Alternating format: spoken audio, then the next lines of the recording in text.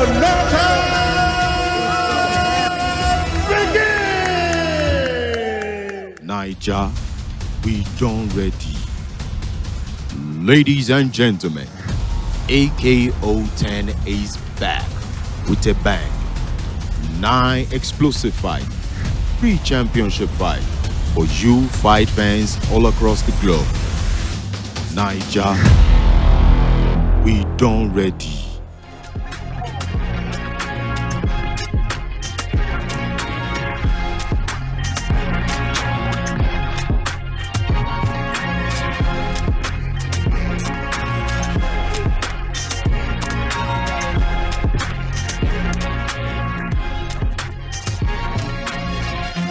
Nigeria, welcome to the nation's capital. It is Abuja. AKO 10, the biggest night in African mixed martial arts. This is where it all goes down. This is history in the making. I am excited. My name, of course, is Victor Godfrey. I am not doing this alone. I'll let him do the honors. His nickname, by the way, is Funk Daddy, and we're going to have a funky time today, aren't we? Thank you very much, V6, Victor V6 Godfrey. Thank you very much for the nice introduction. Good evening, ladies and gentlemen. My name is Hugo, aka Funk Daddy in Domaigba. And like Victor said, we are back finally in the nation's capital, Abuja. And I think it's fair enough to call it the capital of MMA as well, because the crowd in this city, they go crazy for some MMA. Love their mixed martial arts, and they have a good reason today. I know I say this all the time. You people who say Hugo has come again. I say this all the time, but this card is also a very explosive, entertaining, and exciting card because we do have 2 interim title fights and then 1 lightweight title fight. I mean, we have Kamaru Usman, the president of the AKO, in the building, and very soon we're going to have this place filled with at least 3,000 fans. So I can assure you that it is buzzing with activities. The fans are coming in. Like you mentioned, the president of the African Knockout Championship in Kamaru Usman, mixed martial arts legend, is very much with us today, and it's going to be an incredible one. Now, let's not forget the fact that we have to thank the fact that we have wonderful sports sponsors and partners who have been a very big part of the journey of the African Knockout Championship. Like we mentioned earlier on, it is AKO 10, which means this is the culmination of all the hard work from both the guys who work behind the scenes and also the fighters and combatants that are out here to showcase why they are the best in Africa. Of course, the likes of Ace Depository, What a Deal, the list is endless, Fearless. I mean, we could go on and on and on and on, but it's just an amazing time to be here. Even Malta Guinness, not forgetting the big deal we just signed with our new media partners in Super Sports, historic events, and of course, you have to have this historic partnership to witness history being made. Ladies and gentlemen, please do not forget to follow us on all social media handles. We're available everywhere. We're on YouTube, we're on Instagram, we're on Twitter, formerly or X, formerly known as Twitter. And please follow all the rules, like, share, subscribe. This is how we spread the word, and get African mixed martial arts out there. Now, like Hugo has alluded to earlier on, we do have big championship fights tonight. You have the lightweight division up for grabs for the title. We have the interim title for the featherweight, and of course for the women's bantamweight, and that's a bit of a repeat of the rivalry between Nigeria and Morocco. If you're into female football, you know what I'm talking about. But let's now break it down to the fact that we have a very massive stacked undercard as well. It's not just the main event or co-main event. We have an incredible lineup of great fighters going head to head, and I know it would be a bit preemptive of me asking, but Hugo, I'm pretty sure you have a fight you're looking forward to, aren't you? Boy, there's too many, but I have a teammate fighting, so obviously I'm looking forward to the middleweight bout, Yahuza, and then obviously the main event. All right, now of course you do have the likes of Nelson Ufort, Joy Obanla, which of course will be representing the women's bantamweight division. Not forgetting Farouk Boudisa and Chukwemere Okoli as well in the featherweight, and of course you have Faoud Madani and Sadiq Amao. So this is the first block of fights that we have. It is going to be mouth-watering. Of course, as you know, this is where it all counts. Though this is one of the first big final events we have in terms of crowning champions, let's not forget that fighters need to fight and win to put points on the board. Well, this time we have a few Algerians. You know, we never have the Algerians out here, so it's really exciting. And I did do some research on these guys. They are top quality, top class fighters. And I can't wait to see what they have to offer. Indeed, we can't wait to see what they offer, because it's going to be an exciting night of mixed martial arts. Like we said, it's AKO 10. It is the culmination of so many years of hard work, and we're so happy to be here in the nation's capital.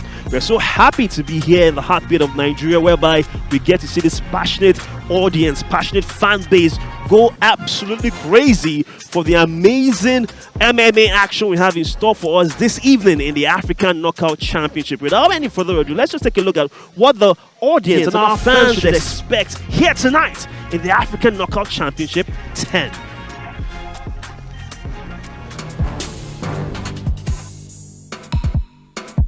My name is Obanla Joy. I'm from Ondo State, Nigeria.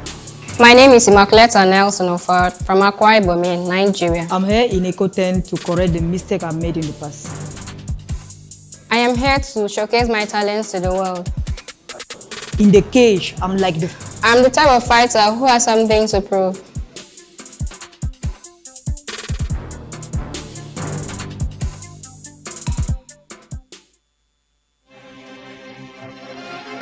Not AKO 1, 2, 3, 4, 5, 6, 7, 8. It is 9. It's not even 9, but it's actually AKO 10. Yes. And we have here the women's bantamweight division, our very first fight of the night. Now, from what we can see, Nelson Ufort is making a debut here. And of course, Joy Obanla experience. She is already, you can call her a gatekeeper of some sort of the women's bantamweight division. What are your expectations? Because this is the tail of the tape. I mean, for Nelson Ufort, I mean, it's her first fight in the AKO, so she has to prove that she belongs in this organization. You know, you have to be good enough to be in this organization. So we'd like to see her skill set. Hope she has the skill set, has the tenacity, because sometimes it's just not all about skill. As for Joy Obanla, we know what she can do. You know, very resilient, tough girl. Her last 2 fights, very, very, very entertaining. A lot of times she can go the distance, so it'll be interesting to see how it goes. All right, now, without any further ado, it's time for us to head over to our ring announcer, and that's Emmanuel Fajuito. Over to you, Emmanuel.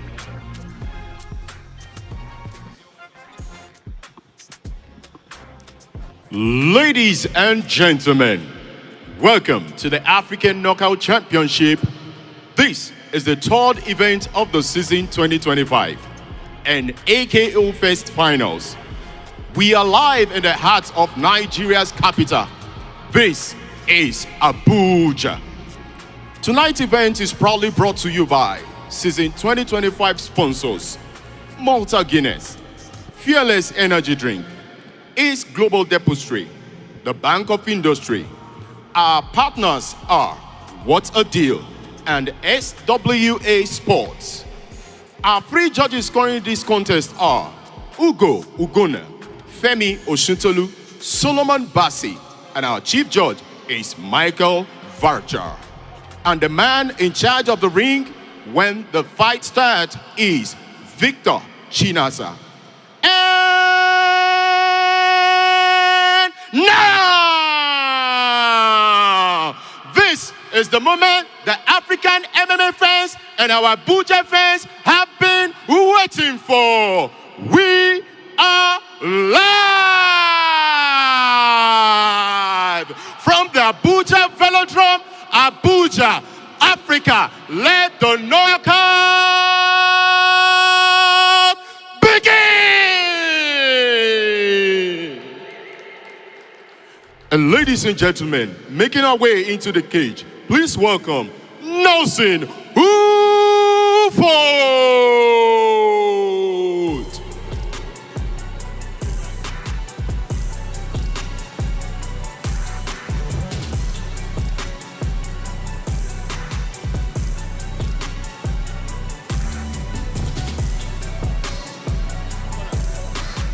Nelson Ufort, representing Uyo, Nigeria, I should say. And I love this. You mentioned her nickname as the Bone Crusher. Bone Crusher. Oh my goodness. And look at her wearing the armor, the helmet of a Spartan. It's obvious she's ready for war and battle with her crew and entourage right behind her. Do you think she'll be going through the nerves right now? Because it's her first night here in the African Knockout Championship, the sold out arena. I mean, it can be a bit much for a debutant, don't you think? Well, first off, I just want to use this as an opportunity to say I think Emmanuel is getting better at this ring announcer thing. Hey, man, the excitement, boy. He stepped it up. Now, back to Bone Crusher. Coincidentally, I went to the gym the other day and I ran into her, you know, and Shegs, my coach, asked me to do a few rounds with her, you know. So she has very quick feet, very quick hands, a lot of volume. You know, she also has a background in judo, so her grappling is, I mean, it's judo grappling, you know, but she does know about grappling. It's her first time here. She would just want to show she has the skill set and she belongs in this championship. Indeed, she does have what it takes. She seems primed and ready. She looks really in place for this one. Just to remind our lovely viewers, once again, I would love to thank our wonderful sponsors, the likes of Ace Depository, the Bank of Industry, Bout, our partners in Abuja Continental Hotel, SWA, leading sports agency, not forgetting What a Deal, the best ticketing platform, and of course our Seasons Gold sponsor in Fearless Energy Drink, which is all about embracing the thrill. So we are ready for this one. Not forgetting, of course, our new media partners in Super Sports. And of course, one of our partners as well, Malta Guinness. Always good to refresh and energize yourself. She's looking ready to go. She's, of course, fighting from the blue corner. It's time for us to get her opponent, Joy Obanla. Ladies and gentlemen, our opponent making her entrance. Please welcome Joy Obanla.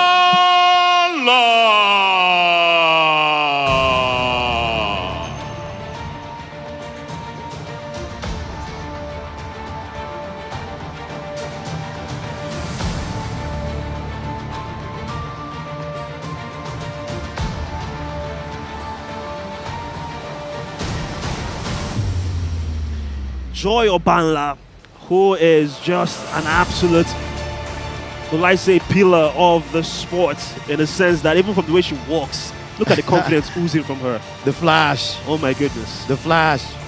Well, her opponent will be in a lot more trouble if she's brought her daughter along this time, you know, because anytime she travels with her daughter, it's always the ultimate motivation for her.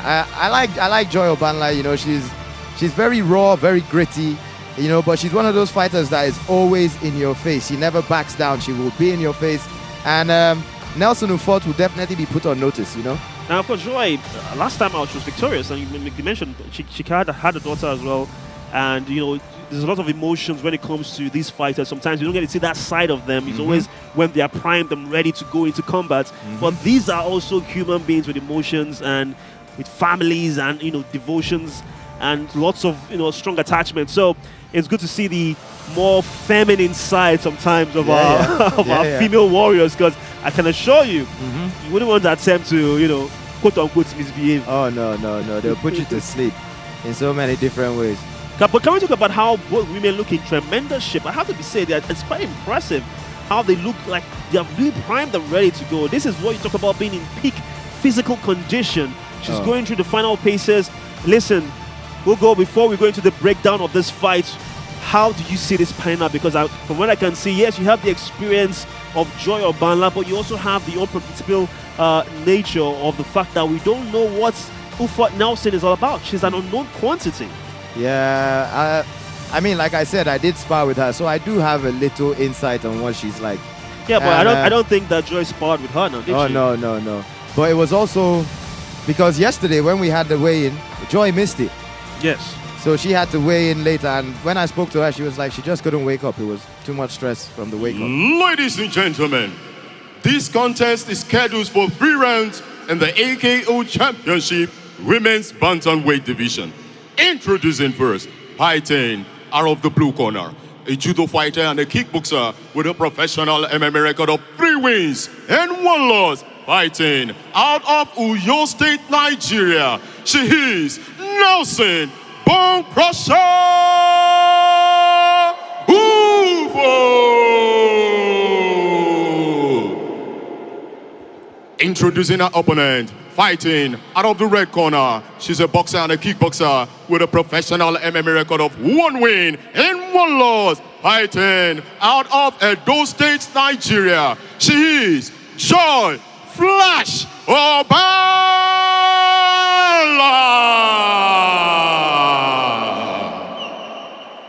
Our referee at the center of the ring is Victor Chinasa.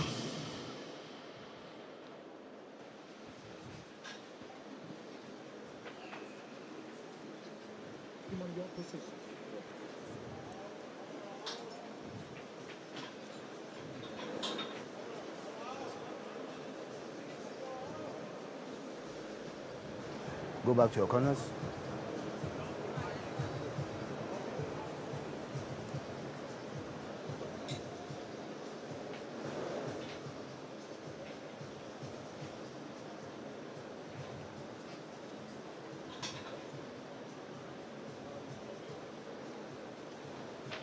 Fighter, you ready? You ready? Fight!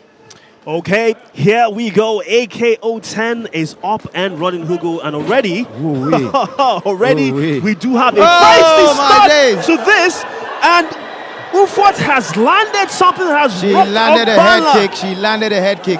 First off, the fight started, and Ufort went into touch gloves, and Obanla wasn't having it. You know, she had already been staring her down, and she just went straight with the leg kick, and I guess Ufort countered with the kick to the head, and now she has her in a little bit of a headlock, and she's working for the gas. Okay, Obanla is out, but she's been put on notice. Obanla seems to still be trying to recover. She has a busted nose, and I think Obanla is on shaky legs here. She is on shaky legs. Obanla is looking like she's ready to go, and she is bloodied already. Oh boy, and she's rocked.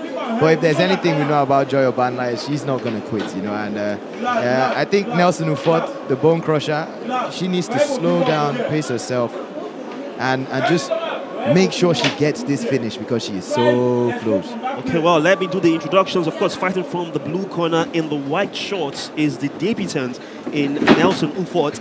And of course, fighting in the red corner in the red and black shorts is Joy Obanla, the veteran of the African Knockout Championship. Of course, she is an All-African Games mixed martial arts gold medalist. She looks bloodied already in the early moments of the first round. The wide swing that missed, and I think that Joy needs to really be composed. She's getting countered, man. She's getting countered. She needs to be composed, though, doesn't she? Nelson Ufort is the real deal, you know. But like I did say, Obanla is just going to be in your face, you know. She's just going to be in your face all night. If you don't put her out, she's not going to go out. And that was a really good knee to the midriff. That warrior spirit of Joy is obviously in full display right here, as a blooded Joy Obanla is still standing tall. And like you mentioned, I feel Joy is beginning to feel the pace of her initial start to this fight.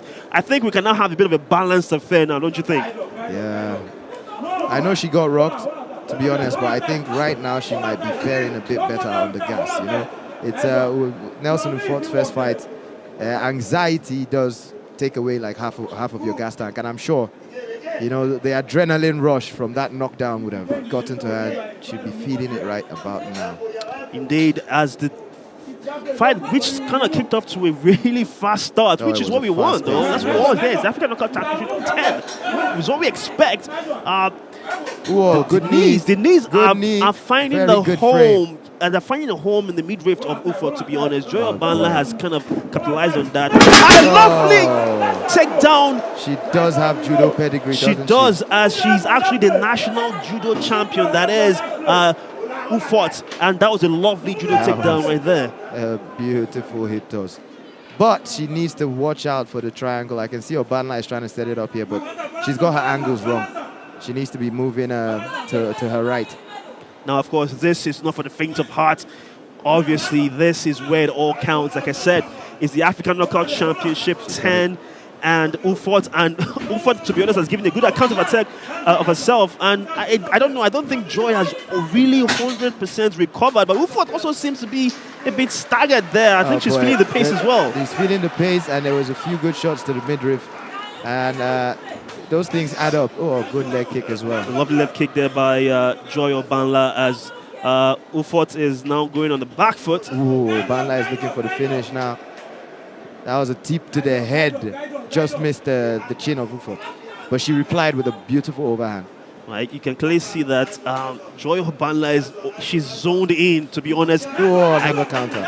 Yeah, the counters are coming in from Ufort, and I think Joy has to be very careful so she doesn't walk into something that will really, really hurt her. Look at her left side. Look at the left side of her face. Yes, it is. It is quite a mess, isn't it? Oh, she's getting countered on that side repeatedly. Yes, a lovely right hand there landing from Ufort on Joy's already bloodied face. As minus the fact that she's fighting from the red corner, but Obanla now is putting in the effort. The knees are finding a home, and Ufort seems to be in trouble. Those knees. This is a brutal start to this first fight, to be honest. Here we go. I didn't see this coming. Less than 25 seconds to go in the first round. Are you telling me, Victor Van, like, if we're wondering what Ufort was about, well, we can see what she's about. You can see the faces of the audience. They're all having this squeamish like, oh my goodness. This is what we signed up for. Hey, this is the African Knockout Championship. Careful now. The elbow to the face. That's allowed, Victor.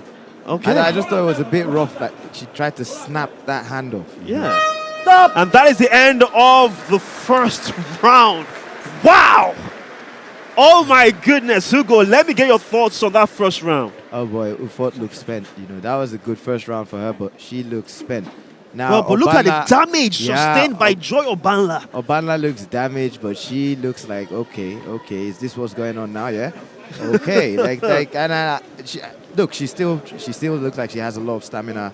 She's standing up with her back straight, shoulders up. Ufort, on the other hand, has to be sat on her bench. Indeed, what an incredible first round we just witnessed between Joy Obanla. That right kick straight to the jaw rocked Joy from Ufort, and that was the wonderful start and fiery start that we had to this encounter. Wow, what a recovery from Joy, being able to stay in the fight. But you see, that's the thing, right? Joy was trying to go with the right hook, and she left her entire left frame exposed to that kick. Most fighters on the lead side, they always have their leading hand down, like your jab hand. Yeah. I don't know how that thing works, most times. But for Joy, she's really taking lots of shots down the left side of her face, and she needs to be better now, doesn't she? Take a lot of damage. If I was her, I might even have to change stances. Yeah, she might have to switch her stance. You ready? From you ready? Fight! Orthodox to southpaw, yeah. All right, we're ready for the second round here. The first fight of the night, African Knockout Championship 10. From the red corner is Joy Obanla from Nigeria. And Ufort fighting in the blue corner is fighting from the blue corner is Joy Ufort. Of course, Joy Ufort goes with those looping right hands, doesn't she? Oh, boy. And they seem to have been finding the target, but again, she seems to be on shaky legs. I think she's beginning to feel the pace. Welcome to the African Knockout Championship. Yes, it's not about the very fast start, isn't it? It's about pacing yourself for a very long, grueling affair with your opponent. And obviously, these two ladies seem to be primed and ready to go. But you have to command the desire to put on a show here for the fans. These kicks again. I think kicks Joy are adding up, Yeah, I think Joy has had a wonderful start to the second round, and I have to be honest with you, she's picking her shots now. But again, both ladies need to check those leg kicks. That white tagging out with the 1-2s. Yes, the white swing again seems to be finding a home on the face of Joy Obanla, I should say. Oh, can you look at the face of the ref? He's got his eyes locked in. He's just making like, have you taken too much damage or are you still in this? That's how much damage she's taking. Here's the thing, Hugo, everybody is locked into this fight right now, and oh my goodness, I honestly hope that both of these ladies, I can't say I hope they both win, but we need one winner. A lovely right hand there, grazing. She needs to watch the fingers. Ufort needs to watch those outstretched fingers. She almost dug her fingers right in Obanla's eyes there. I think, lovely counter cross. Lovely right hand. And the beautiful thing about what Joy is doing, I think she's trying to pick her shots here. Ufort is waiting for the counters, which is basically what is just going. It's a case of cat and mouse. I think that's exactly what she needs to do right now. This is how to manage your gas tank. And we spoke about it when she came to for her little training session at our gym. We spoke to her about the output. Your output is really nice, but you'd be surprised at this level in the African Knockout Championship. You will not put the fighter out, and you might need some for later. And these knees are adding up. Yes, they are. But you have to also commend the strength of Ufort. I don't know if those knees will eventually pay off. But she seems to shrug off Obanla's attempt to hold her head down, but he kicks And again. she's doing nothing about these leg kicks. Yes. Oh, Doing man. nothing about these leg kicks. She needs to check those leg kicks or just move out of the way. You know, you Yeah. can't just be taking it. Even though Obanla has a bloodied face, if I'm being honest, based on the balance of what we've seen so far, love the right hand there from Obanla. I feel she has had a better of the exchanges because she has picked her shots wisely. And as for Ufort, they seem to be wide swinging attempts based on trying to counter whatever Joy has done. And those kicks are finding a home. A lovely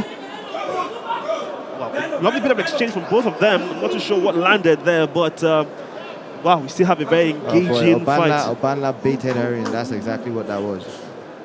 Just the moment Ufort thought Obanla was done shooting shots and she was about to step back, she stepped in and she got countered. Talking about the reach for both fighters, obviously Joy has a longer reach, so you can clearly see why she's perhaps fighting on the outside, picking up her shots and backing off.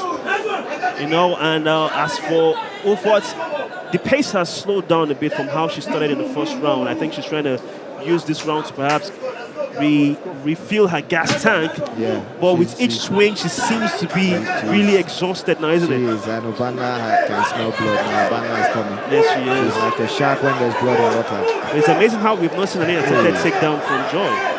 Shows you that. Oh boy, that was a perfect overhand right. I cannot believe Obanla is still standing. Oh my goodness, lovely kick. Oh my God, Ufort is... wow, these ladies are exchanging bombs. And you can clearly see the left eye of Joy Obanla is beginning to show the marks of a fight. Ufort is fading. I think she's fading. Francis. She's fading, Victor. She's fading. Oh she's my fading. goodness. Hey, back of the head. The referee says it's a fair shot, but that was... I don't think that landed. Oh, it did land. Defend. His elbow straight to the midriff. Walk. Ufort. But Ufort just seems to be lying out there. I think she's really going, like you said. I think she's feeling the pace. Oh my goodness, she's going. Watch out for the back of the head. It's all over. It's all over. Just like I said, Obanla, hey, the grit in this girl, yeah, she just stays in your face. It's all over. If you don't put her out, you don't put her knockout. out.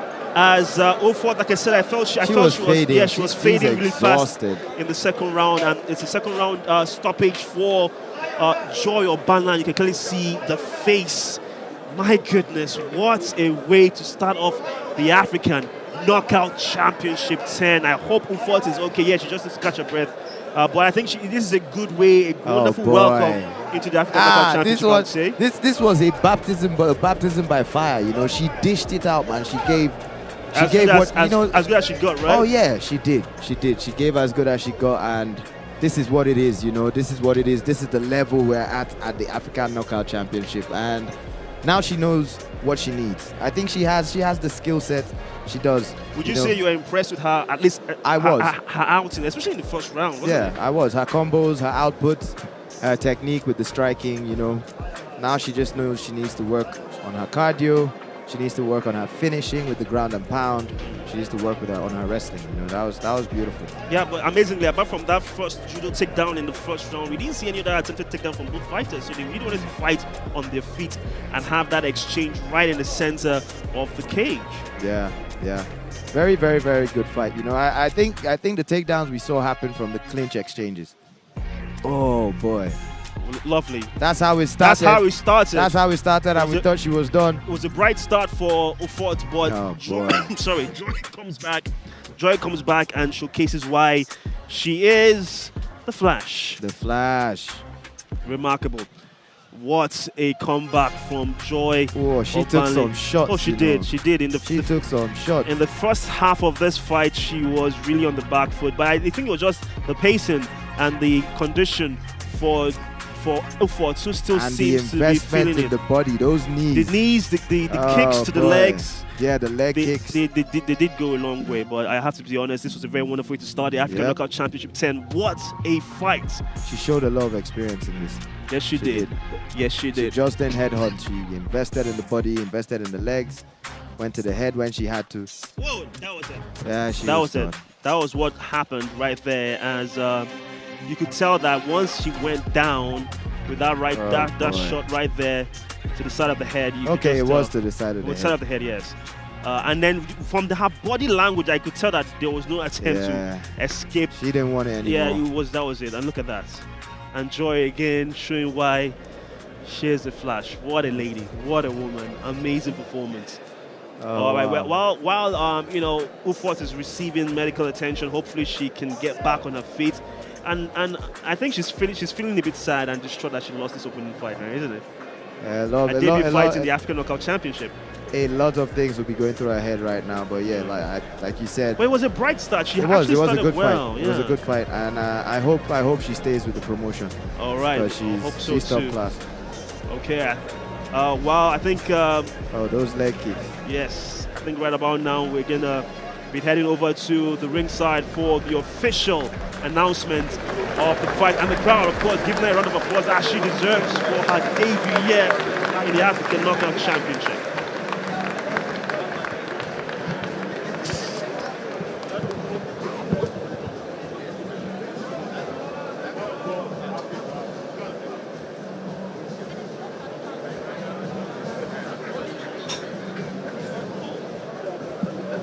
Ladies and gentlemen, after 4 minutes 38 seconds of the second round, we have our winner by TKO, Joy Flash Obanla!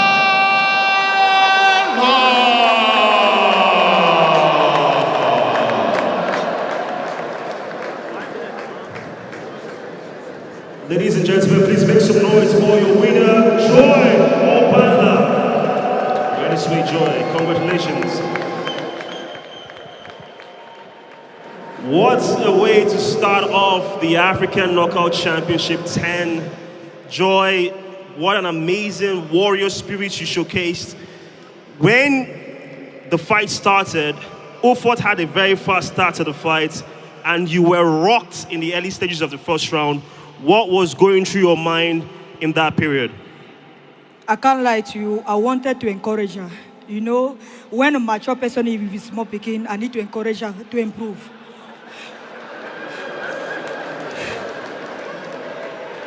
And when I saw that, say, this Pekin want to do something, I'm sure that I'm her mama. You come meet your mama, calm down. Wow. Well, now when, of course, Ufort had that very fast start, we noticed that you switched up your game plan.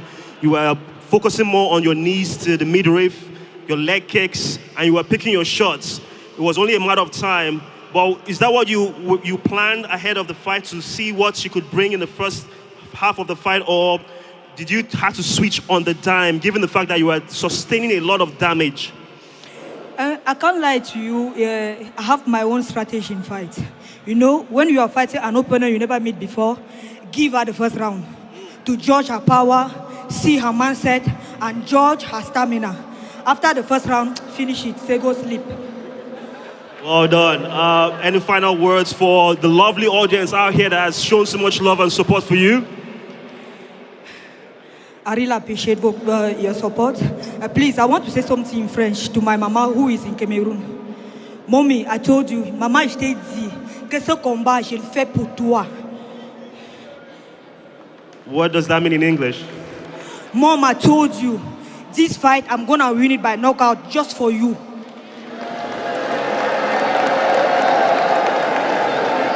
Ladies and gentlemen, make some noise one more time for your winner, Joy Obanla. Thank you so much, Joy. Congrats.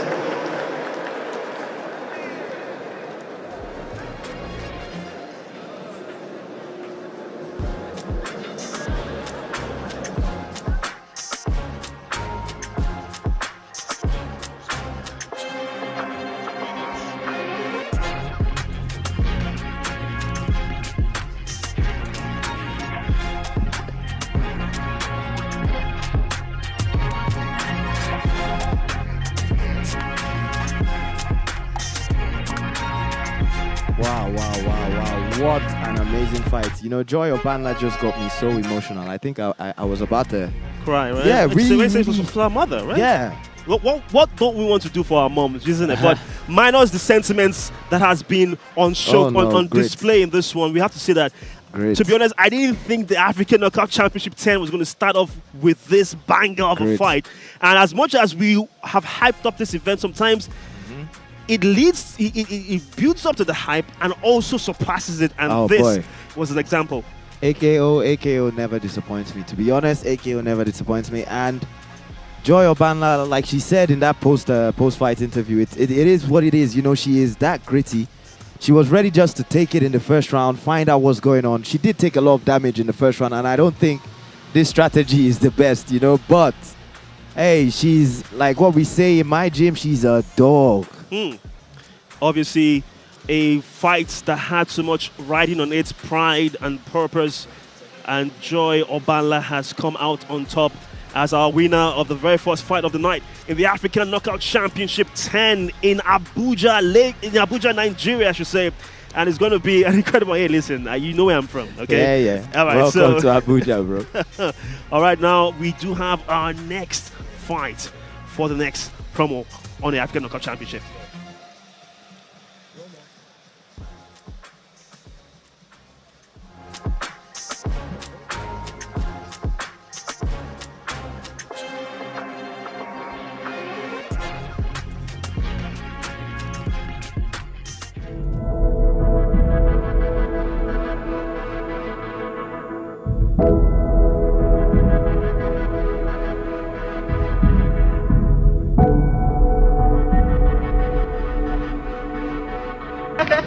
For him, first, it will be a great accomplishment because he started from the bottom.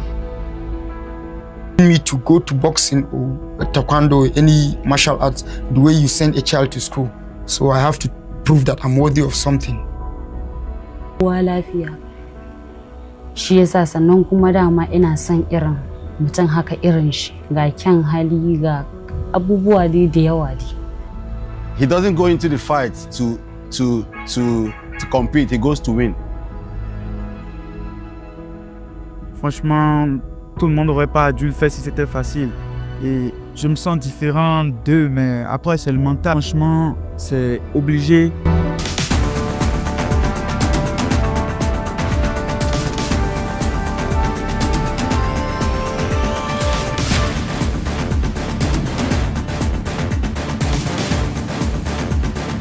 Santos, this time I'm going to end it. It's not even about the belt, this is personal. I need to prove to everybody that I am able to finish you. I will finish you. You are dead. Il y a Jibrin, c'est qu'il est... Et il faut qu'il soit prêt parce que à ramener cette ceinture sur le Bénin.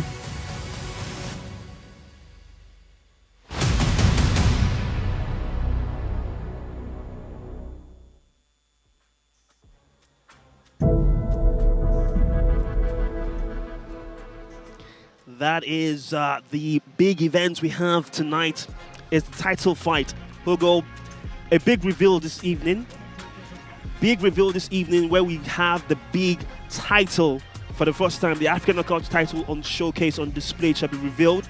But also, what is also bigger is the fact that you can see is a clash of two cultures, two nations, but still united by the pride of our heritage as being Africans. However, we need to determine who the best lightweight is in the African Knockout Championship. I remember this is a rematch. Yeah. Both fighters fought a long time ago.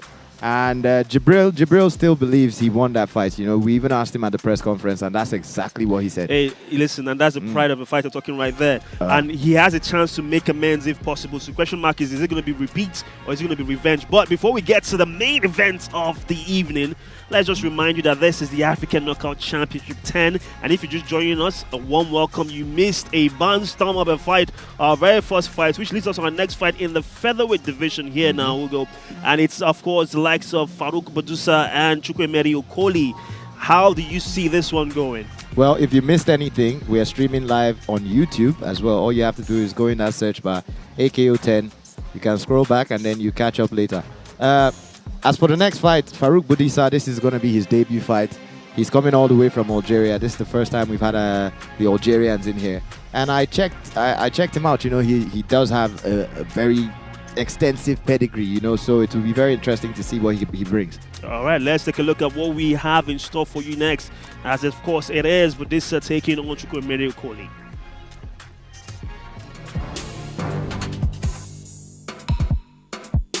My name is Miracle Okoli from Edo State, Nigeria. السلام عليكم معكم فاروق بوديسا من الجزائر. My purpose for being here in AKO show is to showcase my talents, the quality that I have. جيت لنيجيريا على جال باش نربح. I'm a beast in the ring. أنا مقاتل متكامل على القتال الواقف وعلى القتال الأرضي. My message to my opponent is that I hope he is very prepared to collect heavy punches. أوكولي غدا إن شاء الله راح تشوف مفاجأة.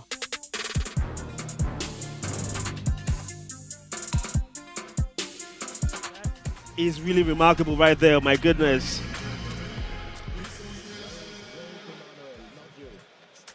Well, obviously, our ring announcer a bit preemptive right there, very excited, but I can understand. This is the tale of the tape between Farouk Boudisa and Chukwemere Okoli. Let's run through it. Of course, Okoli is a younger fighter, 22 years old. Boudisa has that experience with age. However, the weight's the same. The height, not quite the same. The reach and height advantage goes to the Algerian. How does the Nigerian go about these disadvantages, Hugo? Well, from how it looks, Farouk Boudisa, he's a jiu-jitsu brown belt, so I expect him to be more of a grappler. Okoli, on the other hand, has a lot of power in his hands, so I expect him to be trying to close down the distance and let his hands go. We saw what he did, and he fancies himself against the grapplers. You know, his last fight was against the grappler, and he put him to sleep. All right, over to you now, Emmanuel Fadriton, for the ring announcement.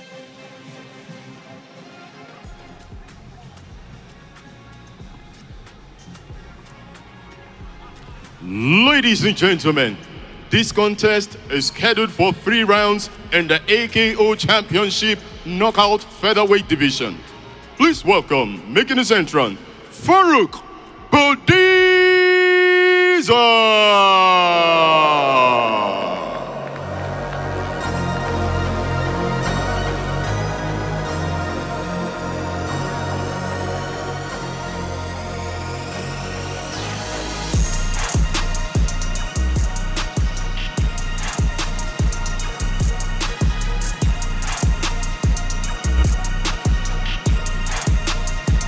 The Algerian, his name is Farouk Boudisa, making his debut here in the African Knockout Championship.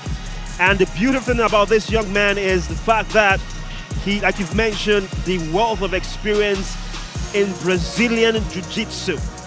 This is one of those fight disciplines whereby you have to be patient in your approach. Oh yeah, and he's also the Algerian MMA amateur champion.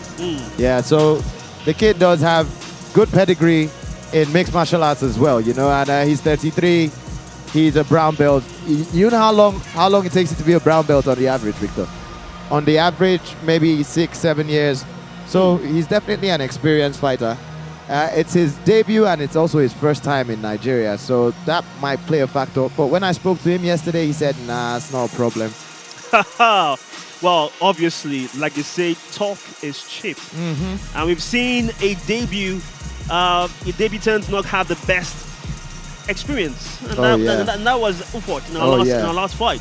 But here's the thing, right? Here's my view on this. I feel, obviously in tremendous shape, but a new environment, a new culture, a new country, you are fighting against the home fighter.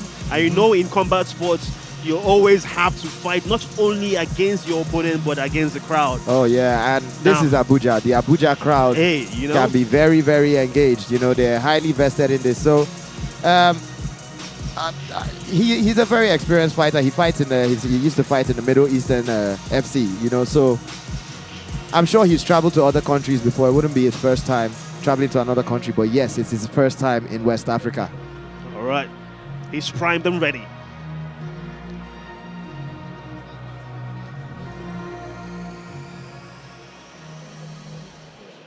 Ladies and gentlemen, making his entrance, please welcome Chukwuemere Okoli.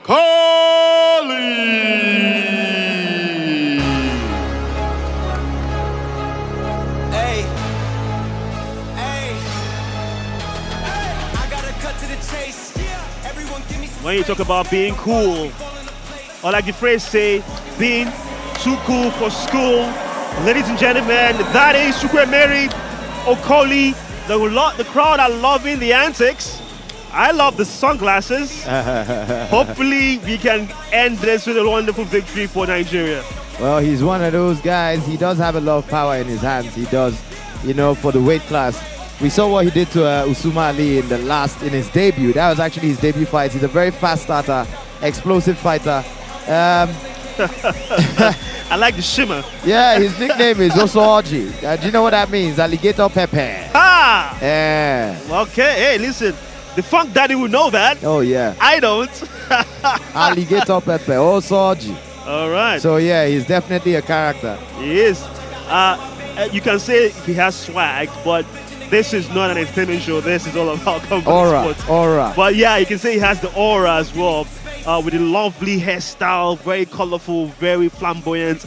You cannot miss him in the crowd, and he stands out. Hopefully, he can match this level of aura and charisma with his fighting abilities against an unknown quantity like Boudisa. Oh, yeah.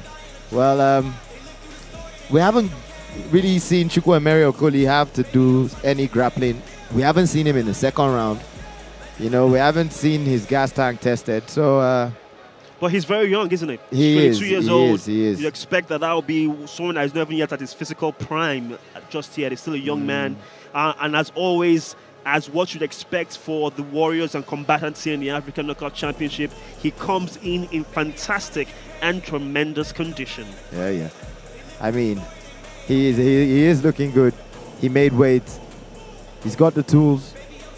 Let's see what he can do. I think this is actually going to be his real test. I think he got away with it in the last fight. You know, he let his hands go, and the boy has bombs. He's got power in his hands. But I'd like to see this fight go past the first round. Well, that will be something. I mean, we've seen that already. We saw a fight end in the second round, a TKO win for Joy Obanla over Ufort Nelson. But this is a different kettle of fish altogether as the Nigerian makes his way into the cage. African Knockout Championship 10. This is where it all matters, and the signature shimmer makes his entrance into the cage. This is where it all counts.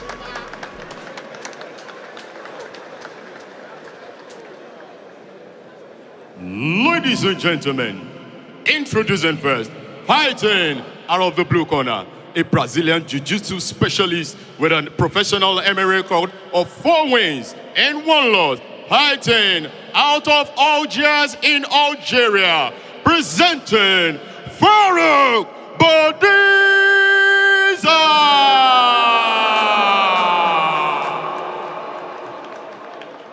And his opponent, ladies and gentlemen, fighting out of the red corner, a kickboxer with a professional MMA record of 2 wins and 1 loss, fighting out of Edo State, Nigeria. Here is Chukwuemeka Okoli.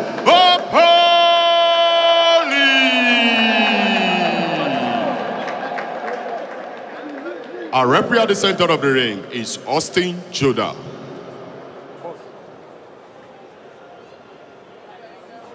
No.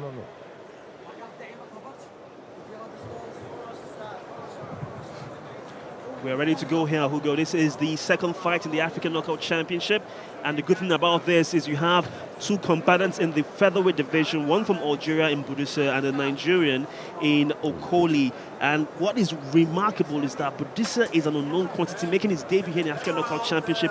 Okoli is obviously a colorful character, lots of charisma, quite unorthodox in his movements, but we cannot wait to see what happens. Fighting from the red corner is the Nigerian in Okoli, in black shorts, and of course fighting from the blue corner is the Algerian in Boudisa in the white shorts. Now of course we have to say a very big thank you to our sponsors, A's Global Depository, Malta Guinness, Fearless Energy Drink, What a Deal, and the list continues. Of course our gold partners in terms of the Bank of Industry, Bolt, Abuja Continental Hotel, and not forgetting the Sports Agency as well as Super Sports. And here we go, a tentative start to the first round and a lovely takedown from Boudisa.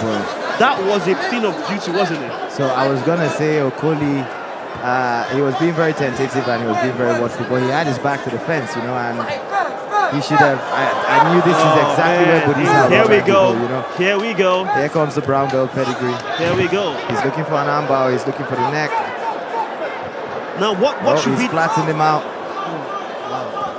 Well, at this point, Okoli should be fighting the hands, but I think it's a bit too late. You know? Obviously, like we said, the experience of the Algerian. It's Oh too my late. goodness, he has it in. Oh my goodness, he has the rear naked hold right Stop, there. stop, stop, stop. Chokehold, and it's it's all a over. tap. It's all over.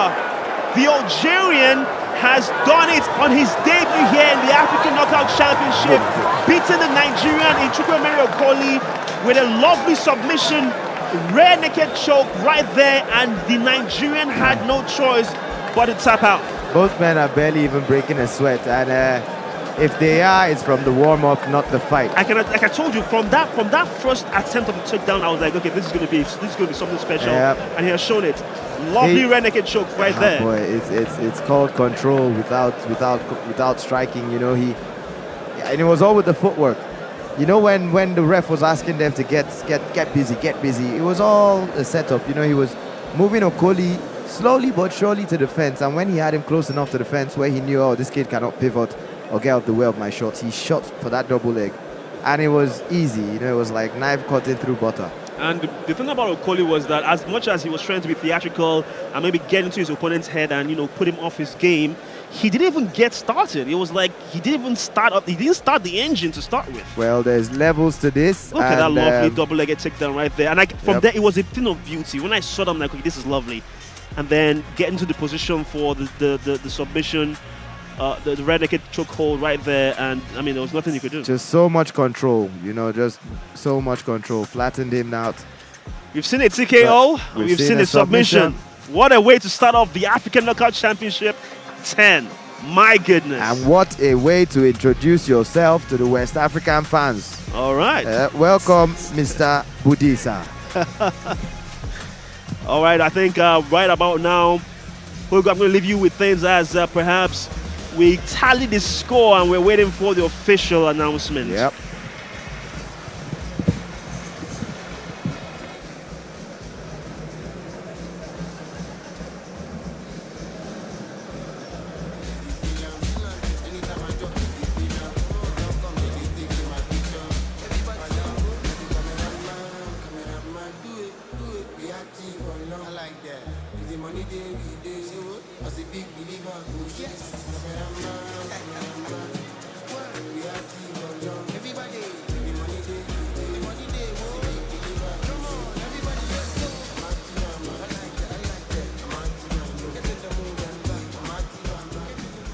Ladies and gentlemen, after 1 minute, 12 seconds of the first round, we have our winner by submission of the rear naked choke, Farouk Boudisa.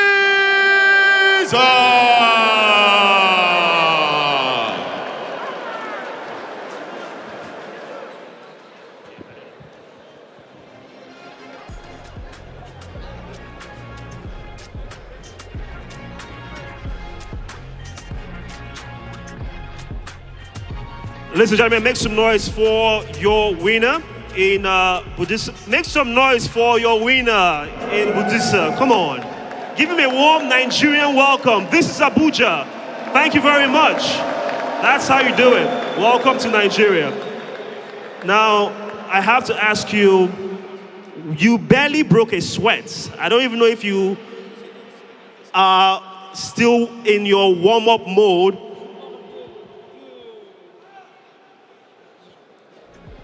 Alhamdulillah, thank you Nigeria, thank you for all people in Nigeria. Shukran, salam alaikum.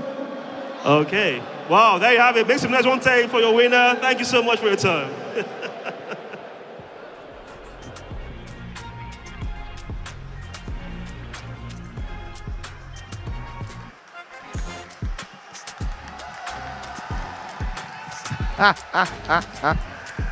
Oh boy, that's the Abuja fight crowd for you, ladies and gentlemen.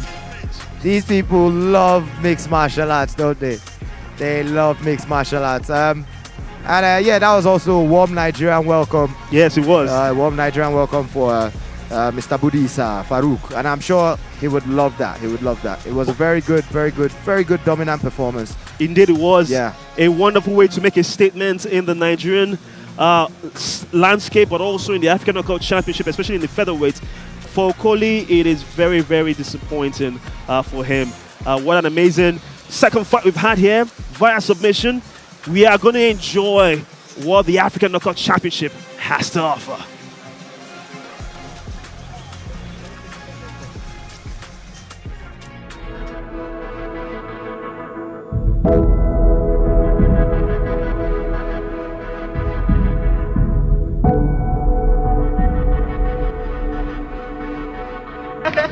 For him, first, it will be a great accomplishment because he started from the bottom.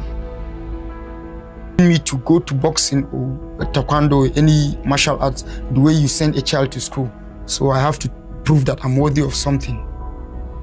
Lafiya. Shi yasa sannan kuma dama ina son irin mutum haka irin shi ga kyan hali ga abubuwa dai da yawa dai. He doesn't go into the fight to compete, he goes to win. Franchement, tout le monde n'aurait pas dû le faire si c'était facile. Et je me sens différent d'eux, mais après c'est le mental. Franchement, c'est obligé.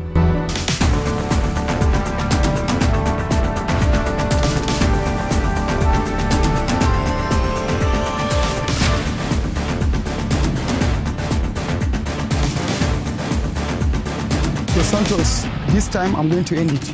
It's not even about the belt, this is personal. I need to prove to everybody that I am able to finish you. I will finish you. You are dead. Il y a Jibrin, c'est qu'il est... Et il faut qu'il soit prêt parce que à ramener cette ceinture sur le Bénin.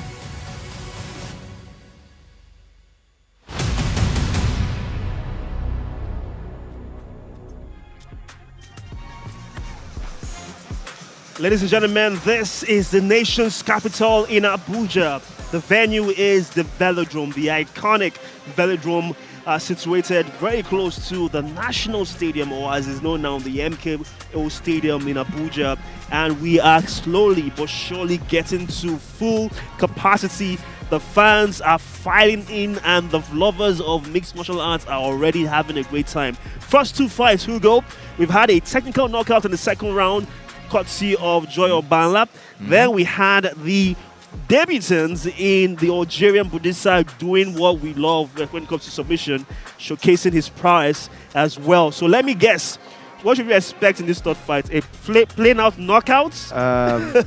Well, I did predict how Boudisa's fight was going to go because he's a jiu-jitsu brown belt. Yeah. And I was so sure the fight was going to go to the ground, and the moment it went to the ground, or it goes to the ground, it's going to be a big problem for Okoli because of the level of these guys. You know, they are brown belts. Now, the next fight, Fuad Madani. Guess whose teammate that is? Oh, of course, he's Algerian. Okay, so... Boudisa. And he's also a Brazilian Jiu-Jitsu brown belt. So. Taking on Sadiq Amao. So now this is going to be incredible, ladies and gentlemen, because the African Knockout Championship tonight is a special one, a historic event. We have titles up on the line. So we'll just let you enjoy the promo for our next fight here. Our third fight of the night here in the African Knockout Championship 10.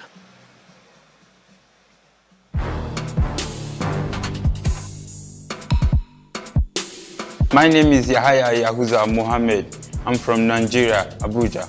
Ici, c'est Sheriff Dramé, alias Black Lou. Je viens du Bénin. Je suis combattant professionnel de MMA. I'm here to make a name for myself and for my family. Je suis un champion, un vrai champion. Tout le monde le sait déjà. Je suis venu pour le prouver et c'est pas ma première fois d'assister à EKO. As a fighter, I dominate. Tout le monde sait que je suis un loup et je viens. Quand je commence à chasser, je dévore comme pas possible. Dramé, I'm coming for you. Yaouza, j'espère que tu es bien assaisonné parce que je vais te croquer.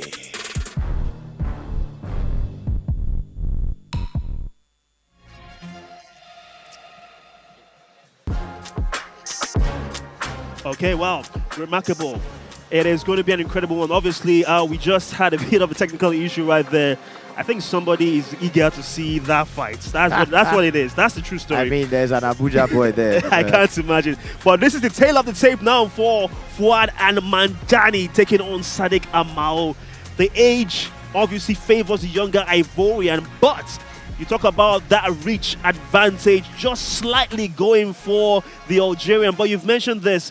when you have that Brazilian Jiu-Jitsu, you might not be thinking about striking that much. You're thinking about having a well-balanced approach to tonight's fight. Yeah, and I mean, it's mixed martial arts at the end of the day, you know? Yes, it is. But yeah, if you set up your shots right, when I say shots, I mean like your takedowns, you might not get struck like we saw in the last fights, you know? And these guys seem to have a really, really good pedigree. So I'm just hoping Sadiq Amao doesn't make the same mistake Okoli made and back himself up by the fence. All right, over to Emmanuel Fadjiriton for the ring announcement.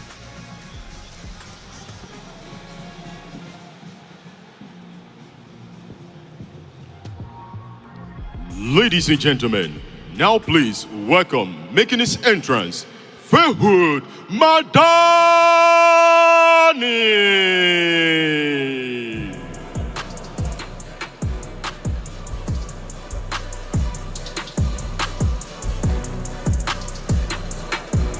The Algerian making his way to the African Knockout Championship cage. This is his debut. He hasn't been here in the African Knockout Championship before, and he seems to be walking with a certain sense of pride. His chest is out. He's literally strutting down the ramp, and Fuad Madani looks like he is ready for action, to be honest, and he has the flip-flop colors of his national flag. Well, you know when a guy is serious when he doesn't even have a nickname. Ha! You know, he's not about nicknames. Same with Boudisa, he didn't have a nickname. Yep. They're just about business, you know. He does have an extensive mixed martial arts pedigree and jiu-jitsu pedigree. He is a brown belt. He's also the MEFC middleweight champion currently. I mean, so he's a big boy. He's a top athlete, top fighter, and he's on the heavier side of things. You know, he's a big middleweight as well. So the power is there, right? Oh boy, I already expect him to be looking for a takedown and just wanting to control. Now, the good thing about what we are seeing right now is the fact that you just mentioned his accolades. Just to add to that, in 2017, he became the world Brazilian Jiu-Jitsu champion as well as the African champion in the same year. So this man has experience that was almost over a decade ago, and he's obviously still showcasing that amazing prowess and physical ability. To be honest, he does look intimidating, I'm not going to lie. This is impressive and imposing as well. And he's only 33? Yeah, and he's been doing this for that long, you know, so I mean, he still has a few years, you know, he left in him. All right. Technically, I'd say.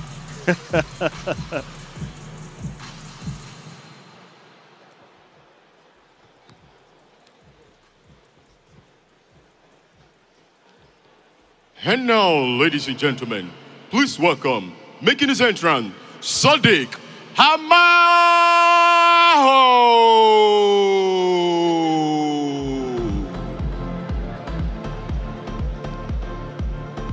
The Ivorian also making his way down the ramp. Sadiq Amao, he lives in Ivory Coast. He's Nigerian by birth, so there's a bit of a dual nationality going on here. But I can assure you he wouldn't mind the support that the Abuja crowd will most likely give him this evening. So he was also at our gym, and I did get to watch him train. Yeah. What I thought was most interesting is he speaks fluent Yoruba and fluent French. The name is Sadiq Amao. I mean, it kind of goes without saying, doesn't it? It was a weird one for me, but he's been a bit unlucky in the AKO, in the African Knockout Championship. When you say weird, are you talking about like a Chinese man speaking in a British accent? Because that's the only way I can equate it. Yeah, you know, he speaks Yoruba, but he doesn't speak English. Hopefully his luck will turn. As you just mentioned, it's been a bit unlucky here in the African Knockout Championship. But if I'm being very honest, I'm not an odds maker or a bookmaker.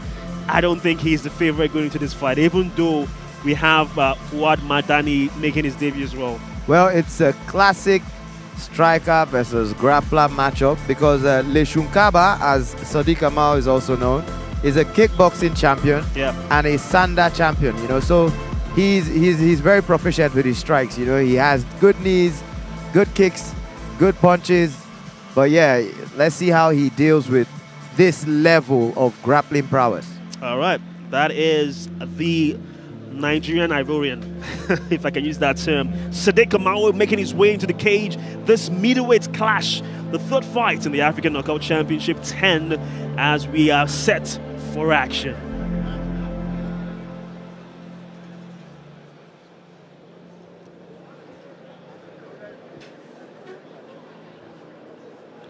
Ladies and gentlemen, this contest is scheduled for 3 rounds in the AKO Championship Middleweight Division.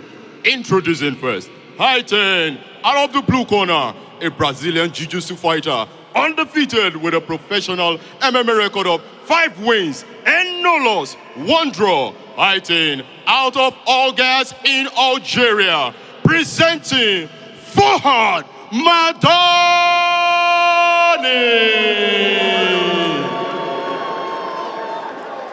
Introducing his opponent, fighting out of the red corner, a kickboxer and a stand-up fighter with a professional MMA record of 2 wins and 3 losses. Fighting out of Abidjan, Ivory Coast, here is Sadiq Lesunkaba Amao. Our referee at the center of the ring is Michael Varta.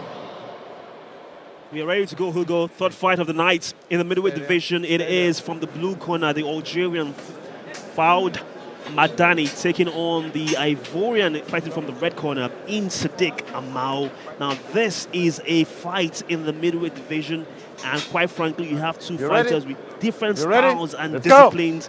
And here we go. Oh, he dove straight for that takedown.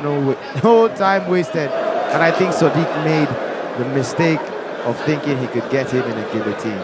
Well, the experience of the Algerian seems to be on full display, as you can clearly tell that he's very proficient in Brazilian Jiu-Jitsu already. This is quite impressive, and it's going to be interesting to see how Sadiq Amao can adjust to this, as he's trying to get him in a head and arm triangle already. Oh my goodness, I think that is pretty deep. I think he has it in. We might have another early finish here. No, I mean head and arm triangle from a full mount. I haven't seen that before. Okay, well, there we go. I think he wants to do some ground and pound, or he's just controlling the opponent. I think it is. He was hoping to have an early night as well as his teammates earlier on in the last fight. But like I said earlier on, and you've just mentioned this earlier on, Amao had 1 job and 1 job only, and that was to prevent the takedown. Oh boy, stay on your feet. I think you should be sprawling and framing on the head, the shoulders, and getting away from the guy. You know, he just grabbed onto the head. He seemed to pull guard even. You know, you do not want to encourage all these grappling exchanges with a Jiu-Jitsu brown belt. You have to believe Jiu-Jitsu is real, Lou. It is real, obviously. We've seen that. We've seen that on full display already in our last fight. This is Fahad Madani. He is the 2017 World Brazilian Jiu-Jitsu champion. Let that sink in. The same year he will go on to conquer Africa. And listen, he's going for an armbar or Kimura. I feel Kimura. a lovely knee there by Amao there that kind of stopped that from happening. So credit to Amao right there. But now he needs to watch. Give him the neck. There we go. Oh, Amao is really fighting off this one. He has to. There's still so much time. He needs to. Right now, Madani has him where he wants him. You know, he's in Madani's world, and he's trying to get that body triangle in, and he's got it. You know, now he's really secure. Grab in the glove. He's just gonna work on fighting the hands and getting the neck. Obviously, just trying to wear down the Ivorian. That is the game plan now from Madani, the Algerian, making his debut here in the African Knockout. Listen, I have to be honest with you. These Algerians, they mean business. Oh, they do. They came with that grappling pedigree. Remember when the Moroccans got here as well? They showed us how important Jiu-Jitsu is, you know. Indeed, and obviously from what we can see so far, less than 20 seconds to go in the first round. It has just been total dominance. First off, Amao needs to address the body lock, so he needs to go on the side of the lock, so he needs to be falling onto his left side. But this is Amao expelling so much energy here. I mean, both fighters are, but yeah. But no, you can tell that Madani does have a lot of control. Yes, he's in control. The crowd loving what they're saying right here. The choke is synced. Oh, Is in. Oh boy. Rear naked choke, and that is it, ladies and gentlemen. I think it's just only a matter of time. But I cannot just count Sadiq Amao just needs yet. to fight the hands with all he has. He needs to have 2-on-1. He Oh, needs no. both hands to be fighting the choking hand, and then he needs to try and get his Stop. It's all over. It's all over. Second fight for the Algerians end in a submission similar to the last one. We saw a rear naked choke, and there's a hush in the crowd right now as they're like, oh wow, this is not what we expected. But I saw it coming. We saw it coming 1,000 miles away, didn't we? Yeah, I mean, his pedigree with the grappling, you know, I knew he was going to cause problems. And then with the weight as well, you know, like I said, he's a big middleweight. It was such a hard cut for him, you know. And yeah. Big ups, what can I say? Yeah, I know, you're lost for words. Come on. What can I say? I was just hoping, I was really hoping Sadiq wouldn't try and engage him with the grappling. You know, he pulled guard. He going for the headlock or guillotine when he should be framing and keeping the fight standing, you know? Well, that's what I thought. He should have kept the fight where it was more comfortable for him. He just let you can see Sadiq's Amao is just obviously gasping for air, and you can tell that this really took a lot out of the Ivorian. As for Madani, another look at Sadiq. He is sweating bullets. As for Madani, he just looks like if he's ready to go for round 2. He's like, okay, well, this is all you've got here in African Knockout Championship.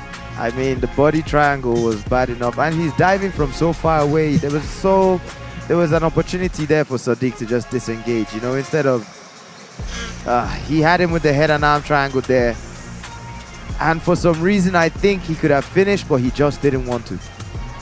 He wanted to showcase some of his skills, and he definitely did. Ended it clean with a rear naked choke. And shortly we will be going to the ring announcer for the official announcement of the result.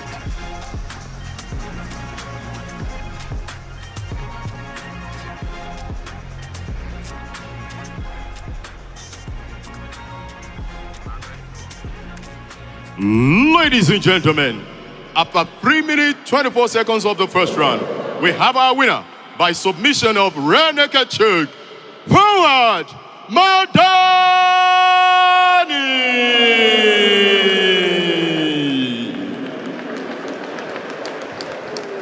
Forward, right this way, forward, right this way. Thank you. Forward, I have to ask you how you're feeling right now. What an impressive submission victory here in the African Knockout Championship. Alhamdulillah, Allahu Akbar. قوتنا وأعمالنا وأفعالنا كلها من الله وإلى الله فلتكن في سبيل الله الله أكبر. Okay, again, make some noise for your winner in Fuad Madani.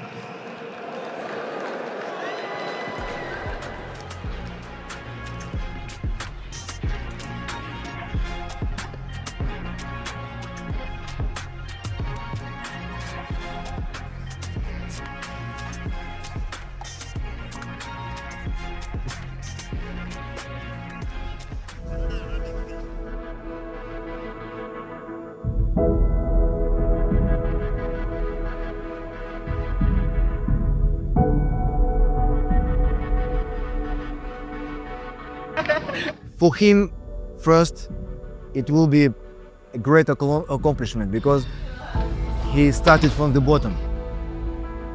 Me to go to boxing or taekwondo, any martial arts, the way you send a child to school. So I have to prove that I'm worthy of something. Lafiya. Shi yasa sannan kuma dama ina son irin mutum haka irin shi ga kyan hali ga abubuwa dai da yawa dai. He doesn't go into the fight to compete, he goes to win. Franchement, tout le monde n'aurait pas dû le faire si c'était facile. Et je me sens différent d'eux, mais après c'est le mental. Franchement, c'est obligé.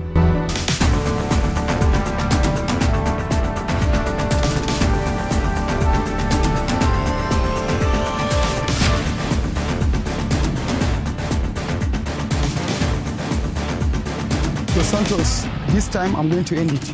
It's not even about the belt. This is personal. I need to prove to everybody that I am able to finish you. I will finish you. You are dead. Il y a Jibrin, c'est qu'il est... Et il faut qu'il soit prêt parce que à ramener cette ceinture sur le Bénin.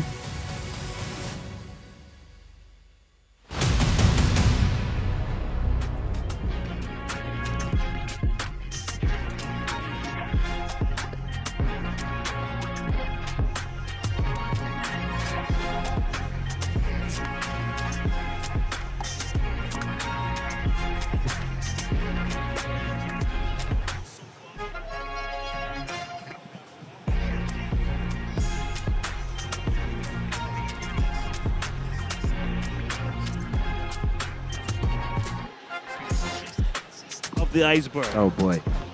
It's the that we've not even started. This is like the trailer before the action movie itself. And we are having such a great time so far. Now we have to remind you that this is not just any other mixed martial arts event. This is the mixed martial arts event of the year. This is history in the making. This is the African Knockout Championship 10. This is where we're going to crown champions tonight. Not only that, we also have the presence of one of the biggest names in mixed martial arts, talking about Kamaru Usman, who is the president of the African Knockout Championship. Not forgetting the fact that we have the amazing audience and energy and love and support of the Abuja audience. And of course, the Funk Daddy is also here as well as a bonus. Oh boy, listen.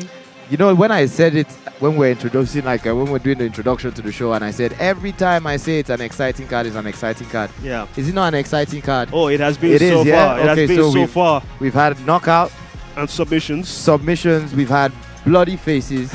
Oh boy, and that's just the tip of the iceberg, because the fights are just going to keep on getting better and better, with all due respect to all the other fights we've seen so far. Yes, and that's the only way. It's just the law of getting better and better. Now, what is lovely about this evening is that we have to say a very big thank you to all our partners and our sponsors. Of course, talking the likes of Fearless Energy Drink, Ace Global Depository, the Bank of Industry, Malta Guinness, not even forgetting our new media partners in Super Sports. Also, we're live on social media. Go ahead and tell them who go. Yeah, I mean, we're on every platform. We're on YouTube, we're on Instagram, we're on X, formerly known as Twitter. All you have to do is get on that search bar and put in AKO Show. All right, that's what you have to do, and you can catch all the action of the best that African Knockout Championship has to offer. Now, let's not forget the fact that we've just done with our first block of the evening. What does that mean? That's our first 3 fights. We're on to our next 3 fights, and I can assure you that is also lined up with some of the best. Let's run through them as they appear on our screen, Hugo. I'm seeing right here some fights that are really tantalizing. Prince Mensah in the bantamweight division will be taking on Luis Mataya. And it's a debut for Prince Mensah from Ivory Coast, and it'll be interesting to see what he brings. Luis Mataya from Zimbabwe, on the other hand, aka the Porcupine. We know what he is. You know, he's a very well-rounded fighter. He debuted in his he won his last fight, and that was his debut. And this should be very explosive and exciting to see if it was anything like the face-off yesterday. In the middleweight division, we just saw our last fight. You have the likes of Meman Koni taking on Gabriel Fogno, so I should say. And this is another fight that seems to be very promising, especially for those that want to shake up the middleweight division. Yeah, it's a second fight for both fighters, and yeah, I'm sure Memon lost his last fight, so he would want to redeem himself. Cabral, on the other hand, won his last fight, so he'd like to keep the momentum going, I would say. Obviously, now we have our focus on our next fight, which of course sees action in the bantamweight division. We're talking about the likes of Luis Mataya and of course Mensah, who will be getting ready for action. But don't take our word for it. Let's see what they have to say. Let's see what they have to offer for us tonight here in the African Knockout Championship.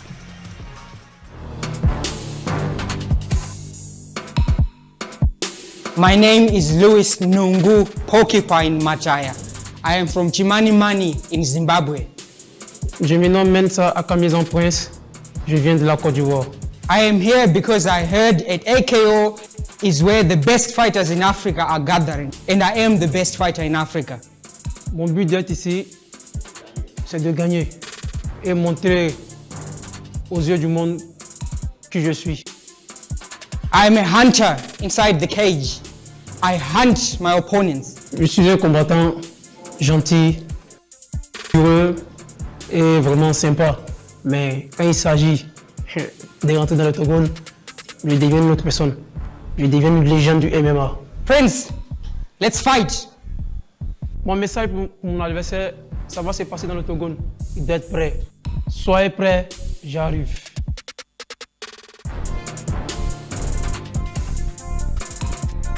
Now, ladies and gentlemen, it's all about the tail of the tape. This is what paints a clearer picture in what we are to expect. The age is the same, the height advantage for the Zimbabwean, and not forgetting the fact that the reach also goes to the Southern African.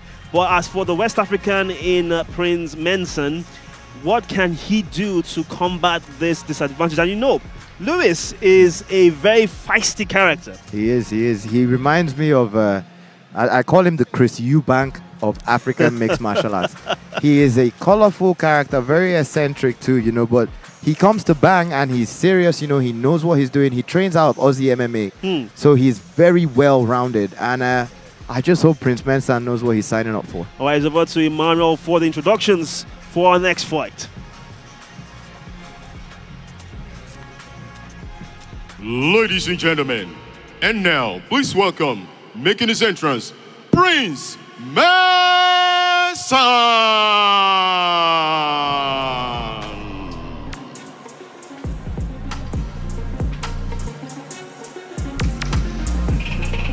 Prince Mensah, the Ivorian, coming down the ramp here in the African Knockout Championship 10. He has a very stocky figure, by the way. He is, like we say in Nigeria, he full for ground. He full for ground, the guy balanced well. He's well balanced, has the low center of gravity as well, which makes it a bit difficult if you want to say, okay, let me target his legs. Because, I mean, really nothing there to grab onto, if you be honest. Well, I don't know if it works like that, you know, but I mean, since they're both in the same weight class, you know, so they'll be around the same, similar kind of size, you know. But for I mean, what you see as a diminutive fighter, there are lots of disadvantages here. The reach isn't there, the height isn't there. So we're talking about long range fighting. That might not be the best approach. But what would be the best strategy for a fighter of his stature? Good footwork, very good head movement. Obviously, you'd need power in your hands. You know, when you close that distance and you throw a shot, you'd want your opponent to know that something has hit him. You want to put him on notice, you know. So, yeah, good head movement, good footwork so you can get in close. And then he should have good speed, he should have combos, and he should have power in his hands. He'll definitely need that power in his hands. All right. He was a bit eager there. He was about to go beyond the inspection from our officials, but obviously they had to put a check to that, and he's making his way into the cage. I mean, based on the display so far, do you feel, I feel some of these fighters are feeling the nerves and perhaps the occasion, the sense of grandeur and scale of the velodrome, and the fact that this is AKO 10. Oh, so you want to be a professional fighter? Yep. This is it. You know, you have to be used to the big crowds. You have to get used to traveling. You have to get used to making the weight cuts. You need to get used to the foreign languages and not understanding what the hell anybody is saying to you. You have to have your team around you, you know, and yeah, this is the big levels. Welcome to the big league, Prince Mensah. All right, here we go. Ladies and gentlemen, please welcome, making his entrance, Louis Mataya.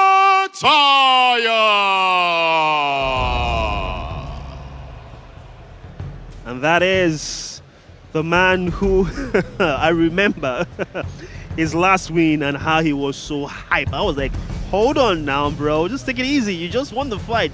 Don't pop a blood vessel.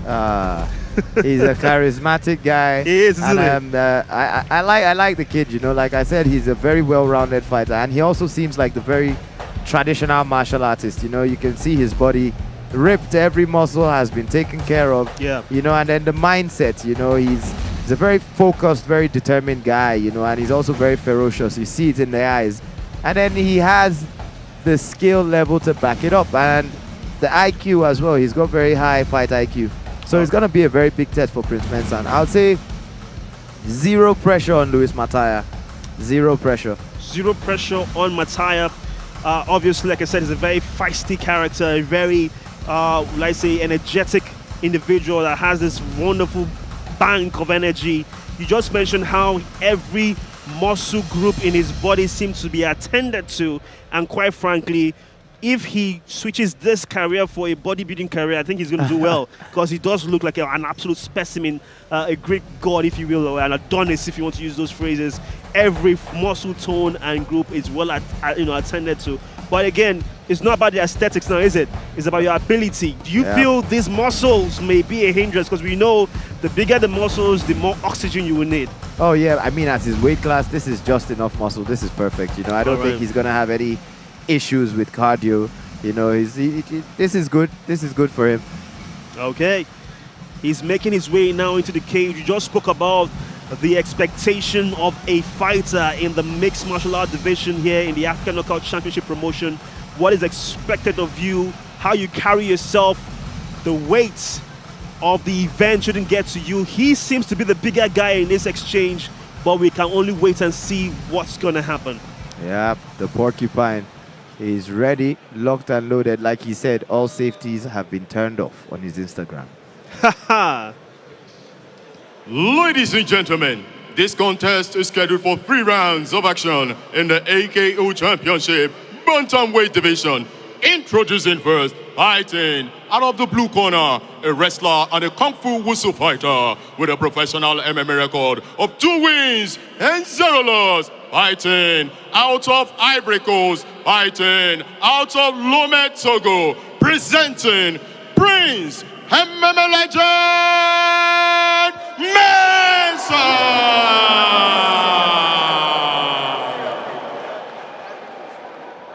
Introducing his opponent, fighting out of the red corner, a taekwondo fighter with a professional MMA record of 2 wins and 1 loss. Fighting out of Harare, Zimbabwe, here is Lewis Pakupai Mataya. Our referee on the center of the ring is Andrew Kande. Just a bit of fun fact. This is Andrew Kande's first time in Nigeria. He is obviously a certified official in the world of mixed martial arts. So it's good to have him making his debut as well. Oh yeah, the African Knockout Championship is a very international promotion, and you can see that. So. All right. He's Indian, by the way, just put that out there. Let's talk about the fight we have here. Fighting from the blue corner is the Ivorian Mensah. And of course, the man fighting in the red corner in the red and black shorts is Mataya Lewis from Zimbabwe, Harare. And of course, the Zimbabweans are the Southern African neighbors and brothers and sisters as well. And we can clearly see that this, like we just mentioned, this is a truly Pan-African event.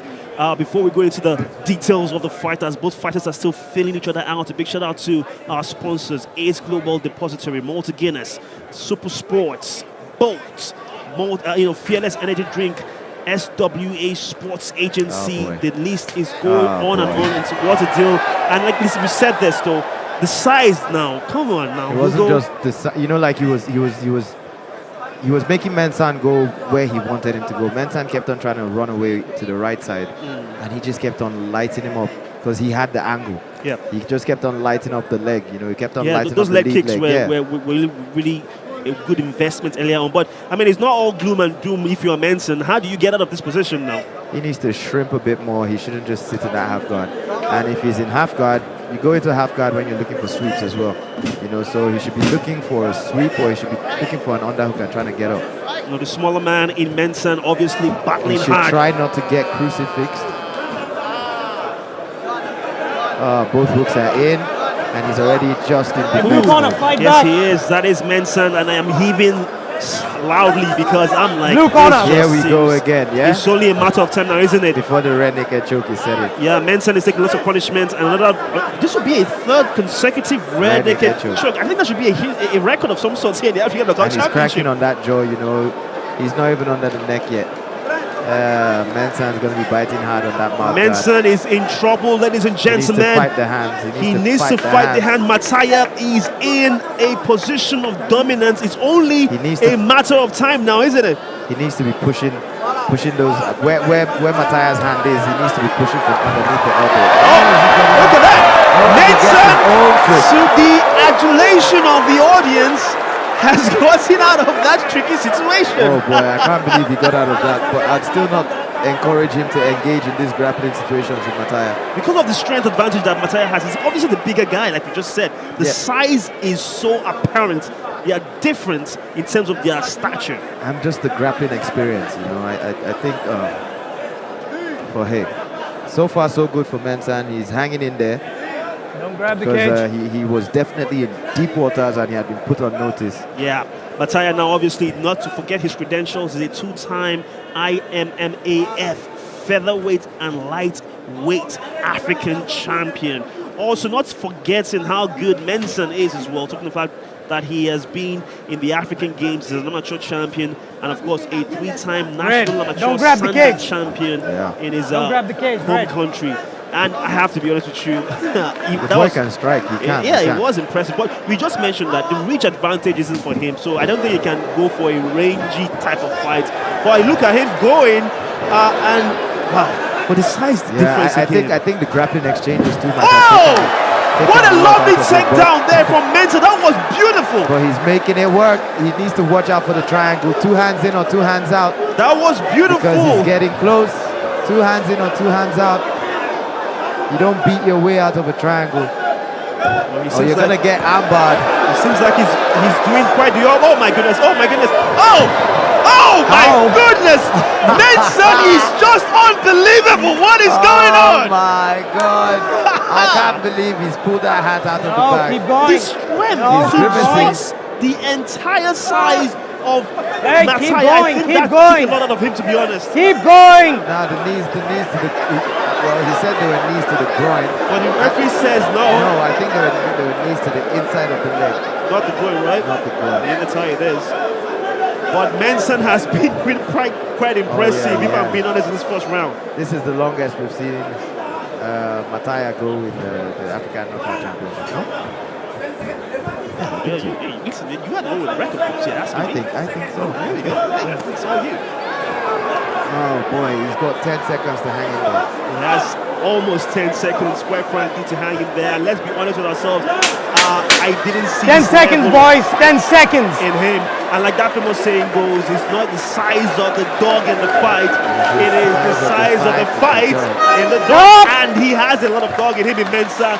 The crowd are loving it. What an end to the first round here in the African Knockout Championship 10. Let me get your thoughts on this, Udo. Oh boy, to be honest, I'm also very impressed with Prince Mensah. He's shown us what he's about. I thought he'd be lacking in the grappling department. I just thought it'll be too much for him, you know, with Mataya's pedigree and training from Aussie MMA. But hey, we can see Coach Henry has been doing very, very, very well with these Ivorian boys. Obviously, he has been, and we saw that early exchange with the leg kick put in Mensah off balance to the advantage of Mataya. However, the Ivorian will show such grit and determination and get out of that hold in quite impressive fashion. To be honest, I blame lovely that takedown on there, by the way. sweet Lovely takedown, takedown, by the single way. leg. But I blame that the rear naked choke, the failure on Luis Mataya. You know, position before submission. And let's take a look at the stats from the first round. Obviously, the strikes landing more for Luis, but we can see that the takedown also favors the Ivorian. So it's pretty even Stevens going to the second round, where we have fighting from the blue corner is the Ivorian Mensah in the white shorts, and of course fighting from the red corner is the Zimbabwean in the red and black trunks. Oh wow, Mensah is out here shooting for takedowns now. He's the one trying to get the grappling exchanges engaged. He's going with the single leg takedowns. With, I think that's a pretty strategy now. If you're Mataya, what do you do now? Because he has the confidence. I mean, you've still got so much time, and there's so much time in the fight. You just need to pace it down, trust in your game plan. It was working. You know, move him where you want to move him to. Control, control, control. And when you see the killer shot, you go for it. Indeed, those are the wise words from Hugo from Daddy, as we are both experiencing the African Knockout Championship 10. This is the fourth fight of the night in the bantamweight division featuring Prince Mensah. Very good level change there for Mataya. Very, very good level change. Yeah, and he's showing his dominance again. But I think Mataya needs to fight to his advantages. He's a bigger guy. That's exactly what he's doing. Use his strength, outmuscle him. He's a smaller man, should not be thrown around. But again, I have to be impressed by the resilience of Mensah. It's remarkable. It's just the heart and the spirits and determination from the Ivorian that has been very, very impressive, to be honest. Well, at this point in time, I'd say he needs to get more technical and stop exploding every time. He makes it work. I mean, look, you just cannot help but be impressed.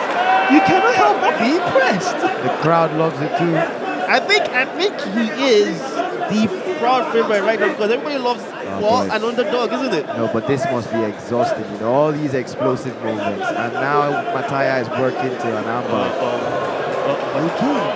Again, Mensah is just so tricky and slippery. And look at that. I guess his size is also helping. I think it is. It is helping. He's helping. His shorter arms, like, you can't really grab into something. You can see Mensah gasping for air. Do not grab the cage. Blue, he's feeling, leave the cage. He needs to feel it, and the strength he ends up on top, and he needs to make Mataya. They are work. literally right in front of us right now, right in front of our position right now. We can have a perfect view of what's going on. He needs to make this position work for him now. He can't just, you see. But again, it's strength. That was a good, that was, a very technical reversal, but pretty basic too. I don't know why Mensah would let that. What was it that Kamaru said today? He said the strongest man, fatigue bring out the fear in everybody. Or fatigue brings out the fear in anybody, even if you're Superman. When you're tired, you're tired. Well, I haven't seen Superman being tired in an MMA fight before, but I'll take your word for it. Yeah. No, we have the Superman, isn't it, Chad? We do have two, and Emmanuel Christian. Oh, there we go. Yeah. Superman. All right, back to the action, ladies and gentlemen. If you're just joining us, this is the African Knockout Championship 10, and it is Mensah taking on Mataya, one from Ivory Coast, the other from Zimbabwe. Mensah fighting from the blue corner in the white and black shorts, taking on Mataya. The strikes are landing. From Mataya, and Mensah is beginning to feel this. I can tell the pace has slowed down a bit from the very tricky Mensah. He has been able to, so far, wriggle his way out of almost every submission hold as he has, it's just been amazing, though, to be honest. Mataya is just trying to be a wet blanket at this point. He's just trying to wear on him. You know, he can finish. I still think he has enough time to finish, but I think now he's playing the long game. He wants to win this in the third round. And he's just trying to wear his opponent out, just wearing him out like a wet blanket. And Mensah has been using a lot of explosive movements, and to get out of this position. So I can imagine he's really exhausted at this point. I can see that, but let's be honest with ourselves. This has been a very technical affair. Both fighters have really showcased their ability in the ground game, where they are trying to reverse moves. But we can see Mataya. I don't know why he's not being more aggressive, Mataya. Wow. Almost. Now he needs to be fighting for underhooks instead of just trying to explode from the position, because now he has himself blue corner, fight back! Yes, he does. And those sneaky punches, those sneaky rabbit punches coming in. Keep going, Mataya, finding the mark. They might not seem like they are doing much damage to the naked eye, but I can assure you they are. And it's all over. The referee had seen enough. It's all over. I think Mensah is protesting, but the referee has seen enough, and he is... Get back to your corner. I thought, to be honest, I thought it might have been a bit of an early stoppage, especially when there was 13 seconds left on the clock. To be honest, I think it was a bit premature. There's a bit of a puzzled look on the faces of almost everyone here, but the referee's decision is final in this case. Mensah still seems to be pleading his case. However, the referee has decided that we are going to have a stoppage victory for the Zimbabwean in Luis Mataya. Oh boy. The porcupine. I mean, it was a good fight. It was a good fight. And that's not how we wanted it to end, Oh boy. I can see Prince Mensah looks distraught. He is distraught. Like he just missed the penalty at the World Cup final. Oh my goodness. That's a reference to football, by the way, ladies and gentlemen. That's a Baggio moment. Oh boy. But you feel that was I felt it was a premature Fight stop. It was, but it was a good fight. It was a good fight. Fight Mark. Oh, go okay. back. Go back to your corner. I think it's a report for the. If I'm not being honest, I Stay in think your corner. it might be a disqualification. I think the referee is saying that Mensah was biting the chest of Luis Mataya. I need to be sure to confirm that was the case. If you look down to his left-hand side, yes, there are bite marks there. It does look like a bite mark. So it does look like a bite mark. Oh, wow. Okay, so that was a disqualification then.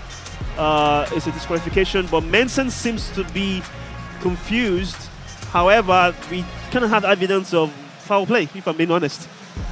But Well, we'll wait for the official decision to be sure if it's a disqualification or a stoppage. Yeah. You know, but you go explain, Taya. There's a bite mark on the guy's chest. That's what I'm saying. It's quite obvious. It's pretty obvious, the bite mark on the chest of Luis Mataya, as Mensah seems to still be in disbelief that he has lost this particular fight. And Mataya doesn't even look phased. You know, he's giving me a Kamzat versus Dricos Duplessis vibes. Yeah. When water pass Gary, like we say in Nigeria, Duplessis put his fingers in places he should not. And Kamzat said to him, "I like that, brother." So I'm seeing this as a show of desperation and the amount of control Luis Mataya had. We're still not sure if it was a finish from a technical knockout from the ground and pound or if it was a disqualification for the biting, but we will get to our ring announcer shortly and he will give us the official decision.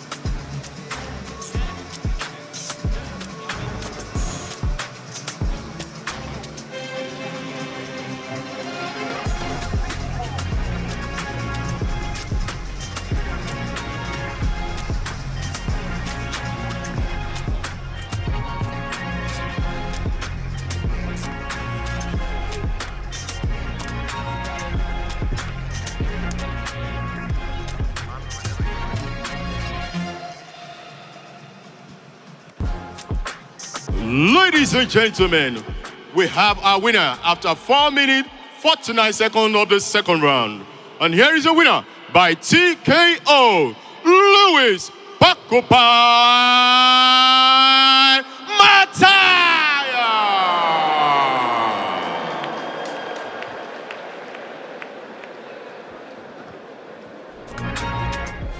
Luis? Right here, Luis.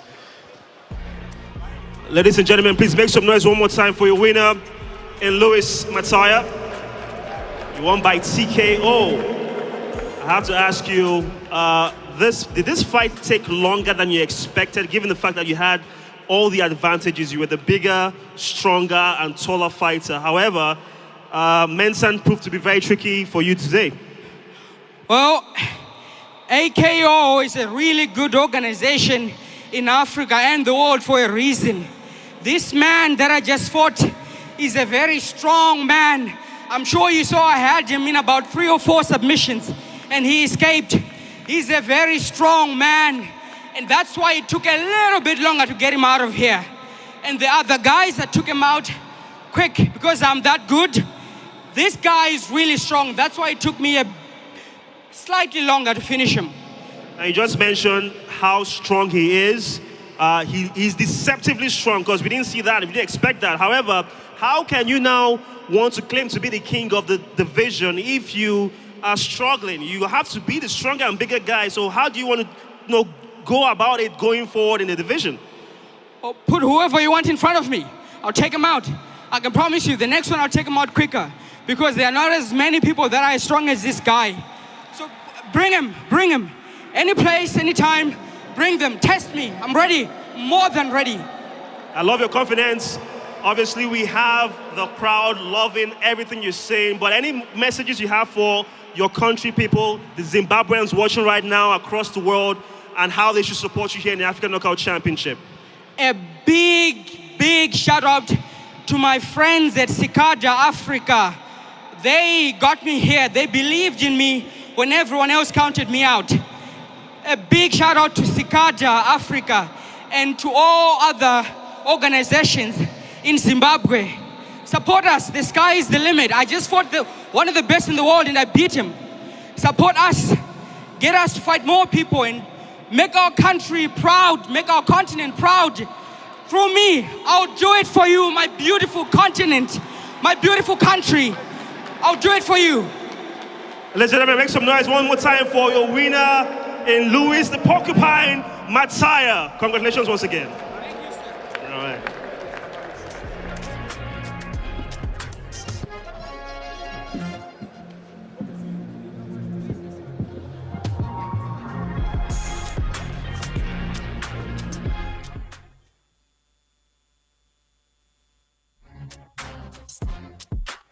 And that was our fourth fight of the night. Well, I'm sure you are entertained, so I don't even have to ask, are you not entertained? Let's just go through this again. This is one of the positions Louis Mataya was talking about in his post-fight interview. He had Prince Mensah in a lot of compromising positions, but the kid just kept on pulling a rabbit out of a hat. You know, it's a tricky one. And like Mataya said, a very strong kid. There we go. He had the armbar. So close, but somehow he's literally just tossed him away from the armbar. So yeah, really good showing by Louis Mataya, but also a really good showing in his debut by Prince Mensah. The crowd loved him. He has the skill set, and I believe he deserves to be in the promotion. All right, well said there, Hugo. And obviously, we are loving every minute in the African Knockout Championship. But it's time for us to enjoy more that this wonderful promotion has to offer.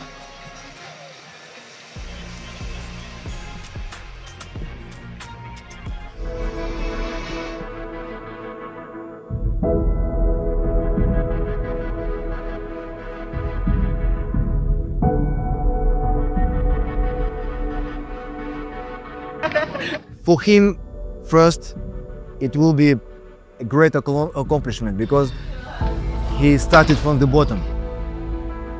Me to go to boxing or taekwondo, any martial arts, the way you send a child to school.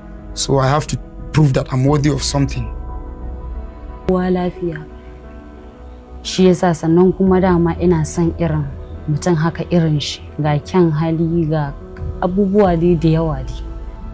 He doesn't go into the fight to compete, he goes to win. Franchement, tout le monde n'aurait pas dû le faire si c'était facile. Et je me sens différent d'eux, mais après c'est le mental. Franchement, c'est obligé.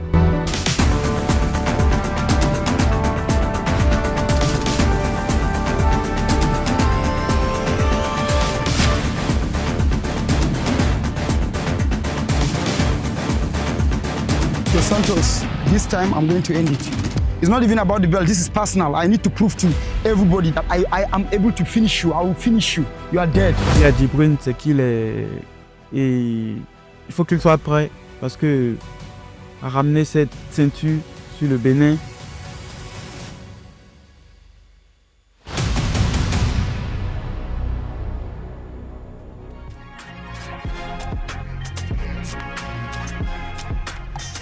Ladies and gentlemen, Abuja, Africa, please make welcome to this podium the AKO president and the former UFC welterweight champion of the world, Kamaru, the Nigerian Nightmare, Usman!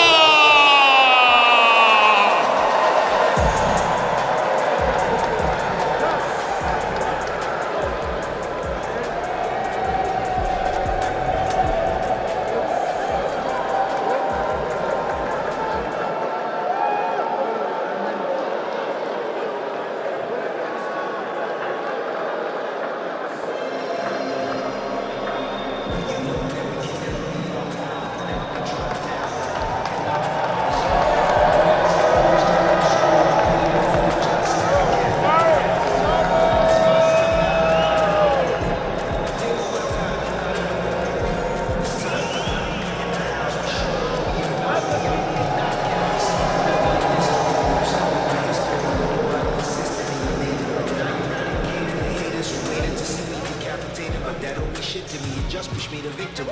I lost a lot, it cost a lot to be the champ. Depression tried to cripple me, I use it like a ramp.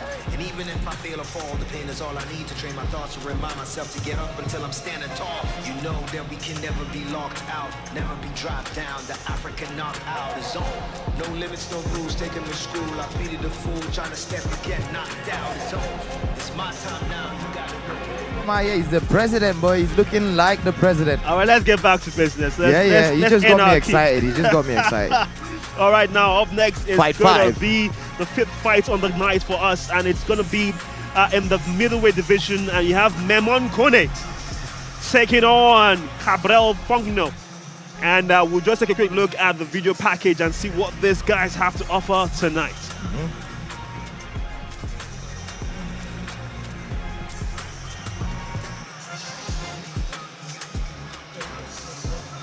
All right, obviously we are waiting for the amazing fights to still continue tonight. It's the African Knockout Championship. Just to remind our lovely viewers that we are having a very wonderful time here. It is the Velodrome. This is the venue in Abuja, the nation's capital. Some may argue and say the fight capital of Nigeria as well. Oh, And we have the best fans here. Victor, don't even argue and bring all your Lagos Wahala here. The best MMA fans. With all due respect to you Lagos people, we love you. No, don't pay respect. All right then. Anyway, this is all about celebrating the community, the fight communities, and of course I have to say a very big thank you to all our sponsors and our partners that have been a part of this. It has been an amazing evening so far. We still have the big main events to still look forward to, where we'll crown our lightweight champion here in the African Knockout Championship. Not forgetting the interim featherweight championship as well as the women's interim bantamweight championship, all going to take place tonight here in Abuja, and we cannot wait for it. In the meantime though, we do have our 5th fight in the middleweight division, where you have fighters from Ivory Coast and Cameroon going head to head, West Africans locking horns, if you will. You have Memon Kone taking on Cabral Fogno. And this is an interesting one because with the age, it favors the young Cameroonian, but the height and reach advantage favors the Ivorian. And so far, so good. We've seen the bigger men have the victory over the smaller guys. Yeah, in the grappling exchanges, especially. But what makes this fight a bit different or more unique is going to be like the first fight we saw, Obanla and Ufort. And this is going to be a striking battle. Yeah, but Obanla was bigger than Ufort, and we saw her striking prowess. Yeah, striking prowess coming towards the later round as I think Ufort got tired. Actually, I agree with you because Memon is a very long Rangy middleweight. fighter, and he came to the gym, our gym as well, and we did try sparring with him, and it was hilarious to watch. Like the guys below 6 foot tried to spar with him. All right, it's time for us to take a look now at what this fight has to offer in the African Knockout Championship.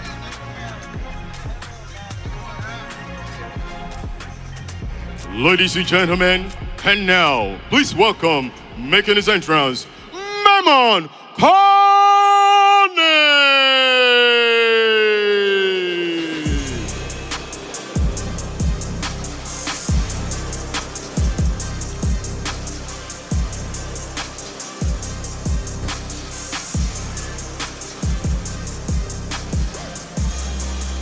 Yes, Memon Kone, the Ivorian.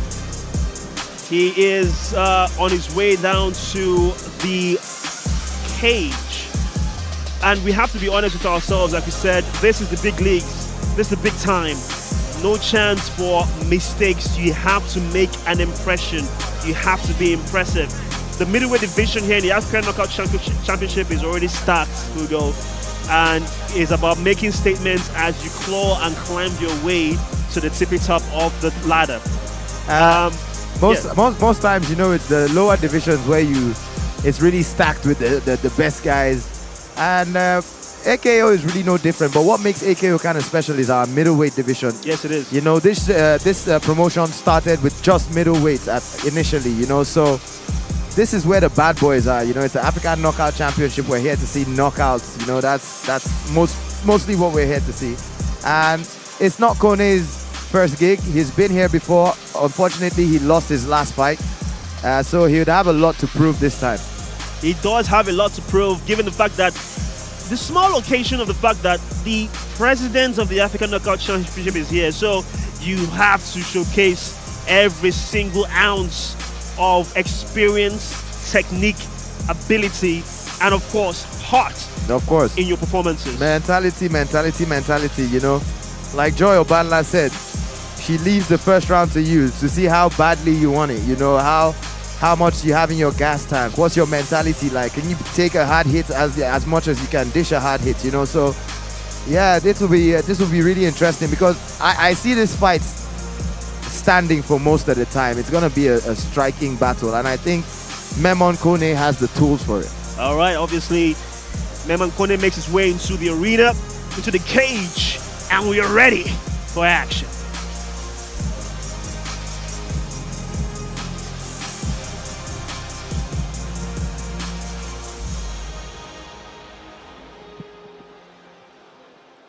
Ladies and gentlemen, please welcome, making his entrance, Gabriel Fongo!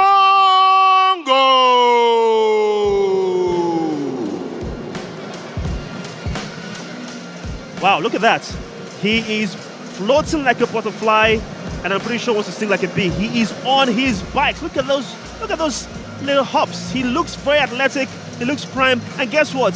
I think that is just the expression of his youth. 23-year-old Cameroonian, fresh-faced, and is looking to make a statement here again in the African Knockout Championship. Well, that's what's scary about the young fighter or the young athlete in general. They don't know what they can do and cannot do. You know, it's very unpredictable because these guys are still explosive. They really haven't had any bad injuries yet, so they are fearless. And like our sponsor. Oh boy, they are. Hey, I just had to put that in there. I'm just carry on. I mean, Gabriel Fogno, we know what he brings. You know, he's a mixed martial artist, but he likes to keep these fights. He's well-rounded. He's well-rounded. Yeah, he's a well-rounded fighter. And he had an impressive debut, so it would be nice to see if he can maintain the momentum. Yes, he did had a wonderful debut, and as a matter of fact, like I said, every fighter here looking like a specimen. He looks to be in tremendous condition, wonderful shape as he's getting ready. But again, you mentioned the middleweight division is a perfect division whereby you have a perfect blend of speed and power. Yeah. So it's not just about your ability, your grappling abilities, your ability to have that punch resistance, or even how to have your shot selections, to know the right strikes and the right moves at the right time as well. Yeah, you know what I think might also make him a bit tricky for Memon Kone? Yeah. He's his Sambo background. He's an African Sambo combat champion. So that should be interesting to see how Africans deal with Sambo. All right, he's in the cage. It's time for us to go.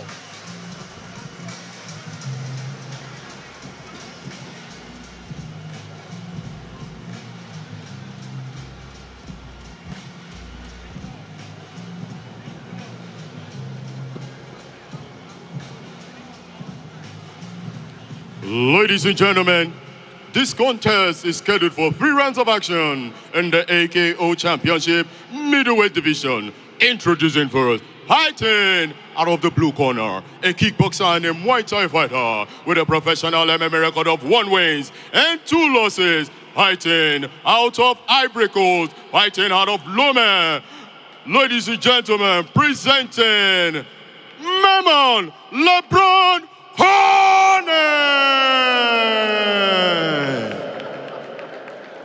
Introducing his opponent, fighting out of the red corner, a Sambo fighter with a professional MMA record of 2 wins and 1 loss, fighting out of Yaoundé, Cameroon. Here he is, Gabriel Jampo Fogno.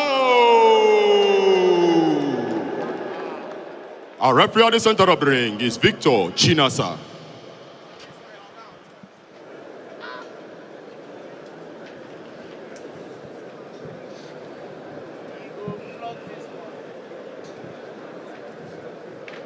Fighter, you ready? You ready? Fight! And here we go. This is action from the middleweight division now. Fighting from the blue corner in the white and black shorts is Kone. And fighting from the red corner is Fogno in the black and red shorts. I think that has to be the weirdest groin strike I've ever seen in my life. I'm telling you, that just says how tall this Memon guy is. He tried to kick the leg, and somehow from in front of his opponent, his legs have wrapped around the thigh and hit the soft bits. You're okay now. You're good? I don't know if Fong You is ready? still trying You his ready? best Fight! to get over that initial strike to the middle region. But I think he's ready to go. Oh, wonderful leg kick. Oh, you know it's a problem when the opponent starts to reach down to catch the leg kick. I knew he was trying to set up a kick to the head. That kick got in. Oh, it got boy. in. It got Fong No. I think Fong No was rocked for just a bit there as... Okay, well, he has handled the situation perfectly. He's definitely turned a bad situation to a better one, you know. He found his way into the clinch, and now he's taking the man to the ground. He can recover, and he can let some of his own shots go. all right, obviously this event is brought to you by our lovely partners, our sponsors, Malta Guinness, Ace Global Depository, Fearless Energy Drink, Bout, the SWA Sports Agency, and of course our lovely viewers, those of you who are a very big fan of the African Knockout Championship, who have been with us since the very beginning. This is where it's all about. Like we said, we're going to have some of the best go up to get, the gold today. But let's focus on this fight we have on our hands right now. It is Kone and Fong No. And yeah, I think Fong No has recovered from that initial kick that just rocked him for a bit. And now he wants to get his own pound of flesh back. He needs to get that left hook in. I can see a welt. I think that's from the kick. Oh yeah, already on the left kicks, thigh. Those were good shots by The left thigh of Memo. Fong No is showing the effects of that welt, that lovely kick there from Kone. So I think he should keep this very rangy and create distance between himself and of course Fong No. Well, he's in a very good position here. There's a few takedowns. He can go for the suplex. He can go for a suicide trip, or he could just invest in knees to the leg. Very, very, very good. Now I have issues when fighters bring out their gum shield, and that doesn't show a very good sign of conditioning. Is he already feeling the effects of the fight? This is just the first round. Well, maybe it's a new gum shield, and you didn't get the chance to mold it yet. That would be very unprofessional as well. Obviously, yeah. It goes without saying. So, and this is a sign of fatigue in most cases when the gum shield starts. It's way too early for Memo Kone. I don't think he's tired yet. You don't think so? No, I don't think so. Well, he seems to be bereft of ideas, because remember we said this is the division that has the perfect blend of speed and power and your awareness at all These times. strikes are landing. They are landing. And they were landing square on the chin. I mean, it wasn't full power, but enough to cause problems. The knees to the back of the leg and the elbow right there. But you have to give credit to Fong No, his strength on full display here. Quite frankly. Oh, his sambo is on full display here. He is. It definitely is. Showcasing his foundation and his background. The African Sambo Combat Champion from last year in 2025. They are literally right in front of the commentary area, getting the full view of our president. He's fighting dirty. He's fighting dirty. I can see Memo Kone now. He's trying to do the right thing by fighting the hands. And that's what he needs to do. He needs to fight the hands. His hips are free. He needs to fight those hands and try and turn towards his opponent, get an underhook, even if it's just one. But just being here is not working. And there we go. I knew there were too many trips there. There's just too many trips from that position and straight to the head and arm triangle. And he's at the right position already. He can get it. He can finish from here, Victor. He really can. He goes to full now. And so one thing we said in the introductions as Fong No made his way to the cage was that he is a well-rounded fighter. And that is on full display right here. I guess he's seen Kone's striking was a bit too much for him, and then he's taking Kone to a different world, because in Kone's last fight as well, he didn't fare too well against the seasoned grappler. And I think that was a Chad Superman. Kone is in trouble. He's got some time. He just needs to survive. It's just 20 seconds left. He needs to show the ref something so he doesn't end the fight. I have to give it to him. He's showing so much heart here, but to be honest, it has been a dominant performance from one fighter only, and that is the Cameroonian. Less than 10 seconds to go in the first round of our fifth encounter in the African Knockout Championship 10, as Cabral Fong No will be hoping to end this round on a positive. And it's all over. Ugo, let me get your thoughts on the first round. This just was one-way traffic for Fongno, apart from that early stutter of the kick sneaking through to his jawline, he didn't seem unfazed in this first round. Well, Kone looks, he just looks disappointed, you know, like he knows he did not want the fight to go to the ground, and he was doing so well. He started so well, you know, with the leg kicks. It was all working, you know, until they found themselves in that clinch situation. Yeah, that was it. That was the initial I leg think kick. he rushed, yeah, you know, he rushed, and he got into one of these clinch situations, and this is African Sambo champion. 2024, recent, very recent. Very recent, so the boy fresh. He just walked right into his zone, as Fongno has shown. To be honest, if you're going to count, perhaps if we get the stats of the first round, you can clearly see the punches, the striking, the elbows, the knees, the takedowns, all in favor of the man from the red corner in Gabriel Fongno. And over 50% of those shots were landed on the ground. Yep. Flush on the ground. Now, what would be Kone's approach for the second round? I hope he's learned his lesson. Don't engage in the clinch. You ready? His body language already looks a bit weird. I don't understand. I told you, first of all, the gum shield already out on full display is not really encouraging for me, to be honest. And I feel that this could end very badly for Kone, but I cannot predict, because in this fight game, anything can happen. All it takes is one clean strike. But you mentioned he had success earlier on with the kicks, and he has this longer reach.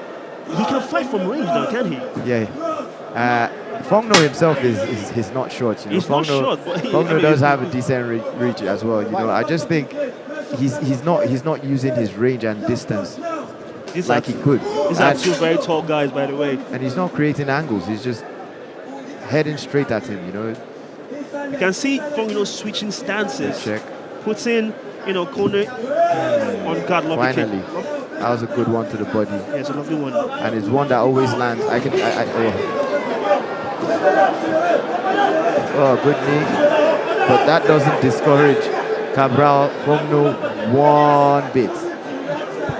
No, it doesn't. Now let's also give you the accolades of Kone, who's fighting from the blue corner in the white and black shorts.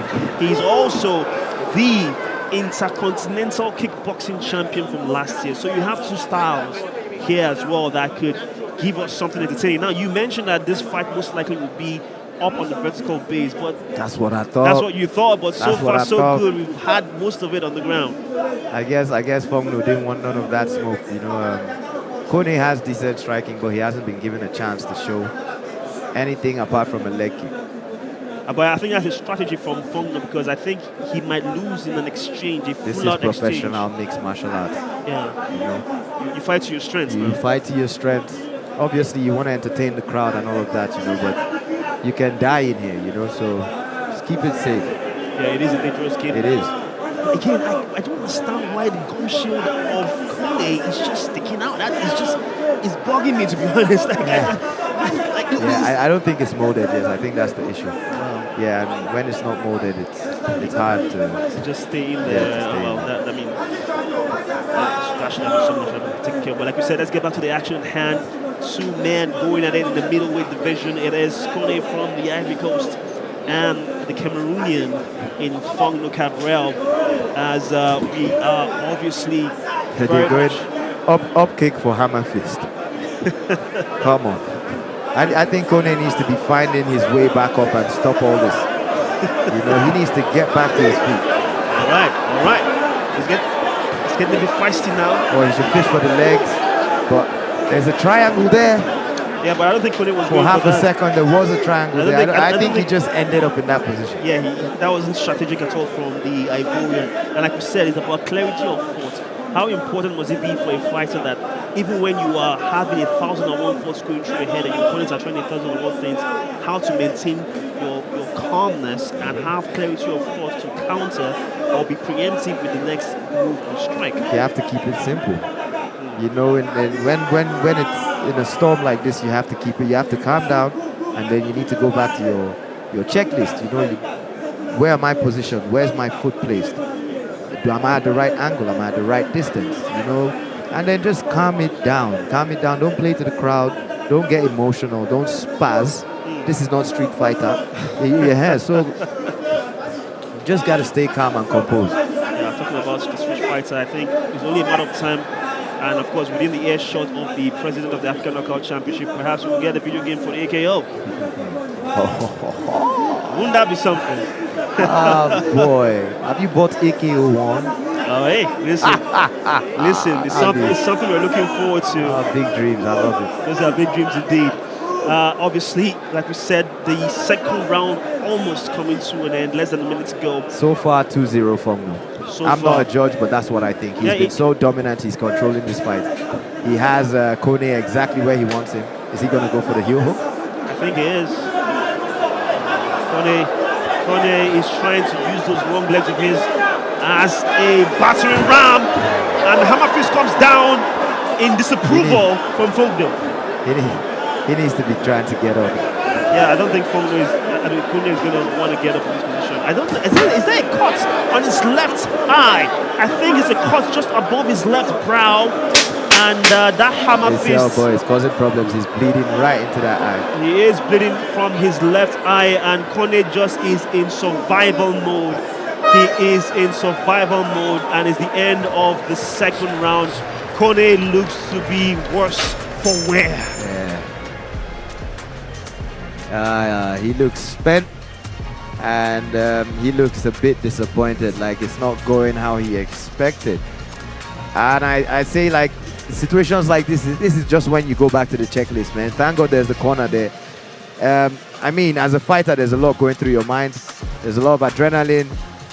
So yeah, it's up to the corner. The corner needs to tell him what he needs to do. They need to let him know, hey, maintain the distance with this guy. Let's strike with this guy. Stop getting in the clinch situations with this guy. He is better than you with the grappling exchanges. So let's keep it where you're good at. Which is from range. From range. Don't engage in the clinch. Sprawl. Stay on your feet. Don't grab his head. Don't pull guard. You know. Well said there by Coach Hugo. Let's see if Kone, for some weird reason, heard our commentary and is going to apply that in the next round. Well, this is the third and final round in this middleweight clash between Fogno fighting from the red corner in the black and red trunks, and Kone fighting from the blue corner in the black and white trunks. It has been an incredible exchange so far from these two combatants, but one can also argue and say that maybe based on the eye test, we are not the judges now, but based on the eye test, you can say that Fogno has the advantage going into the third. Yeah, he does. He definitely does. And at this point, that's it. Said it right there. Oh boy, at this point, I think the only thing Fogno or the only thing Kone can do now is finish. If he wants to win this fight, he has to finish. He has to go for it. Wow. He has to go for the finish. The right swing there just missed. He needs to create better angles. Okay, now he's starting to move laterally because he was just moving back, so it was easy for Fogno to just keep pressing, and get the clinch eventually. So yeah, some more lateral movement. And he should catch and shoot. Should be ready to counter at all times. Lovely combo there from Fogno, but that was flush. That was that was flush down the middle. I heard it off the cup as well. Yes, you did. The referee giving Kone some time to recover from that strike right down the middle. As painful as it is, and as painful as it sounds, I think Kone also needs a breather. I think he does. Hey, come on now, Hugo. You can't say. What are you saying? I say if it was me and he's, even if it just brushed. He's adjusting the cup right If there. he just brushed it, even if it just, see, I would take full advantage of this. I will rest for like 2 minutes. Well, as you can clearly see, the timing of the clock has stopped. And there is no further time wasting. So the audience in the crowd loving this, giving him all the support he needs as he is now ready to restart the third and final round of this remarkable middleweight clash between Fogno and Memon Kone. Ooh. Lovely kick right there from Kone. I think he can land that kick, but he needs to be about 6 inches further away. Well, I love the movement from Fogno, those feints to come in with a double step, and it's really coming in range. And I feel if Kone lets him do that, you could have a deadly combination. I think this should be a point.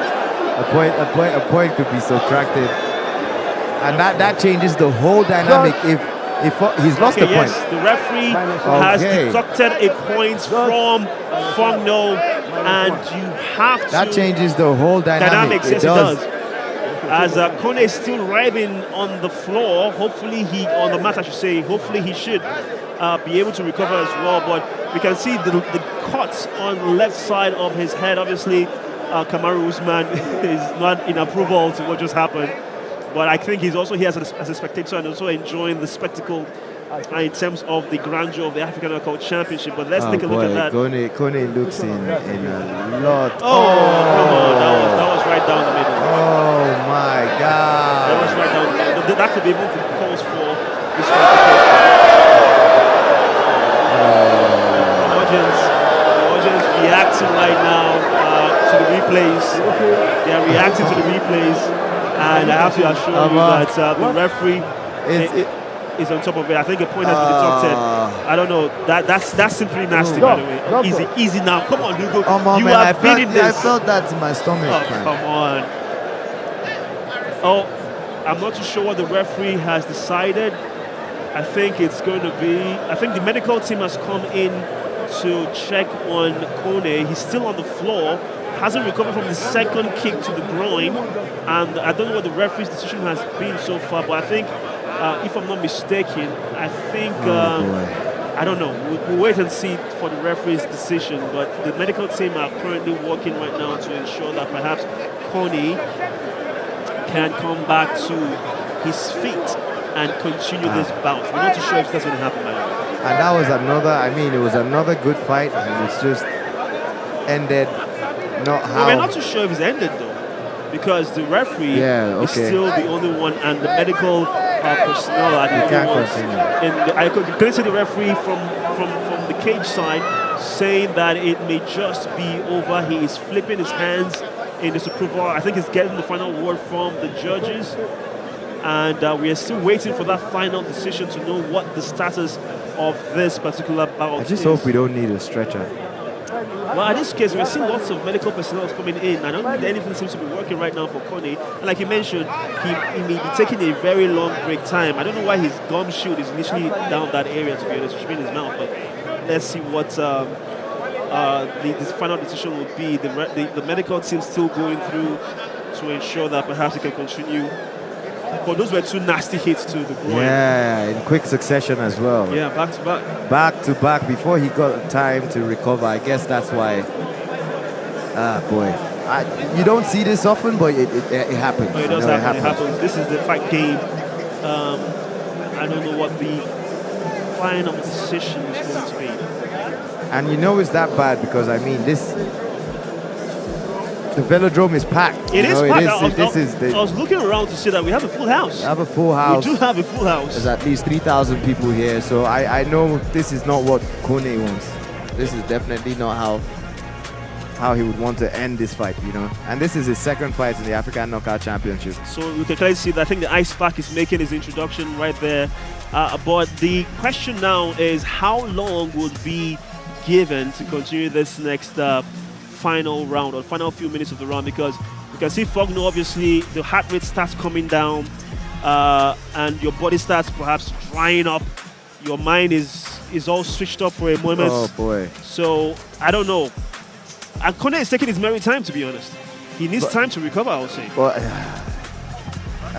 Boy, I don't know if he's gonna be good to continue. Oh wow. His body language is all off, you know. And all that adrenaline has come down now, so to get back into the rhythm of the fight is going to be really, really difficult.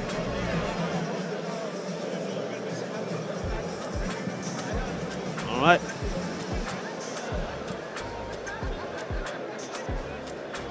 Obviously, we're still waiting for the final decision as to if the fight will continue or perhaps it to be called off, and then we'll wait for the final decision whether it will be disqualification. I think it might be a no contest. Or a no contest, exactly. So it's going to be an interesting one to wait and see what happens, as Kone is still very much on the mat. And we'll wait to see what happens.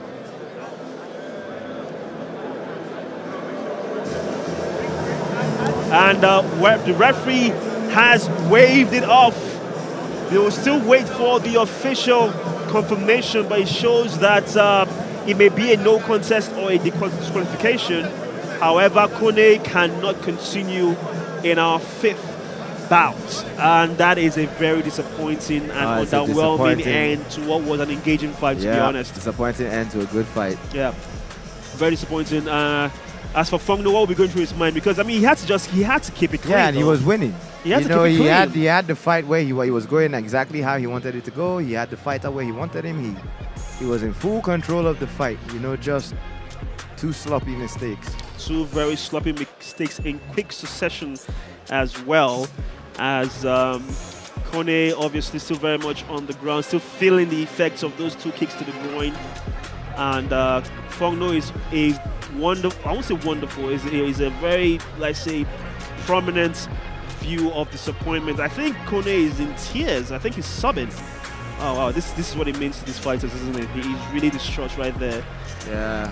He's sobbing, but he shouldn't feel disappointed. It wasn't his fault, now was it? I mean, it wasn't. It really wasn't. These things happen. It's just unfortunate it had to be him this time.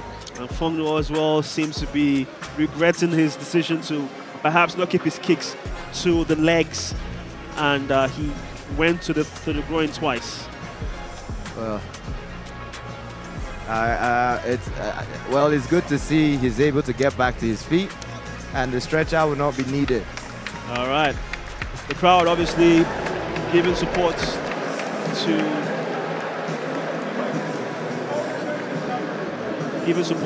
Kone, as Fongno will be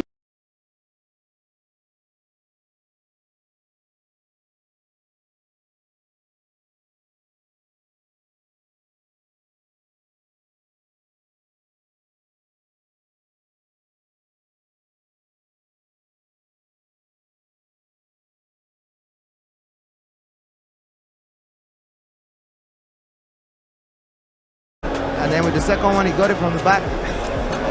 But, come on now, Cabral. Come on, Cabral. Cabral didn't do well there. He was a bit disappointed. I mean, it wasn't intentional, but he can do better. He can and should have done better. We'll wait for the official announcement to know what the final decision from the referee is, but I'm going for no contest, obviously. Well, we have to wait for it to become official. He's disappointed and he's sad. He's crying. And he put the towel on his face there. I can see Coach Henry and Coach Tipa. And Coach Tipa was having none of that towel in the face. He just snatched it off his fighter's face and he's telling him, put your chin up. It wasn't your fault. It had nothing to do with you. Yeah, so. It's just the circumstances to which we find ourselves in. A very disappointing end, to be honest. Yeah.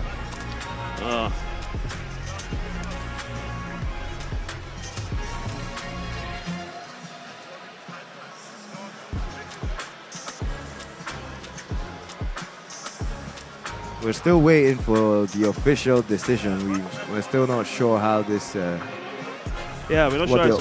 How it pan out. We don't know what the official decision is. Yes, but from what we can tell, it has been very disappointing because, I mean, we said it was an engaging fight. Kone was very much in the swing of things. He was losing the fight, if we were being very honest, but I think it's time for us to go over for the official announcement of the results of the fight.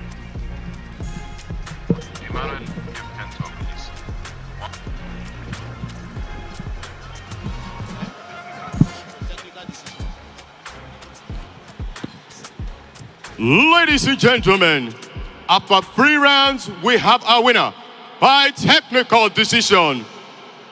Gabriel Janto Bongo!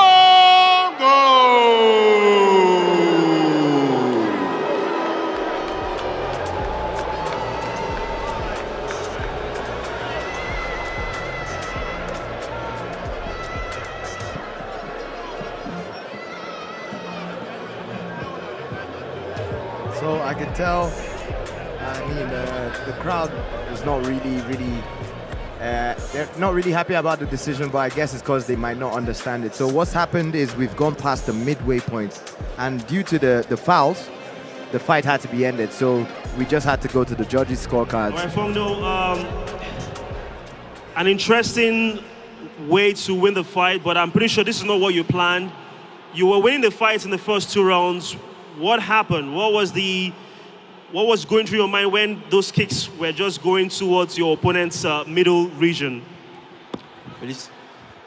Félicitations, vainqueur, Monsieur Fognon. Et on vous a vu combattre, on vous a vu gagner le combat tout de suite.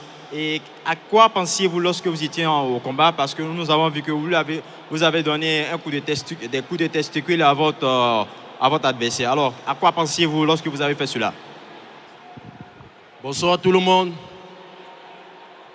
Merci déjà de m'avoir passé la parole. Et je félicite mon adversaire parce que pour que je sois là aujourd'hui, ça n'a pas été facile. Les déplacements et tout. Donc je félicite vraiment mon adversaire d'avoir accepté tout ceci et je remercie l'organisation. Par rapport au geste et tout, mon adversaire est grand de taille que moi. Et moi, je voulais frapper juste le low kick bas. Ce qui fait donc que quand il entrait, il faisait casser la distance. Ça fait en sorte que mon low kick se retrouve entre ses parties intimes. C'est un peu ça. Thank you, AKO. Thanks to my big shout to all my people from Cameroon. So concerning my opponent, I wanted to give him a kick side. But as I was about to give him, he just slid. So that was how I kicked him in the groin. So it wasn't something intentional. It was something that came up accidentally. It was something I planned to do. All right, Fongno, any final words as you have come out the victor? But what plans do you have going forward in the African Knockout Championship, especially in a stacked division like the middleweight division? Alors, monsieur Fognon, voilà que maintenant vous êtes vainqueur de ce combat. Alors, qui sont les personnes que vous souhaiteriez combattre dans les prochains combats et quelles sont les stratégies que vous souhaitez mettre en place? Concernant la stratégie, c'est vrai que je suis polyvalent. Quelle que soit la lutte, pied-point, boxing, on va faire le fight. Merci. So concerning the strategy and everything, no matter the person, whoever is coming to fight me, I'm ready for whoever is coming. All right, thank you so much. Congratulations to your winner in Cabral, Fongno.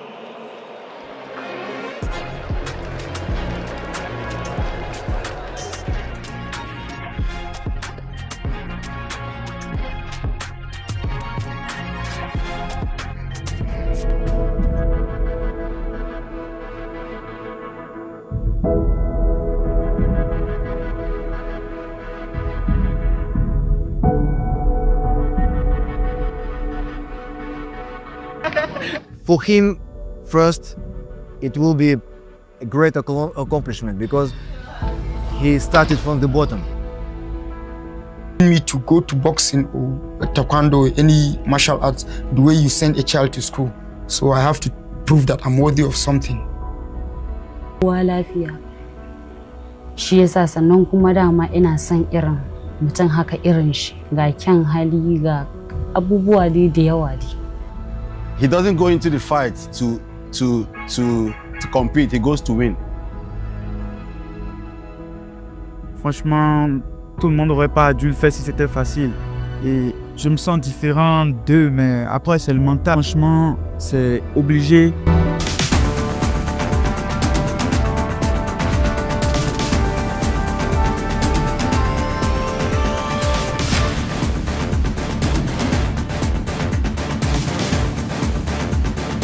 Santos, this time I'm going to end it.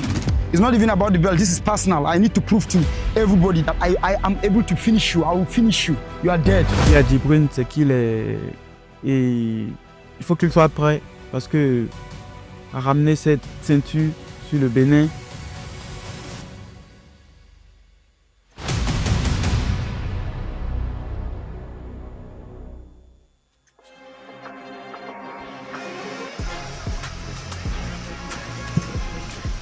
Welcome back to the Velodrome.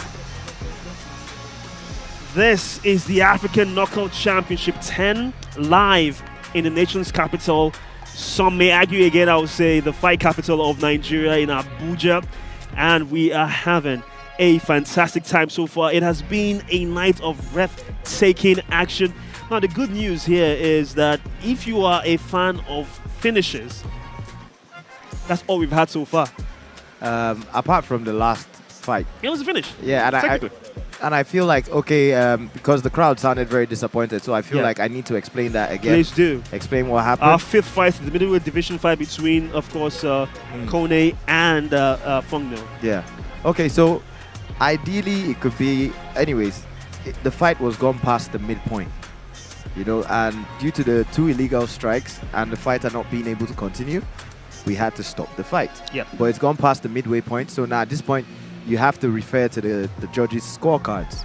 And at that point in the fight, and even me and you agreed, we thought Cabrera Fongno was winning. Yes. A very disappointing end to a very nice fight, but the rules are the rules. And that's how the cookie crumbles sometimes. But again, like you said, nonetheless, this is the African Knockout Championship, which just tells you that anything can happen.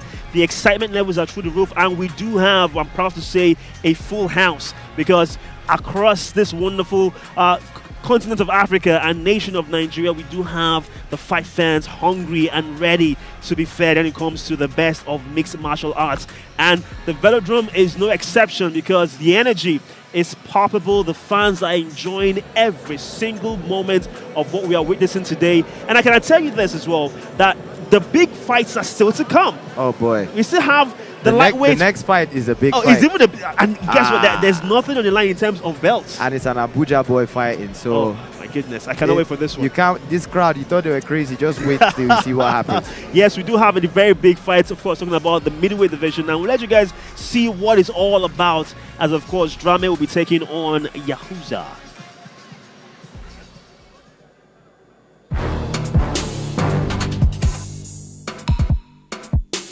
My name is Yahaya Yahuza Mohamed.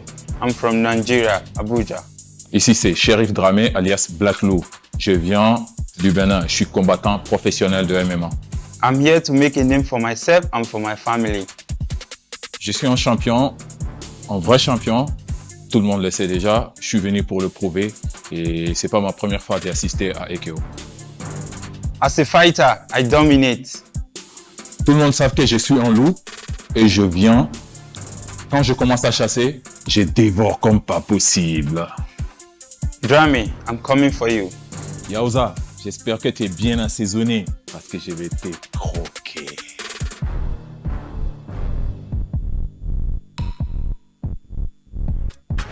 Wow, that was a lovely ending there from Drame. Well, let's take a look at the tail of the tape. Obviously, younger lion in Yahuza Yahaya from Abuja, Nigeria, his hometown, taking on Sheriff Drame. The experience right there, the reach advantage, the height advantage. How will this go down, Hugo? Well, I was going to say Sheriff Drame was the more experienced fighter just based on his age, but this is the African Knockout Championship. Yeah. And I would say both fighters have pretty much the same amount of experience. The only difference is Sheriff Drame has been a bit inconsistent. He gave us a highlight finish with his fight against Segun Ogunoiki, and then he's just been up, down since then. Yahuza Yaya Smile Strong, on the other hand, has been on a winning streak. You know, he's been bulldozing through the division. So, should be interesting to see how this goes. I think the pressure should be on Drame to prove that he belongs here. All right, over to Emmanuel Fajoiton for the announcements of the fighters.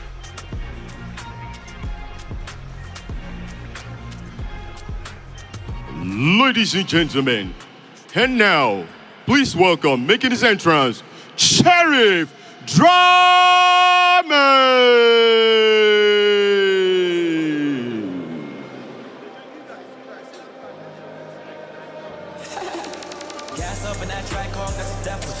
Another clash in the middleweight division. One can consider it the glamour division of the African Knockout Championship. And Sheriff Drame from Benin Republic, a countryman that will later on will be representing that country in the main event, of course. Oh, yeah. And he is here, ready for action. He is going all the way, isn't he? He is going all the way. Look at him. He looks to be in premium condition.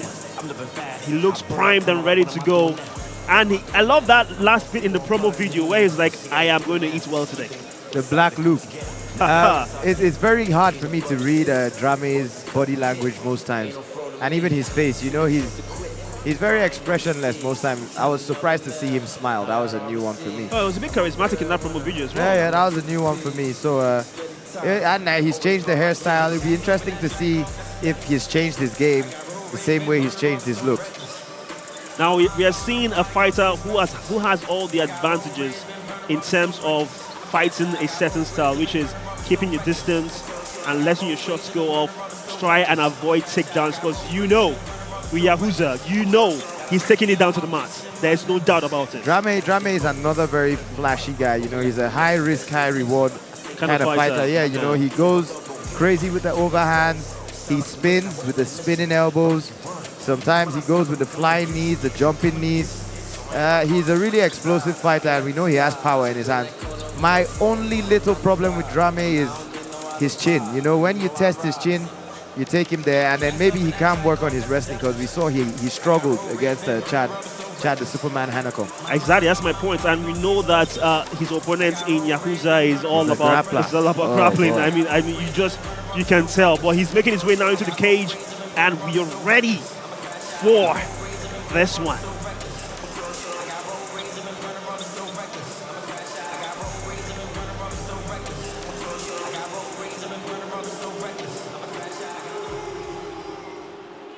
Ladies and gentlemen, please welcome, making his entrance, Yahuza Yaya!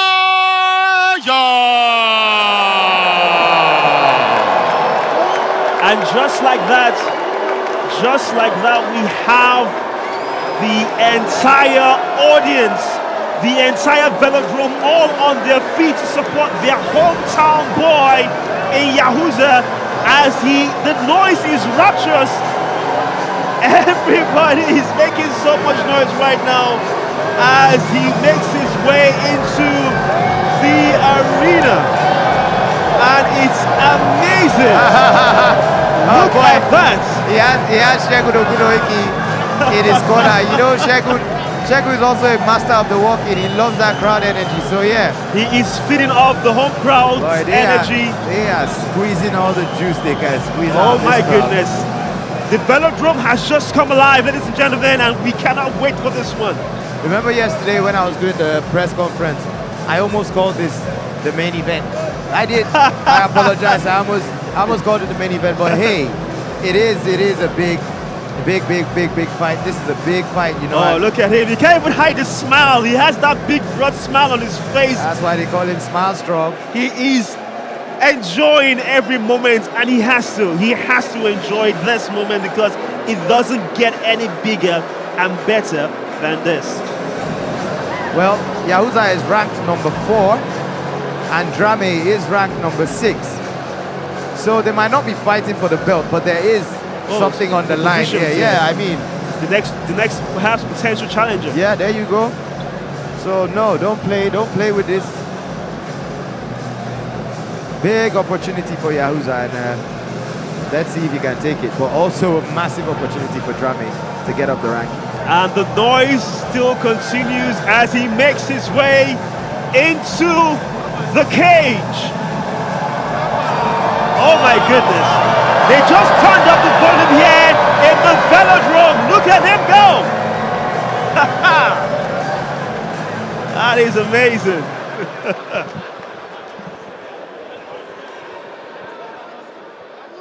Ladies and gentlemen, this contest is scheduled for 3 rounds of action in the AKO Championship Middleweight Division. Introducing first, fighting out of the blue corner is a kickboxer with a professional MMA record of 8 wins and 6 losses. Fighting out of Cotonou, Benin, presenting Sheriff Black Loop Drame.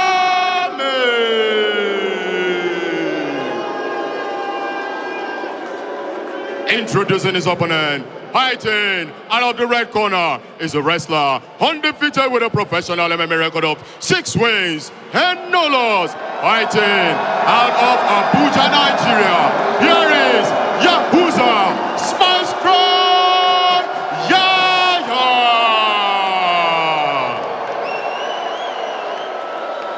Our referee at the center of the ring is Austin Joda.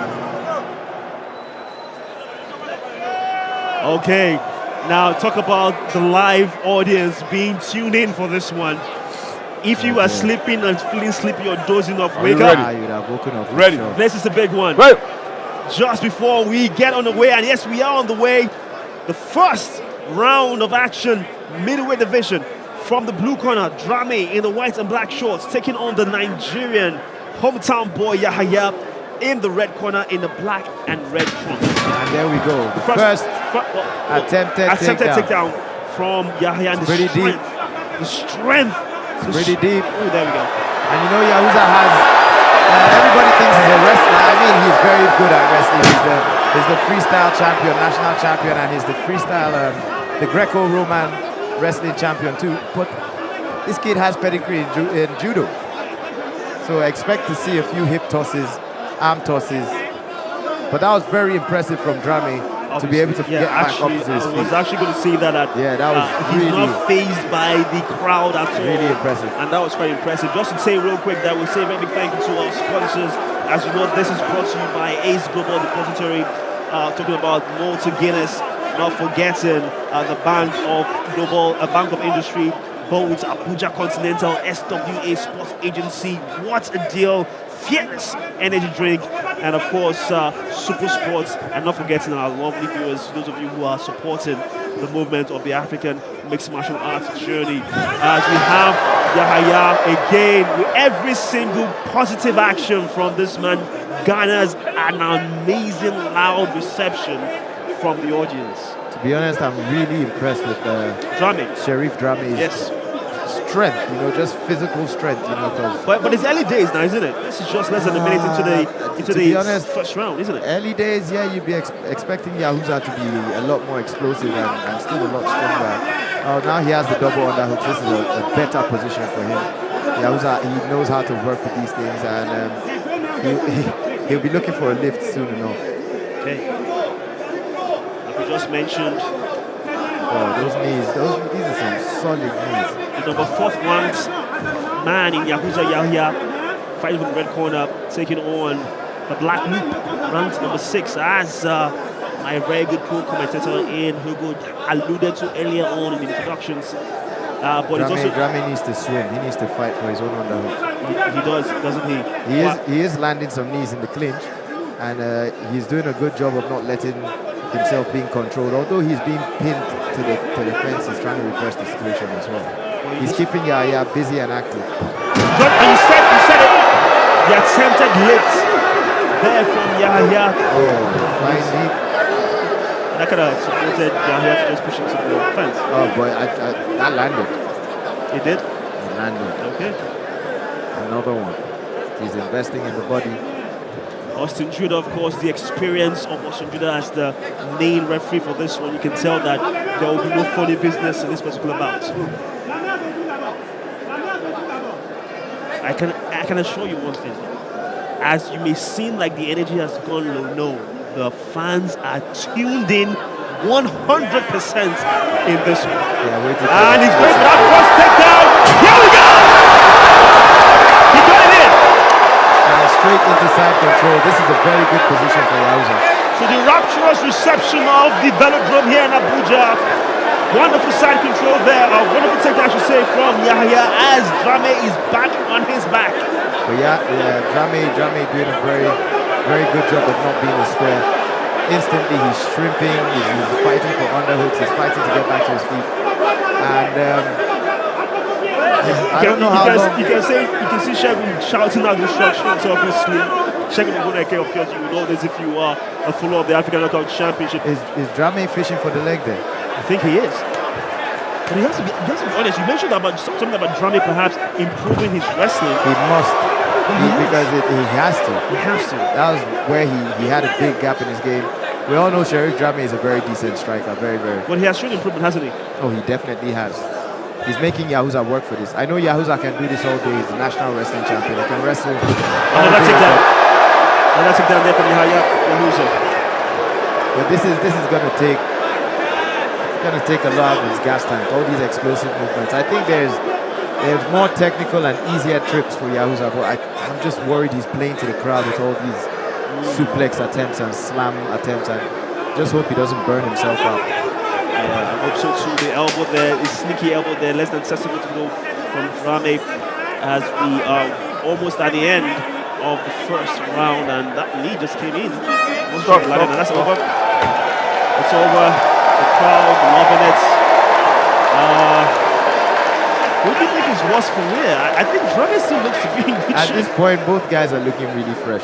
Yeah, right? They're still looking really fresh. So, I mean, yeah, Drame had to do a lot of work. Trying to get back up to his feet and all of that. Yahaya's brother and of course Shegun Winake in the corner right there, giving instructions. What would you be telling him if you were in the corner of Yahaya Benuza? I'll tell him to stop wasting time playing in the clinch, change level, and get easier, more technical trips. You know, stop going for the flashy lifts. Maybe 1 or 2 is nice, but like don't make that your whole game. You know, don't let him strike. Don't let Drame get his striking going at all. But that was a lovely takedown, by the way. Well, then if was a picture perfect takedown. That's what you use for perhaps an ad. Yeah, it was good. It was good. Yeah. It was good, but I mean, you need to plan for 3 rounds.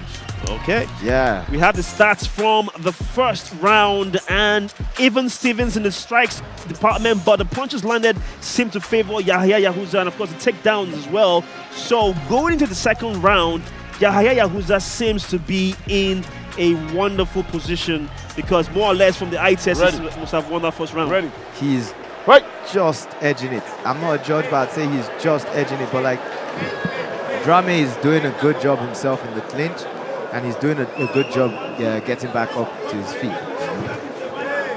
Now let's see what he can do in the striking exchanges. He needs to keep the fight where he finds it more comfortable, and we all know how good a striker Drame is. I told you, spinning stuff. He likes to do all this high risk, high reward stuff. Yeah, he does. And he's also a crowd silencer. Remember how he made the crowd so quiet when he put out Okoli? That's a very good entry. Now we're talking. And that's it down. And like you said, it was a lovely entry there from Yahya Yahuza. Drame needs to let go of the neck or he's going to find himself getting for a pool.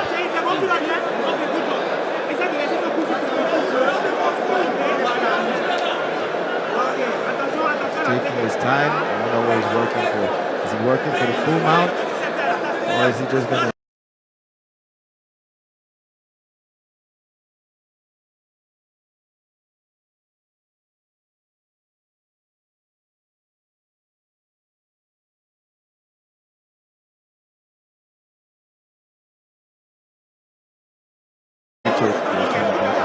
Interesting.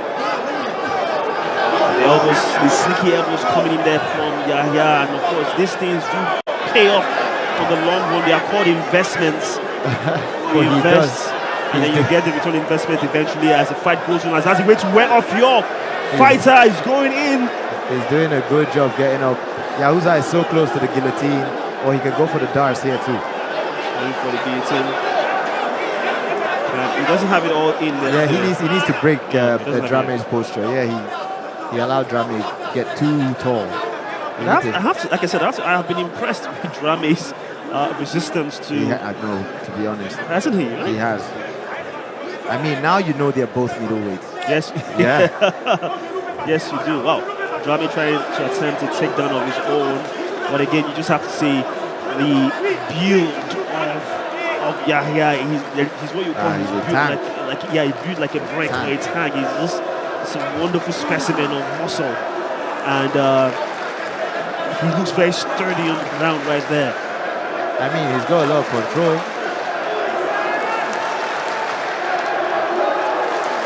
Oh boy, and now he has the crowd right behind him. Obviously gets him behind Yahya Yahuza. We can hear and feel the energy of this Abuja audience. The velodrome is alive. There's people jumping and what we took down there by Drame. Unexpected though. We didn't see that coming. Change the script. And you said so. He's a crowd silencer. Drame is a crowd silencer. Yahuza is something else. Oh my goodness, that's beautiful. That is beautiful. That was just raw, explosive strength and power. And now he's going for the anaconda. Can he get it though? It's really tight. Drame is fighting off everything. Then again, I think Yahuza keeps letting him get too tall. You know, he needs to break his posture. He needs to get him to the ground. He needs to have his head higher than Drame. Now, at this point in time, you can see from our monitors, they are literally in front of commentary position right now. Boy, I mean, this is exhausting for both fighters. But I'm starting to think it might be a bit more exhausting for Yahuza at this point. You know, he might just be feeling the frustrations. You know, you've taken this guy to the ground 4 or 5 times. He keeps on finding a way back up. So, we heard take your fingers out of the cage. I think that's just alluding to your point that he shouldn't get tired, and that's Yahuza. But Yahuza does this. He can do this all day. He's the national wrestling champion.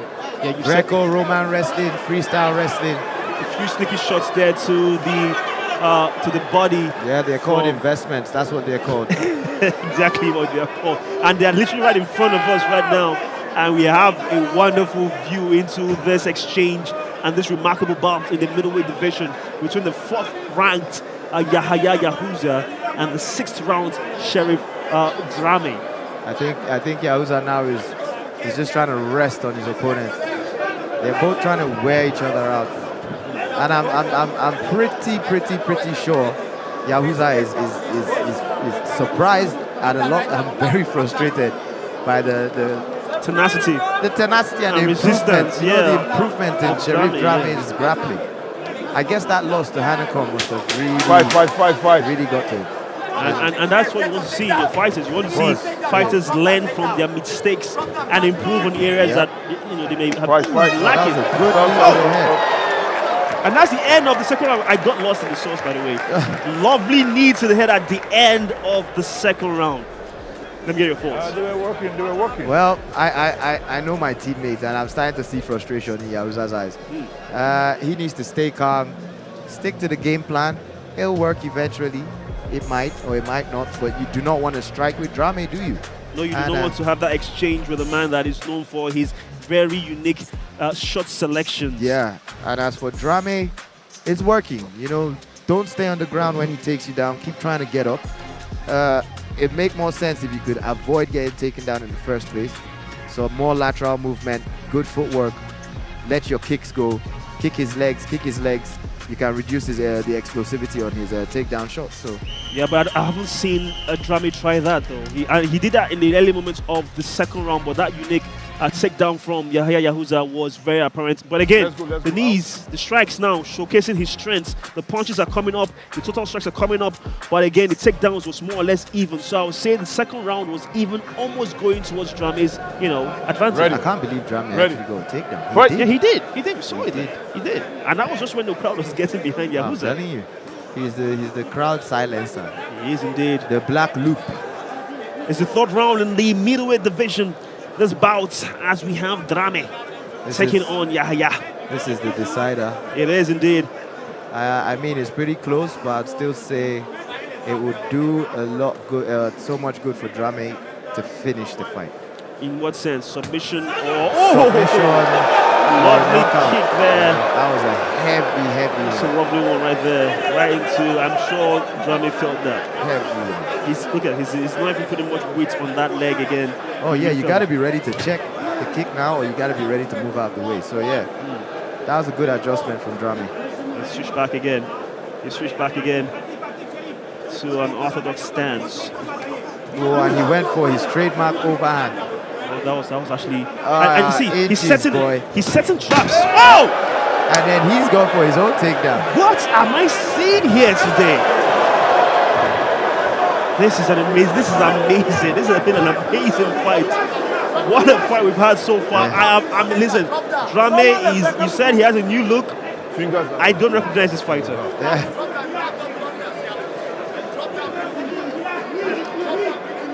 Yep, I can hear his corner, and I think that's actually the right thing to do, because he needs to break Drame's posture, and right now Drame's head is higher than his. I think he needs to change level. And again, they somehow have made their way to our commentary position, and we do have a wonderful view of the action. Let's go fight by his corner, so he can get the instructions. And yeah, that's actually it. You need him by your corner so you can hear him.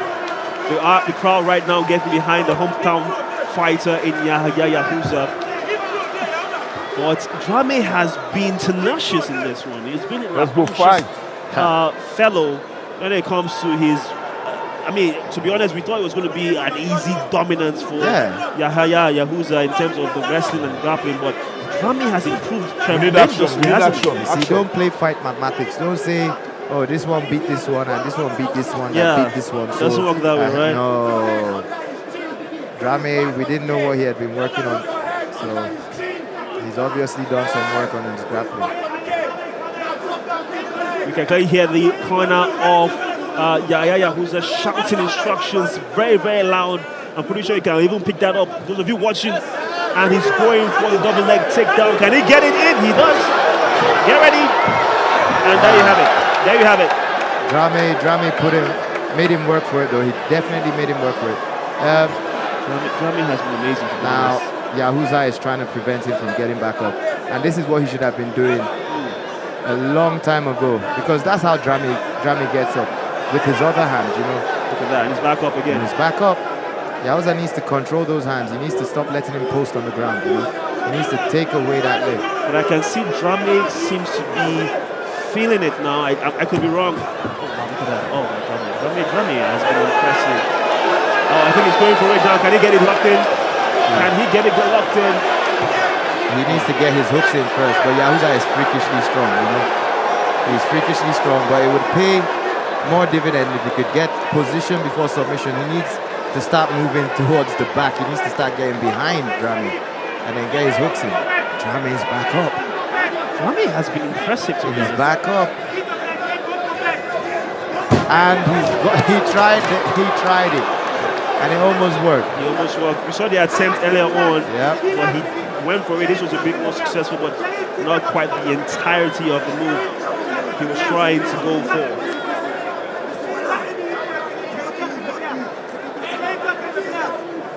Yahuza needs to change levels. He does need to change level, but we are less and than... he needs to get more active in this clinch. Action. We need action. We're less than 40 seconds and I think that's to what go. the crowd would actually want.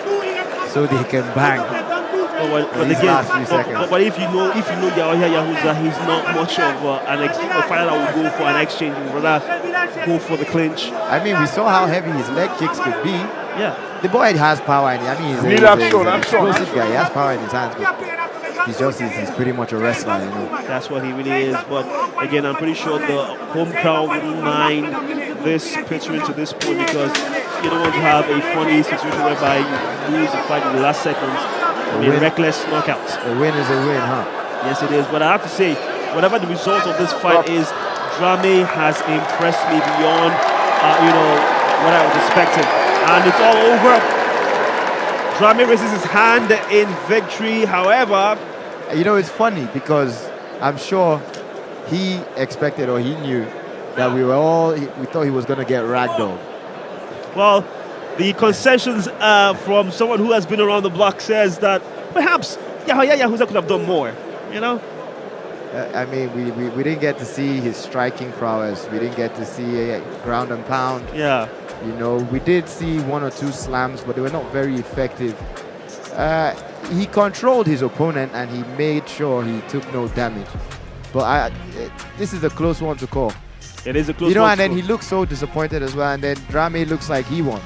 Yeah, because I think Drame kind of proved the point to himself. Minus the fact that he went against one of the best wrestlers in the AKO. It's like, can I do it? Can I switch up my game? And look at this. He showcased amazing ability throughout this fight, even though it was not in his strong field or strong area of expertise when it comes to striking. Yeah, I feel Yahuza had his opportunities. He did have the attempt with the Dars. He did have the attempt with the guillotine. There were opportunities. There were some opportunities there. But yeah, Drame did put up one hell of a fight, you know. Drame, in fact, to be honest, between both fighters, if I'm being honest, I would say Drame impressed me the most. Yahuza obviously getting the crowd excited. But I guess we'll get the final decision. And I can assure you, it is objective. Nothing to do with the fact that he has the mammoth support of the home crowd. This is an international organization, you know, so let's leave it to the judges and let's find out how they call this fight. Let's find out indeed how they call the fight. You can clearly see Yahaya Yahuza doesn't seem impressed with his performance, but Drame, on the other hand, I mean, it's something Drama sneaks away with this one, though. I don't know. I don't know. I'm not I don't a know. I'm judge. just saying I don't know. I'm not saying it's going to happen. I'm not a judge. I'm just saying I don't know if that might just be a possibility because, you know, we didn't score the fight. I'd say Drami did a little bit more than just survive. You know, he was also dangerous in some situations, and he kept Yaya very, very responsible defensively. He kept him honest, isn't it? Yeah, he kept him honest. So, all right, we're waiting for the official, let's say, announcement.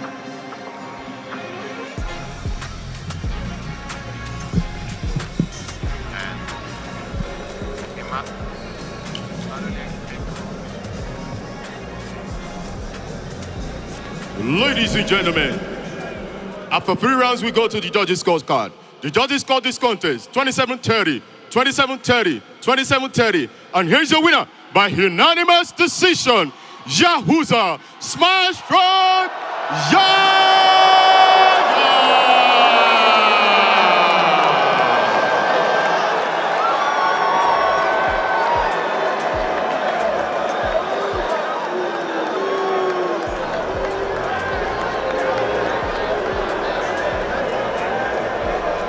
Abuja, make some noise once again for your winner.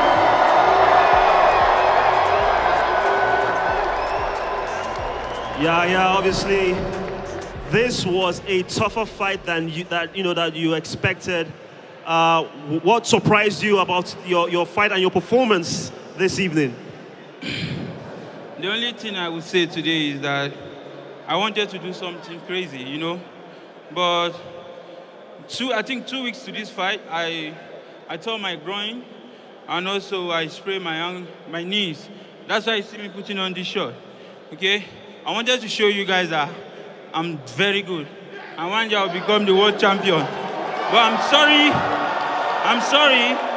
Today I couldn't put a better performance, but I just wanted to get a win so that I will go treat my groin and treat my knee and come back better. Trust me, that belt is mine.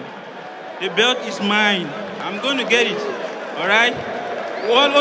Something I always want to do is to get a win first. But I wanted to finish this fight in first round, but I can't explode the way I want to. You guys know how I fight, but I couldn't put that performance here today. But trust me, I'm going to come back stronger and better, okay? Love you guys. Make some noise for your winner once again. Yahya Yahuza. Congratulations.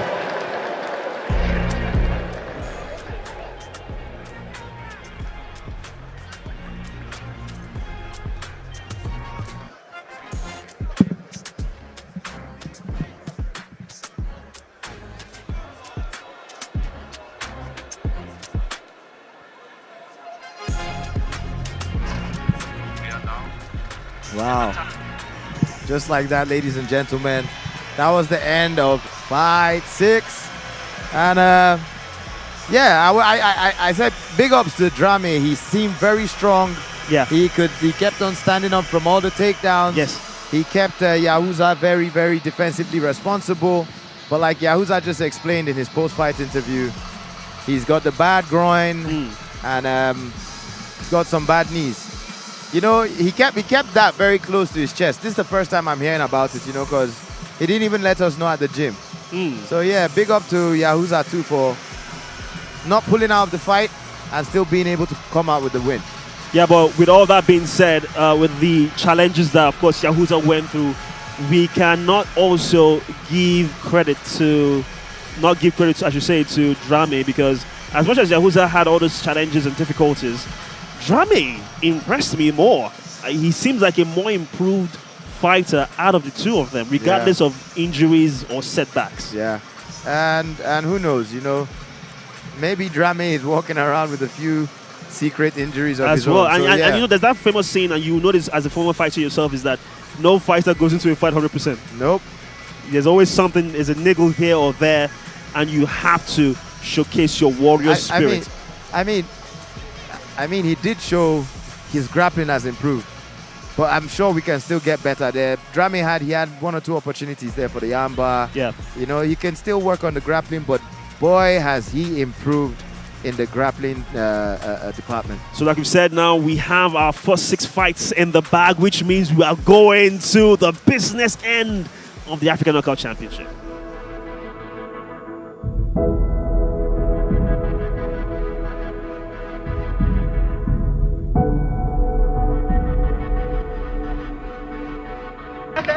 For him, first, it will be a great accomplishment because he started from the bottom. Me to go to boxing or taekwondo, any martial arts, the way you send a child to school. So I have to prove that I'm worthy of something. Lafiya. Shi yasa sannan kuma dama ina son irin mutum haka irin shi ga kyan hali ga abubuwa da yawa dai. He doesn't go into the fight to compete, he goes to win. Franchement, tout le monde n'aurait pas dû le faire si c'était facile. Et je me sens différent d'eux, mais après c'est le mental. Franchement, c'est obligé.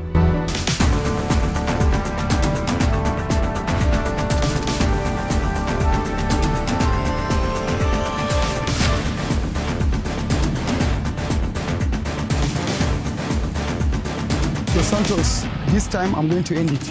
It's not even about the belt, this is personal. I need to prove to everybody that I am able to finish you. I will finish you. You are dead. Il y a Jibrin, c'est qu'il est... Et il faut qu'il soit prêt parce que à ramener cette ceinture sur le Bénin.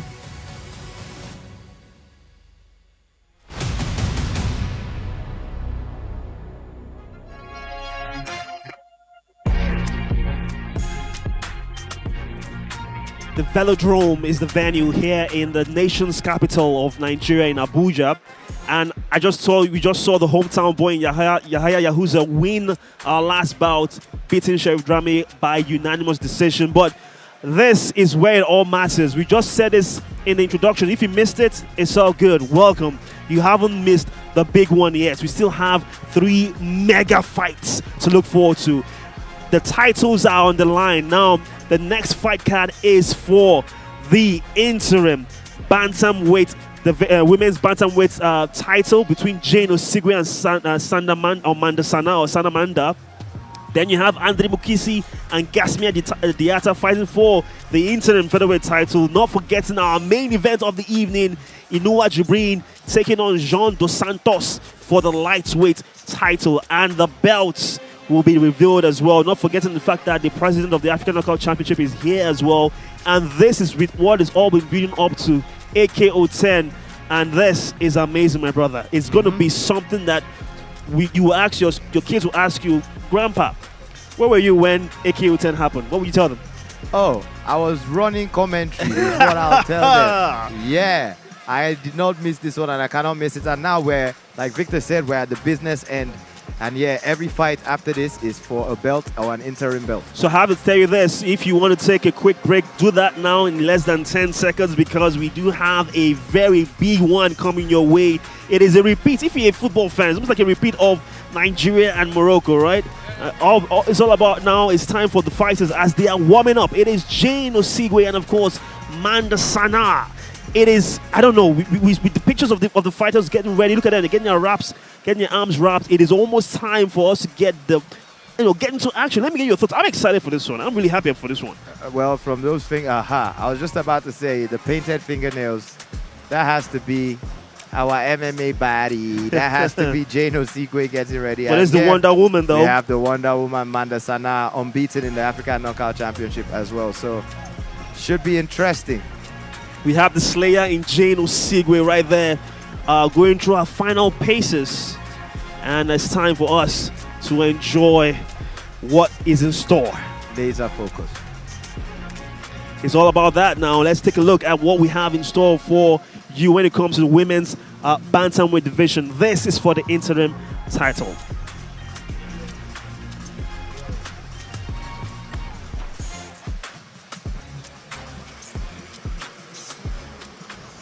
The Slayer. I'm from Imo State, Nigeria. الاسم ديالي سناء منظر من المغرب. I'm here to show that I'm a champion. جيت الأكاوديس باش نجيب لا سانتور إن شاء الله المغرب. I am a relentless slayer, a slay. كنشوف راسي في وسط لاكاج بحال الديب. You better be ready cause I'm ready too. جين أنا جيت باش ناخد لا سانتور المغرب وإن شاء الله غادي نديها.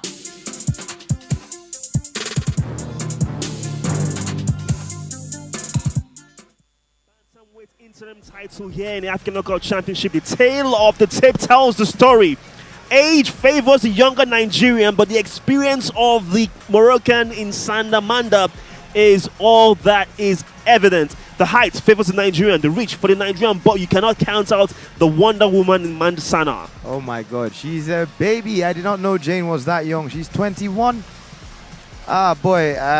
Yeah, like I said, when Manda was doing her first submission, Jane was probably not born. I'm telling you, you know, this is crazy. But yeah, and like I'd say the motivation now, it's more on Manda, you know, because she's running out of time. She needs a belt. She needs to get this belt. Jane is also very explosive, crowd favorite. You know, I don't think she's going to want to make this easy for Manda. And she's wanted this belt forever. You know, she's seen herself as the champion, the face of the African Knockout Championship. So what better way to be a face than to be the champion and have the belt, you know? All right. It's all for the women's bantamweight interim title. And we're going to head over to our ring announcer, Emmanuel Fajinto, for the introductions of these fighters.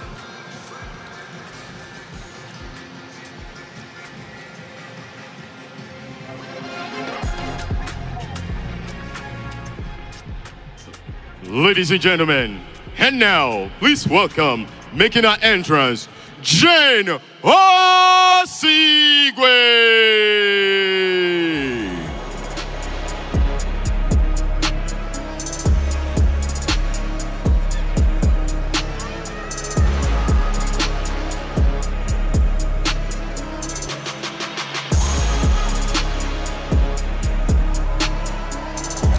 And there she is, the Slayer. Jane Osigwe makes her way down to the cage. This is what it is all about. Years of hard work, years of training, tears, blood, sweat, all finally coming together as she has a chance to make history as the first ever women's bantamweight interim champion. This has me really excited, you know, because I remember her first fight in the AKO, and instantly she was such a crowd favorite. You know, her as green and as raw as she was, you know, you could just, this one is a fighter, or this one has a lion heart, you know, she's here to bang, you know, she's built for this. She likes the crowd, she knows how to play to the crowd, and she's just been getting better and better and better every time. But I'll say this is definitely going to be her biggest challenge. Oh my goodness, she looks amazing though. She looks like a premier athlete, ready for action, primed and ready for action. Now what was amazing about her last fight is when she called out Mandasana, saying that, listen, there is no way you can come to my country, drink my water, eat my food and take my belt. Jane always looks in tremendous shape, you know. I think she did put on some weight and some muscle the last time out. Yeah. And then when I saw her 2 days ago, I was thinking, oh boy, you lost a lot of weight. No, I thought she had a baggy outfit on as well. Oh yeah? Okay, I just thought the weight cut got to her, but yeah. Now that she's taken the clothes off and we can see her in the fight gear, oh boy, she's looking ready to go. Jane Osigwe, the Nigerian from Port Harcourt. The Slayer. The Slayer that they call her. And obviously, I can tell you, like you just mentioned, she's obviously a crowd favorite. We do have a full house, by the way, here in the Velodrome, and we cannot wait for action. There she is. She makes her way into the cage to the rapturous applause of our wonderful audience. Am I smiling? Yes, you are. Yet again. Ah, boy, I'm excited for this one.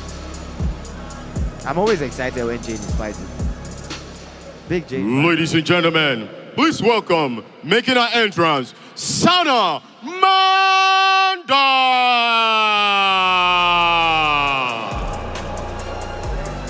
this is the person that will be hoping to spoil the Nigerian party. Can she do it? Well, she does have a lot of love in Nigeria, you know. I mean, this is Abuja, so, but in Lagos, she had a little following. She got a nice, warm Nigerian welcome. But yeah, she's going up against the people's daughter. The slayer, Jane Osigwe, our last born, the sweetheart. But Manda is a scary prospect, you know. She comes here with very good grappling pedigree. She's a grappling champion, and she's a strong woman too. I don't know if you knew that. She's very popular in the CrossFit scene. So she's strong, she's fit. She's also, you know, she's very proficient in sambo. Yeah, very technical grappler, and that's where a lot of the West African fighters have been lacking. You know, that's where the gap seems to be in our game. Obviously, she has that experience, the wealth of experience, all in her arsenal. But the good thing about Manda, I should say, is the fact that she seems laser focused. Like, you can tell that she is not fazed by the crowd, the occasion. She's just here to get the belt. I mean, she was once Jane. You know, that's how I see it. You know, been there, done that, just trying to. Yeah, she was once 21. Yeah, you know, forever 21, like you say. But obviously, Manda Sana or Sana Manda, or however you want to phrase it, she is known as the Wonder Woman. She is coming all the way from Casablanca in Morocco. Now, the thing about Manda Sana is that you will not see her submit you. She's all about the striking. So we're going to have an explosive encounter, except Jane changes her style. Yeah, I mean, Manda Sana is going to be in your face, that's for sure. Yeah. Ladies and gentlemen, this contest is scheduled for 5 rounds, each in the AKO Championship Women's Bantamweight Division. Introducing first, fighting out of the blue corner, a kickboxer and an MMA fighter with a professional MMA record of 4 wins and 3 losses. Fighting out of Port Harcourt, Nigeria, presenting Jane the Slayer Osigwe. Introducing our opponent, fighting out of the red corner, a judoka fighter and a combat sambo fighter with a professional MMA record of 3 wins and 1 loss. Fighting out of Casablanca, Morocco, here is Sana Wonder Woman Manda. Our referee at the center of the ring is Michael Varta. This is where it all matters. Okay, ladies, you both know the rules. Protect yourself at any time. Listen to my commands. When I say stop, you stop. Shake hand if you like. Go back to your corner.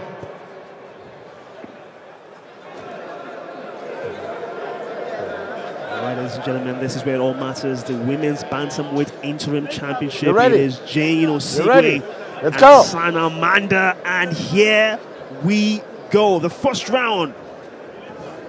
The stakes are high. The stakes are high. The highest it has ever been in the African Knockout Championship, by the way. Like we say, we have to say a very big thank you, because this is brought to you by our wonderful sponsors and partners, talking about Super Sports, Ace Global Depository, Bank of Industry, Bout, Abuja Continental Hotel, SWA Sports Agency. What a deal! And of course, you are lovely viewers who are here to be a part of history. Not forgetting, in attendance, the president of the African Knockout Championship himself in Kamaru Usman. But here we go, fighting from the blue corner in the white and black trunks is Jane Osigwe, and fighting from the red corner, Sana, watch your fingers, is Manda Sana. Like we said, it's all about the exchange here. It's all about the strikes. We might not see much grappling. I've seen a lot of movement from Jane. And she's so bouncy, and I think it's because she's expecting the takedown. She knows. Don't grab the shot. Going to try and engage in all these clean situations. So now let's see how she handles these. I see Manda just tried to go for a hip toss there, but Jane was wise to it. She's tried again, and she's got it. She got it. And the thing about this now is the fact that we just mentioned that there's a lot at stake, the highest you can even think of when it comes to the women's bantamweight division, because they are fighting for the interim title. Don't hit the back of her head, okay? Amanda Sana is doing exactly what good jiu-jitsu practitioners do. Position before submission, she has control on the head. She has this head and arm triangle kind of grip on Jane's head, and she's just trying to put some shoulder pressure on the neck so she can get her left leg out past the side or to mount. Well said there, Hugo. As this is the first round of 3. Of course, we have 3 5-minute rounds, so it's going to be very grueling for the fighters, hence why they always come in tremendous shape to be able to handle the stresses of fighting at this level. But like we've said before, this is history in the making. These 2 women will go down in history as the 2 combatants that went for it, as they are fighting for that women's bantamweight interim title. I think Jane is on the wrong side. But, you were saying? I think that was bait. You know, I think she actually... That's a commentary cross right there. She baited out Amanda to do that, and then she was able to find her way out. The moment Amanda was trying to pass to a full mount. Jane needs to get more active with her legs. And you saw what Manasana did right there. Yeah, she's trying to pin those legs down. She did a wonderful job of pinning those legs down, to be honest. The crowd getting a bit restless here now. You can hear them being a bit vocal. It's going to be hard to finish this guillotine from a half guard, but I'm seeing people on their feet. Jane is really strong, but I don't think she has it. Yeah, but I think Manasana, from our angle, I can see her face. She's just really calm about it. Look at her. She just looks really calm because she knows that there's no danger from that position, if we're being very honest. And you don't. Jane doesn't want a situation where she ends up burning her hands out.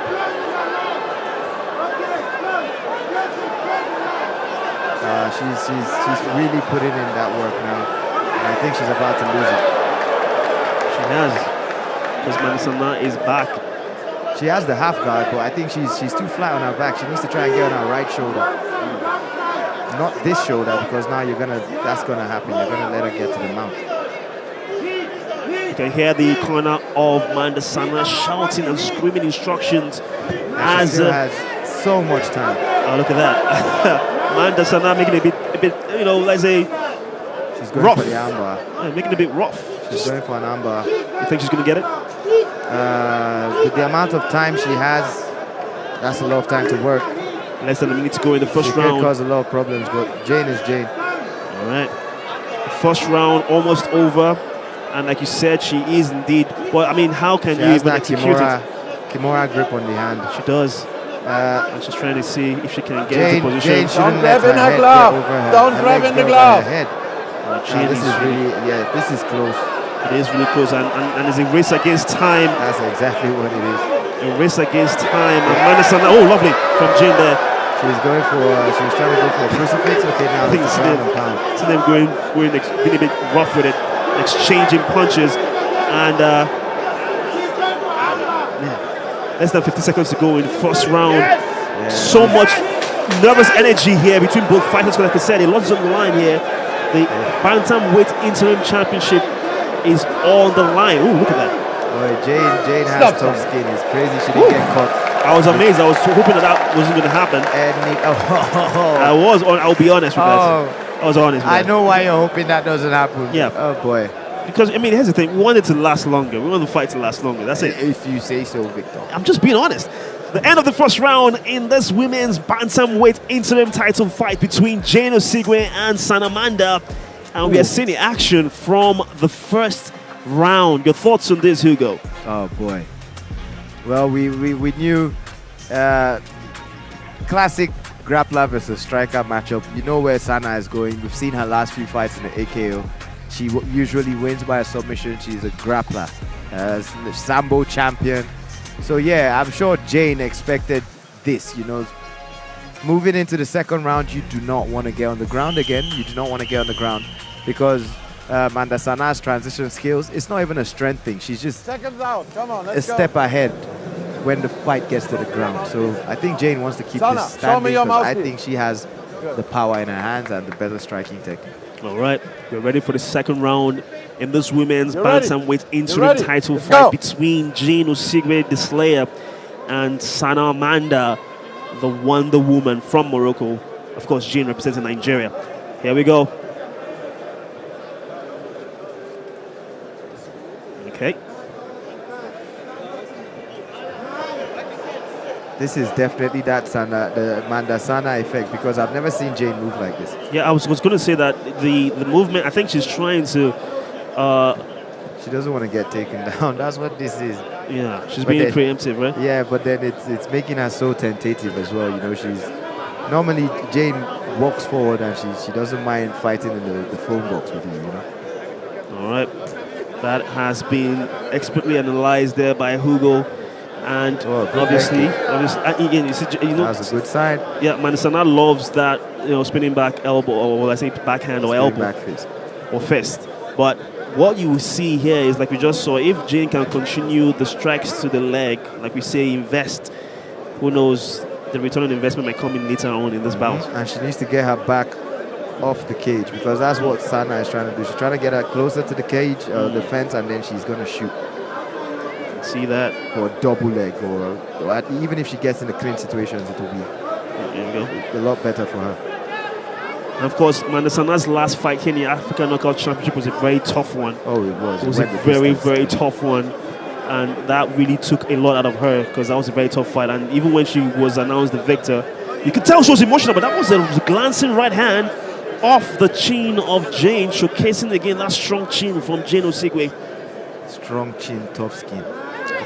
Wonderful combination. What you need as a fighter, by the way. And also a wonderful gas tank. Yep. And then the mentality, most important. You have to be tenacious, you know. After what happened in the first round, yeah, you know, Jane needs to step on the gas. Yep, there we go. That was our invitation. Control her head. There we go. Just pushing her back to the bucket, and there we go. Back to the cage. Right in the corner of Mandasana's team. She swims. That was very, very brilliant from Jane there. She needed to fight for an underhook, and that at least, even if it's one, it's a better situation there. And she's and good strategy as she now reverses it and puts Mandasana on the back. Sneaky knees going into the body of Mandasana from Jane as they try a judo takedown, but I don't think Jane is going to let that happen. For a woman in this weight class, I can assure you, physically, I'd say in this weight class now, I'd say Jane is the strongest physically. Okay, well, stronger than Joy Obanla? Yes. Well, that would be something, wouldn't it? That would be an interesting fight too. That would be an interesting fight to see. But first of all, we need to settle the case of who will be the women's interim bantamweight champion for starters, right? Ah, boy. So far, maybe first round, Manda. Maybe. Second round. Seems like Jane. All right, so it's all to fight for in the third, but we're not going to be too forward. We're still in the second round. Anything can happen. Jane is trying to weigh on him. Oh, now she has double underhooks herself. Lovely takedown. Oh, boy. Lovely takedown by... That's the grappling pedigree there. Chess, not checkers. Chess, not checkers. You play 3 steps ahead, huh? And that's exactly what she just did, you know. Because I also thought Jane was in a better position with the double underhooks. Yes, at that point, it seemed that way. Don't hit the head of her back, and now, all of a sudden, the 1-1 is now looking even more contentious, you know. Yes, it does seem that way. That successful takedown from Mandasana. Says the judge scribbling right there in a very bright colored neon green pen.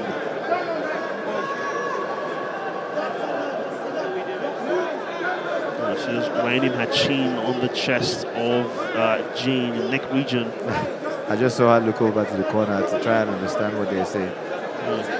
You see why it's important to have your opponent closer to your corner so you can get better instruction. Yeah, but in this case, you have Jane closer to Jane's corner, and I don't even see them screaming much instructions, or at least they seem to be whispering it. That's another issue, you know. Jane has had the same coach for a long time, and as an elite athlete at this level, you have to switch it up. You have to switch it up, you know, at least get more people in the team, you know.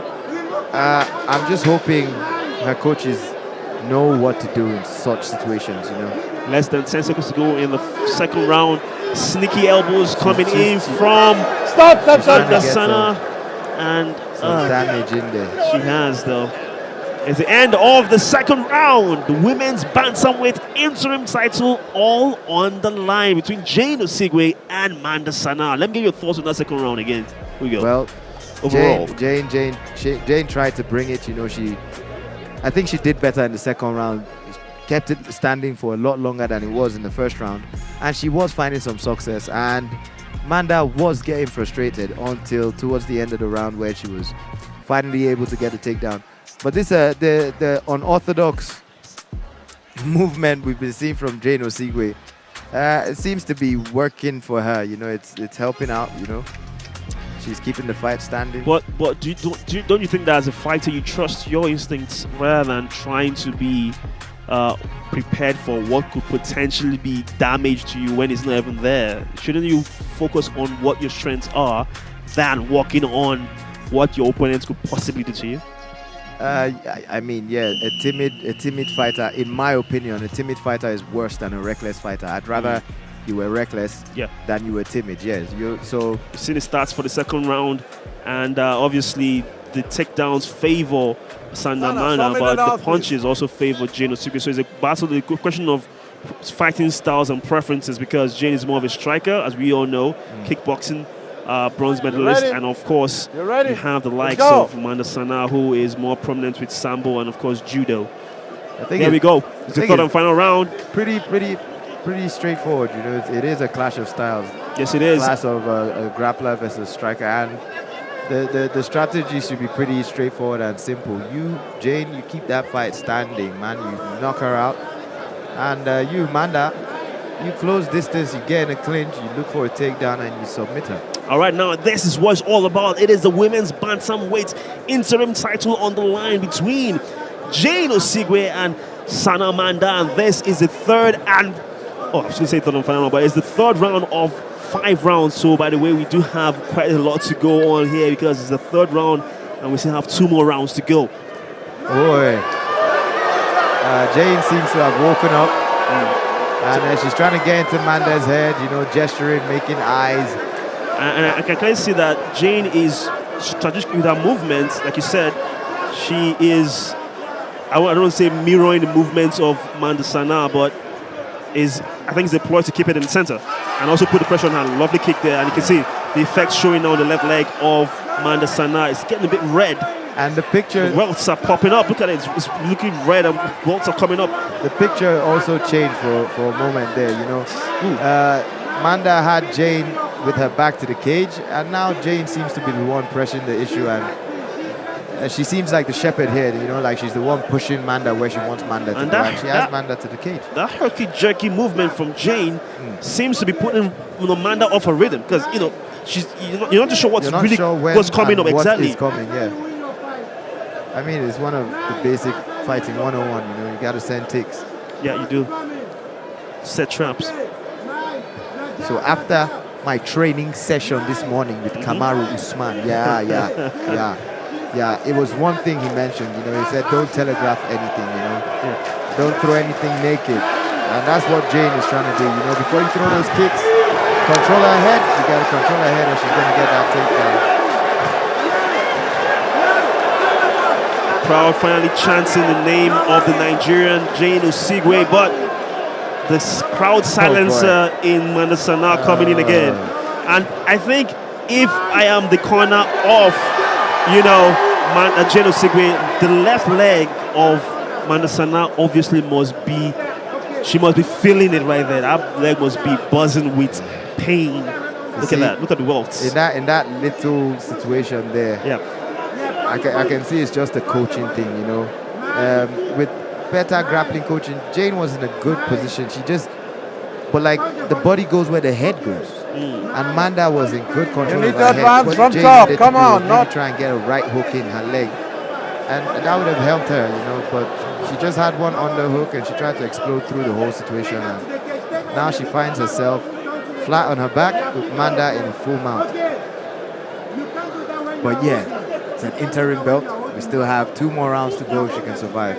Indeed. So much time for her to fix everything and correct this. But it was a very bright start at the third round for Jane. It was a very bright start. Pretty much the same way the second round started, but Manda just seems to weather the storm. She's a more experienced fighter, and would you say she's stronger though? Because you said that no woman in the bantamweight division is as strong as Jane. I wouldn't say she's stronger. She's just in full mount. Okay. And But look at her left leg, though. Her left thigh is just filled up with welts. As Gino Sigwe, if I'm the coach, I'm thinking to myself, your 4th and 5th round, you just go for that leg. Just make it tough for her to put any pressure on it. Yeah, make it tough for her to move. Make it tough for her to shoot. Although I think like the double leg attempt from Amanda Sana to get into this situation, I think Jane could have dealt with that a lot better. She came from Sokoto with that shot. She came from such a far, long way. Yeah. Okay. All right. You have to give Jane credit for putting Amanda Sana off her rhythm. Less than 30 seconds to go in the 3rd round. This is a championship bout. The women's bantamweight interim title on the line between Jane Osigwe and Sanamanda. Sanamanda, she has so much control at this point, but Jane is such a fighter. She's just not giving up. Even from the ground, she's still throwing strikes, but I don't think she should. I think she should be trying to shrimp. She should be getting on the shoulder. She should be pushing the thighs and trying to get out of this full mount situation. She should be hip bumping, trying to break the posture of Amanda Sana. Just don't accept and be throwing hands from her back. Okay, the 3rd round is over. And it's still Jane Osigwe and Amanda Sana. Don't question. Everybody's all questioning everything. fighting for the women's bantamweight interim title. Let me get your thoughts on that 3rd round all over again.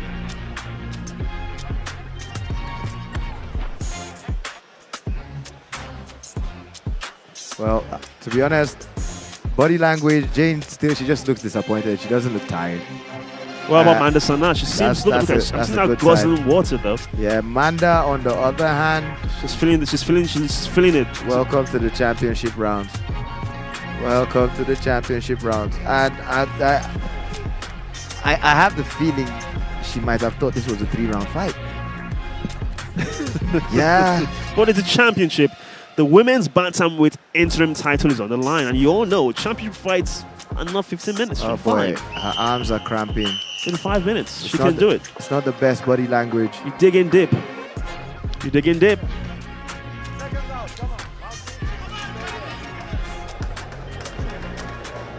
We're ready for the 4th round.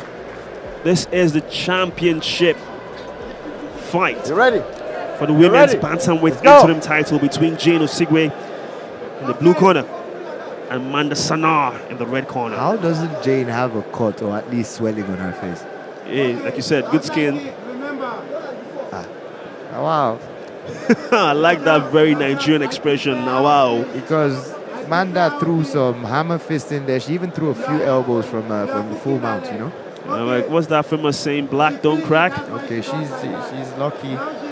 She needs to make that count now. She's got 2 rounds to get this. Go for the legs, Jane. Go for the legs. One of them almost mirroring each other in their movements. They almost seem like a dance routine for a second. But can I tell you, there's nothing choreographed about what we're witnessing here tonight. It's the African Knockout Championship 10, history in the making. One of these women will make history tonight. Who will be the women's bantamweight interim champion? Would it be Jane? Would it be Amanda Sana? I can also see very, very different styles in the corners. Like different styles of cornering. Start fighting! Come on, let's fight! Amanda's corner is more on the technical stuff, and Jane's corner is a little bit more on the motivational stuff. There we go. I mean, if you want to mirror the Rocky movies, I think that's how Rocky won most of his fight. Oh, it depends on your fighter. You need to know what your fighter relates to better, or you need to mix it up sometimes. Oh, lovely, lovely. There now they're putting it in the center. But women with a brief exchange right there. I don't think Amanda wants to do that. I don't think she wants to either because Jane is very good in kickboxing. And you have to be honest, both ladies look laser focused. They are switched on. I think Jane is trying to think if I can just keep this fight standing, and make sure she doesn't get any takedowns, I can win this fight. Yes, indeed. And for Amanda Sana, I don't know if she is also second guessing herself, given the fact that maybe does she have enough? Is she looking for a second win? Is the question. It's a waiting strong man, they fear part. Fatigue. Yeah. So yeah, even the Wonder Woman, when she gets fatigued, I'm sure she starts to get a little tentative. Oh, that was close. Inches, boy. With all this movement, though, I think Jane is trying to encourage it too. She has a better gas tank. I think so. She's barely even breaking a sweat. She indeed, and again for Mandasana, you can clearly see she looks like she's been in the fight. Yeah. Now, last time we saw a fighter looking worse for wear in terms of aesthetics, it was Joy Obanla, and she won the fight. True. Oh, lovely. These leg kicks are starting to. Yes, they're starting to cause and get a very bigger reaction at least. Yeah, obviously. There we Again. go. But I mean that seems pretty obvious. Less than 2 minutes to go in the 4th round of this championship fight for the women's bantamweight interim title. Manda wants to spin again. She's trying to set up that spinning back fist again. But look at the eyes of Mandasana. Look at those eyes. Laser focused. And now she's waiting to catch and shoot. She wants to counter. So I think Jane needs to throw a feint before every strike. To be honest, credit to both women. They've kept this laser focused, waiting to catch and shoot. And like, look at her stance. You know, she's reduced her base. She's not standing too tall like the traditional kickboxer that she is, because she is wary of the takedown attempt. Yes, she is indeed. And she's keeping the distance though. Yeah, she's starting to find she's making dividends now, no? Yeah, she is. I mean, the investments in the first 2 rounds, right? But Mandasana seems to be, I don't know, the movement doesn't seem as crisp and sharp as it was once was in the earlier rounds. And you said she was looking for that spinning back fist. That leg is starting to get it, and it's starting to get a big reaction. It's starting to compromise her movement. Yes. But I don't know if Jane is even thinking of that. Jane is thinking of that. Her head, control her head. Oh. That was a good takedown from Manda. Lovely takedown. And perfectly timed. She needed to weather that storm because she was getting it, boy. She was getting some shots, especially those leg kicks. So yeah, perfect timing on that takedown. Lovely takedown there from Mandasana as we're going to the final 10 seconds of the 4th round. Let's go. I don't want to be the judges in this one. If this goes the distance, you don't want to be the judge in this one. Yeah, this is really close. Stop! Yeah. I think this round, yeah, I give this round to Jane. I know Manda just finished. That was a lovely takedown. Yeah, really dominant position, and she controlled for like the last 20 seconds. Wow. The crowd are on their feet as they are anticipating this one. It will be the 5th and final round of this championship fight between Mandasana and Jane Osigwe. Look now at the action from the 4th, though. Give me your thoughts. Here we go. Give me your thoughts. It's so close. It's so close. I wouldn't want to be a judge. I don't know how I would score this. Jane has found a lot of success on the feet. Maybe she can find a little bit more. You know, if she can land a few strikes to the head, Roxana, but she's definitely put her on notice with those leg kicks. She's found a lot of success in the leg and with a few shots to the body. Sana, on the other hand, a lot of success with the takedowns and some control time. So I don't know how the judges are going to see this one. Indeed, we do not know. Mandasana, obviously, knowing that she may possibly just be the winner of this fight. I don't know, I'm not sure, but I don't want to be the judge like we said. But Jane too, for both fighters, who needs to do what? Is it for Mandasana to just be calm, or is it for Jane to go for broke? How badly do you want it, you know? That's the question. High risk, high reward. Yep. To be honest, I'm sure both women, I'm not sure how the judges will call this. I'm sure Manda will think, I've had a few takedowns and I've had a lot of control time. And here we go, the final round of this women's bantamweight interim title between Jane Osigwe and Sana Manda, who will be the first ever women's bantamweight interim champion here in the African Knockout Championship. Ooh. Still on business. Still on business. I heard that one. It was a very loud reverberating sound from that leg strike from Jane, targeted towards Manda Sana. You know, with all these kicks to the leg, I'm sure now she has Manda's attention on the leg. So she does. Why don't you set something up to the head? Set something up to the head. Amanda is tired. Anything hits her in that head, she's going to drop. Right. Set by Hugo. Amanda's left leg, though. Oh, my goodness. That left leg is feeling it. Yes. She's still very active, though. She is on the lovely takedown. Did you see that? That was beautiful. Yeah. That was beautiful by Manda Sana, let's be honest. It was beautiful. It was very opportunistic, and she took it. Took advantage of the opportunity. And this is what Manda Sana wants. She's gotten what she wants. Get ready for about 3 minutes of this. Except Jane can switch things up, and these two ladies are making it a bit rough. It's just getting a bit rough now. There we go. She needs to find some success, because although we don't advise this, don't be throwing strikes when you're on your back. You know, you need to be trying to get off your back. But I'll tell you, Jane did find some success with the elbows, you know. And hey, Sana, no headbutts, she definitely got Manda's attention. She did.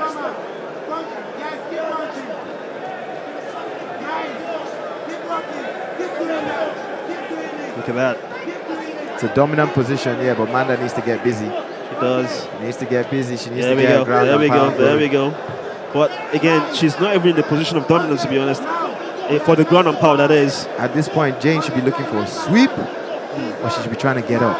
I don't think Jane is also thinking that way. Oh boy, Manda was so high up, you know. That was perfect for a scissor sweep. But we can clearly see the instruction from the corner of Jane. All I'm seeing, if I can lip read, is punch. Yeah, it's a coaching thing. With better coaching and with a more diverse ground game, you know, Jane should have an active guard. You know, she's just locking her up in there, and that's not going to do anything. You should have an active guard. She should be looking for sweeps. Her hands are straight. She's trying to work for an arm bar. You know, her head is on your chest. She's trying to work for a triangle. There's things you can try and work on. You know, she's just holding her in there, and she's punching from the ground. It's going to leave you exhausted. And I mean, you're not going to find too much success anyways. I think I'm seeing a bit of a stain of blood from. Is it? It's actually Manda Sana that is bleeding. Yes, and she's the one on top. So now who's winning this round, Victor? Who's winning this round? Hey, listen, I've said it already. I've made my statement known. I don't want to be the judge in this one. You know, Jane is looking the fresher fighter, but she's on her back. But then Manda is not doing anything. Don't grab in the glove. She's just active enough not to let the ref call it up. Yeah, get up. Oh boy, Okay. Jane needs to get up. The referee I think the referee needs to also call the action. This is a championship round. This is a fight for the title. We need more action. Jane needs to stop playing this game, because I think Manda is in a more advantageous position. You know, she's the one with the high ground. You know, when she's not active, you should be scrambling, trying to get up. Yeah, she should. And I think Manda is Like also now. exhausted. She's exhausted. Exactly. You know she's exhausted. So take full advantage and try and scramble. Less than a minute to go. The fifth and final round. The women's bantamweight interim title on the line. Jane Osigwe representing Nigeria. Sana Manda representing Morocco. The crowd trying to get behind Jane Osigwe, but hey, listen, I don't want to say it's too little too late, because my guts are telling me that there's an Manda. armbar there too. You know, I mean, Jane is young, Jane is talented, she's a gifted athlete. But I just think she needs better coaching. That's just, or at least more variety in the coaching. You know, she needs a grappling coach. Less than 10 seconds to go. Your strength and explosivity can only help you for so long, you know. As the levels get higher, you need to get some technique. And it's all over. The fight is over. All for the women's bantamweight interim title between Jane Osigwe and Sana Manda. We can't call this one. I don't know. Maybe Hugo has an idea, but I have no idea, Hugo. Who do you think won this fight? Well, you can see a show of respect from both fighters. Oh, finally, there's one bump on Jane's head. What? Did you just say finally? I'm up, man, because I was like, what is this girl made of? You know, she took a lot of punishment, ground and pound. Yeah, and that's actually what kept her in the game. The fact that she didn't seem to be taking that much damage. She wasn't getting cut. She wasn't bleeding. So yeah, she was still very much in the game. But I just think the grappling exchange is favored. Yeah, I know West African fighters, we have big gaps in not wrestling, but like our jiu-jitsu game, you know, our submission game, fighting off your back. And that kind of showed in Jane's game. Her striking, obviously, right up there. She has power in her hands. She is an athlete. She has it. I just think better coaching would change her game. There we go. A look now at the final round of action here in this women's bantamweight interim title fight between Jane Osigwe and Sanamanda. The judges are tallying the scores, but this was more or less what we saw mostly in the fifth and final round. I don't know how to call this one. I do not know how to call this one. Oh boy. Well, thank God all we have to do is commentary. We leave that to the judge or judges. You don't want to be the judge in this one? Oh, no, I don't. Of course, we know Jane loves her post-fight dancing. I don't know if she's going to bust out a few dance moves. I'm not too sure. But it does look...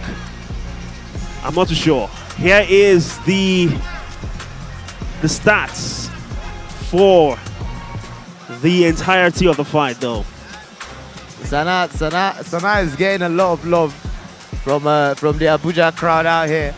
Okay. Yeah, we can see both fighters threw a lot of strikes. You know, it's just one fighter was throwing all these strikes while she was on her back, and another was throwing them from full mount. Jane also got a lot of success with the kicks. This is going to be very tough. A lot of kicks to the legs. Sana had the takedowns and she had the control time on the ground. I don't know how the judges are going to see this, man. I don't know how the judges are going to call this, but... all right, I think it's time for us to get I'm not a judge. The judges' scores.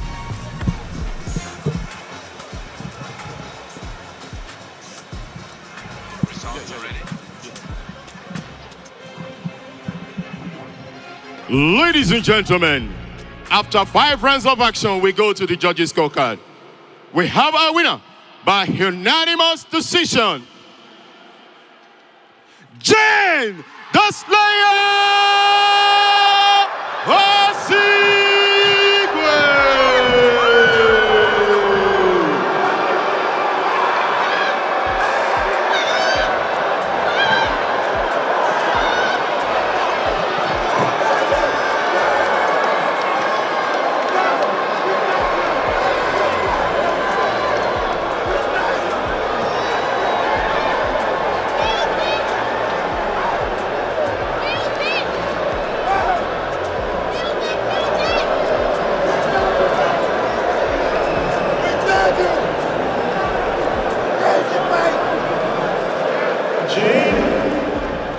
Jane, right this way.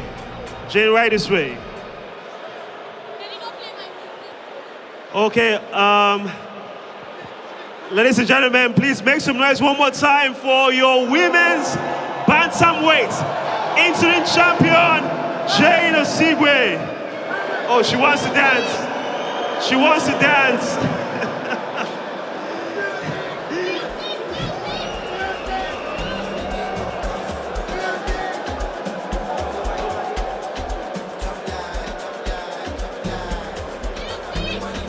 Jane, before they play your music, let me just get it for a minute.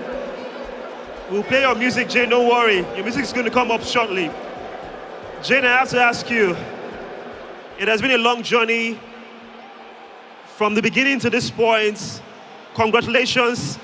I know you are going through a lot in terms of your emotions, but how are you feeling right now? What do you have to say? You've made history.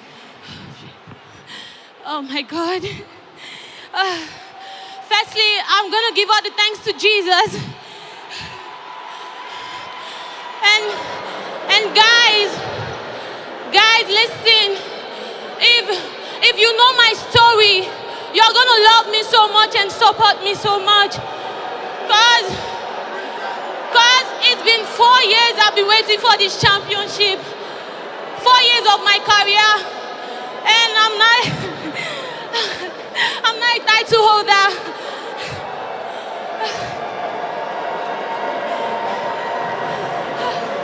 Man, it's not easy. Since January to now, it's not easy. The training has been so intense, but it was lovely and great.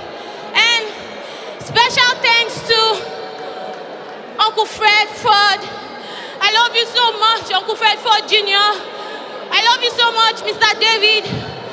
Thank you so much, Africa Top Team. Thank you so much, my lovely coach, Eso. We thank God, we thank God. Thank you so much to my amazing coach, Coach Paul. And my special love and thanks to everybody that has been supporting me. I love you all. Thank you, my Facebook family. Thank you, my Instagram family. Thank you to the great men supporting me. Mr. Sadiq, hi. Thank you so much, sir. And thank you to all my lovely fans that stood there for me while training.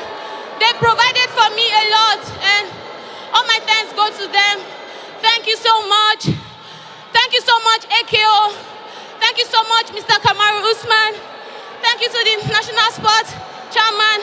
I love you all for this great opportunity. Mom! Mommy, I know you're watching me. I promise to make you to stop hawking under the rain after this fight, and I promise to make you to stop hawking under the rain. Thank you so much, Mommy. Thank you so much, Super. Thank you so much, Danny. Thank you so much, Edo State. I love you all, Edo State. Thank you, Coach Paul. Okay. Thank you, Coach John. Please, the music. I need to entertain my fans, please. All right. Hold on. Thank you so much, Jane. Congratulations once again. Let's get Manda Sana. Manda, let's get you.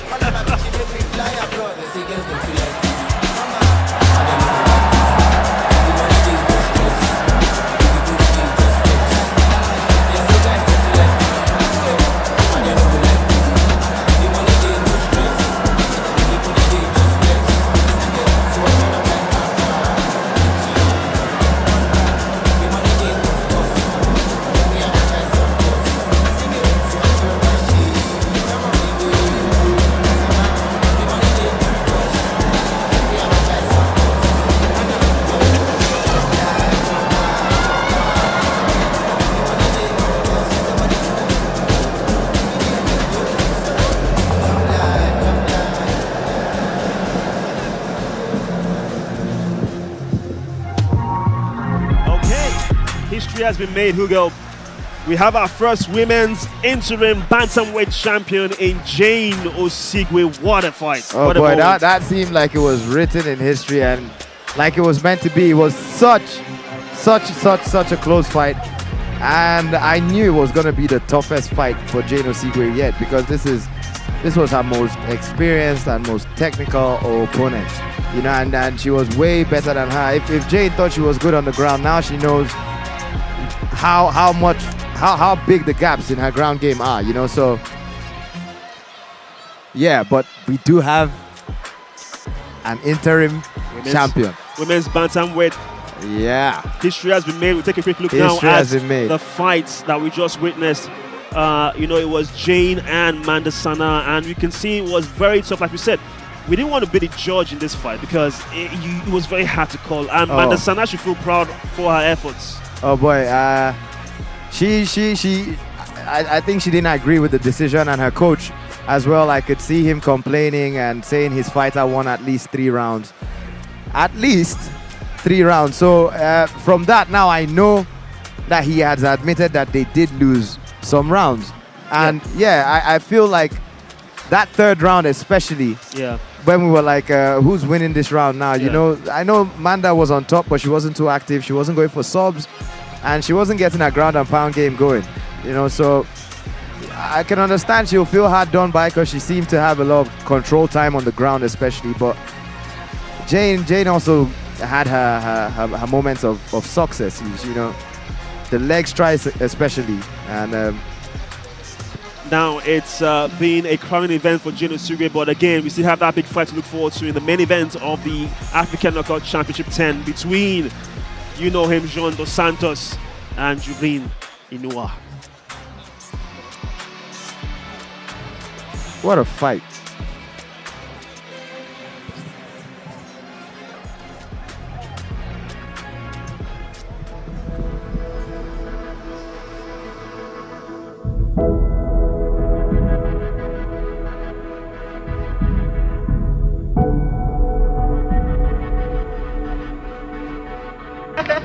For him, first, it will be a great accomplishment because he started from the bottom. Me to go to boxing or taekwondo, any martial arts, the way you send a child to school. So I have to prove that I'm worthy of something. Lafiya. Shi yasa sannan kuma dama ina son irin mutum haka irin shi ga kyan hali ga abubuwa dai da yawa dai. He doesn't go into the fight to compete, he goes to win. Franchement, tout le monde n'aurait pas dû le faire si c'était facile. Et je me sens différent d'eux, mais après c'est le mental. Franchement, c'est obligé.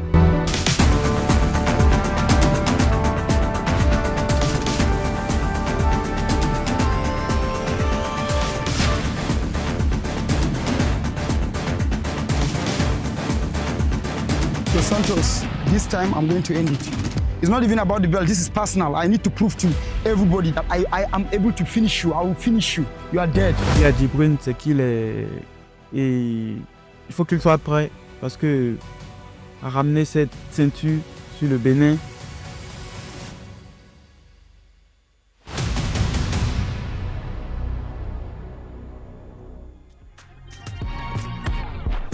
This is the African Knockout Championship.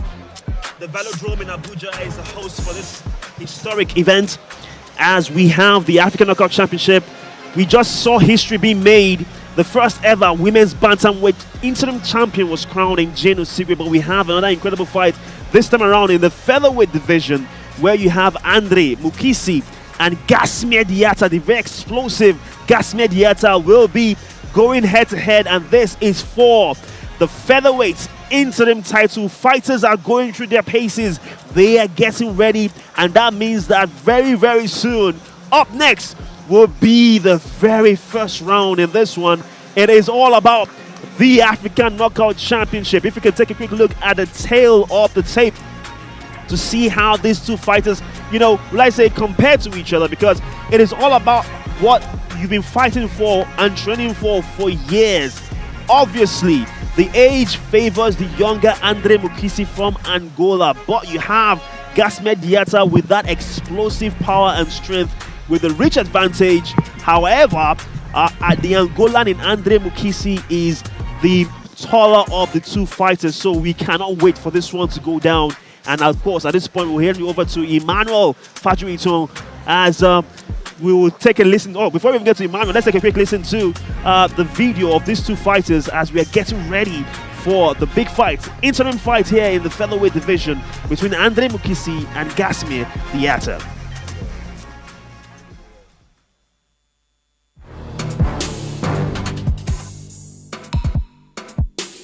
Hello, c'est Gasmier Diatta, Kalaza Killer et K47.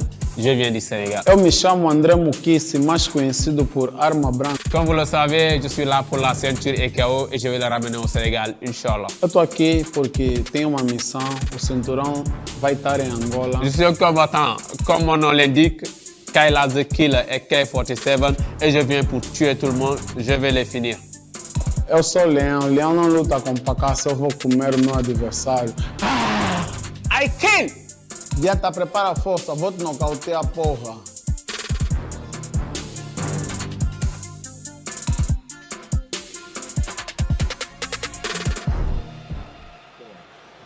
We told you history was going to be made today as we have the featherweight interim title on the line between Andre Mukisi and Gasmier Diatta. Ladies and gentlemen, it's about that time. We're going to head you over to Emmanuel Fajuiton for the ring announcements.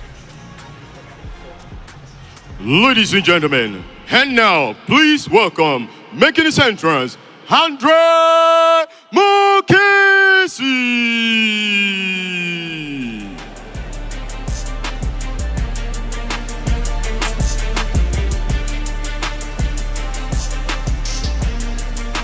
Hugo, a lot is on the line. Like you just mentioned this, we just saw Jane being overcome with emotion as she's the first ever bantamweight interim champion in the AKO. However, the same with Madani. She was very emotional, and that is a result of all the years of hard work, sweat, training, sacrifices. You clearly see he's rocking the old school style of hearing gear with the strings. He's not doing the AirPods. He's old school. He likes the wires. Andre Mukisi from Angola. The Angolans are very tenacious, very strong-willed people, very proud of their heritage. And this guy is a very, very colorful character. You know, he's a funny one. He's the one that had the bleach blonde hair, the bleach blonde mustache and the beard, and even had the bleach blonde leg hairs. And I mean, he's an exciting fighter as well. Every time we see Mukisi out here, we see blood. Even when he loses, you know, he always gives us exciting fights. And what's really interesting about this Gasmir Diata fight, he has been calling this guy out for a while. You know, even before he was a contender for the championship, he wanted Gasmir Diata so bad. So this is a guy that would have been preparing for this opponent for a while, you know. So let's see how it goes for him. Again, he throws his shirt to the crowd. Wow, remarkable. And he obviously has an artistic expression on him, talking about his ink. But again, those don't make a difference. It could be an intimidating factor, but when you get to the fighting for the interim title here in the African Knockout Championship, where you get to cement your legacy and put your name in the history books, aesthetics makes no difference. Yeah, well, this is an interim belt, yeah? And for those of you wondering why Mukisi would be in the mix of all of this, he's ranked number 3. Yeah, but I mean, there is Musasa and there is Mulumba. But both guys, and we are so excited about this as well. As you all know, Musasa is in the UFC now. Yes, he is. And Ananias is in the Contender Series. So now it's Mukisi's time. You know, it's his opportunity. Ladies and gentlemen, please welcome, making his entrance, Gasmir Diata.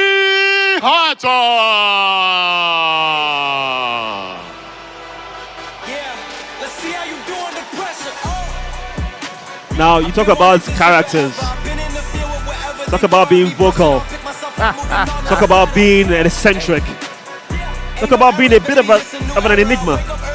That's your man right there, Gasmir Diata. His nickname is AK-47, but he's also known as the Kaila the Killer. There you go. He said it, I didn't. He's my favorite fighter. After Shegun, of course, for his style, you know, like all action, isn't it? All action. All action. Bang, bang, bang. And I can assure you that we are in for a very hectic and ferocious and, like I say, pulsating first few minutes of the first round. And there you have it. There you have it. He's a crowd favorite. They love him. It's that action-heavy fighting style that gets the crowd behind you, isn't it? Oh, and the fact that he's come out here with 2 flags too. He's repping. Anyway, I know that's supposed to be a Nigerian flag, but I don't know why they put that coat of arms on the white. That is not the Nigerian. Anyways. Well, you take it up with the merch store. I will, personally. But yeah, Gasmir Diata, very exciting fighter. I called it the first time I saw this guy fight. The first time I saw the way he moved. I'm like, this guy is up there, you know. I don't know if he's UFC good, but he's good. He's definitely good. He's very explosive. He's very direct, fearless, like our sponsors, and he is a fighter that gets the crowd on their feet. Because of his style. It's an exciting style, Victor, you know. It's an all-action type of style. It is. He came to finish, you know, or be finished. And of course, with his 1,001 beats, he always comes around to the ring. He's a Senegalese boy now. He has to rep his culture. He's repping for that's their culture. The beauty of the African Knockout Championship is the let's say the melding of different cultures across the great continent of Africa. It's just only Nigerians, man. Yeah. Gasme Diatta, I can assure you all of Dakar, Senegal will have their eyes glued on this one. For all our fans and viewers from the wonderful country of Senegal, we honestly hope that you might have something to be happy about today. Not to say that we are siding with you, we're just wishing you well. Yeah. Saw him at the gym as well. And training, and yeah, exciting, exciting. He's the real deal. He's highly motivated, and he's gonna get his chance now. He's wanted this belt for a while, and I'd say, with all due respect to Mukisi, I'd say the two toughest guys are no longer standing in his way. So let's see what he can do with this opportunity. It's an opportunity for both fighters, to be honest. Yeah, he's ranked #1, so obviously, so it doesn't seem as if you're a paper champion, an email champion. You have to fight for the interim belt. Yep. All right, there we go.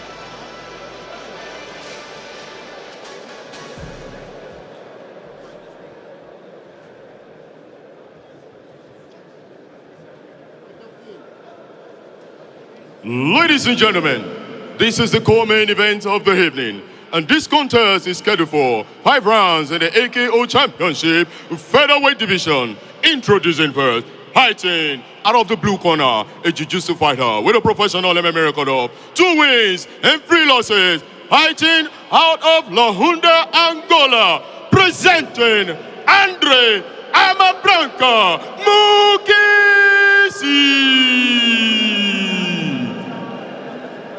Introducing its opponent, fighting out of the red corner, is a kickboxer and an MMA fighter with a professional MMA record of 5 wins and 2 losses. Fighting out of Dakar, Senegal, here is Gashman, the killer AK-47, Diatta. Our referee at the center of the ring is Andrew Kande.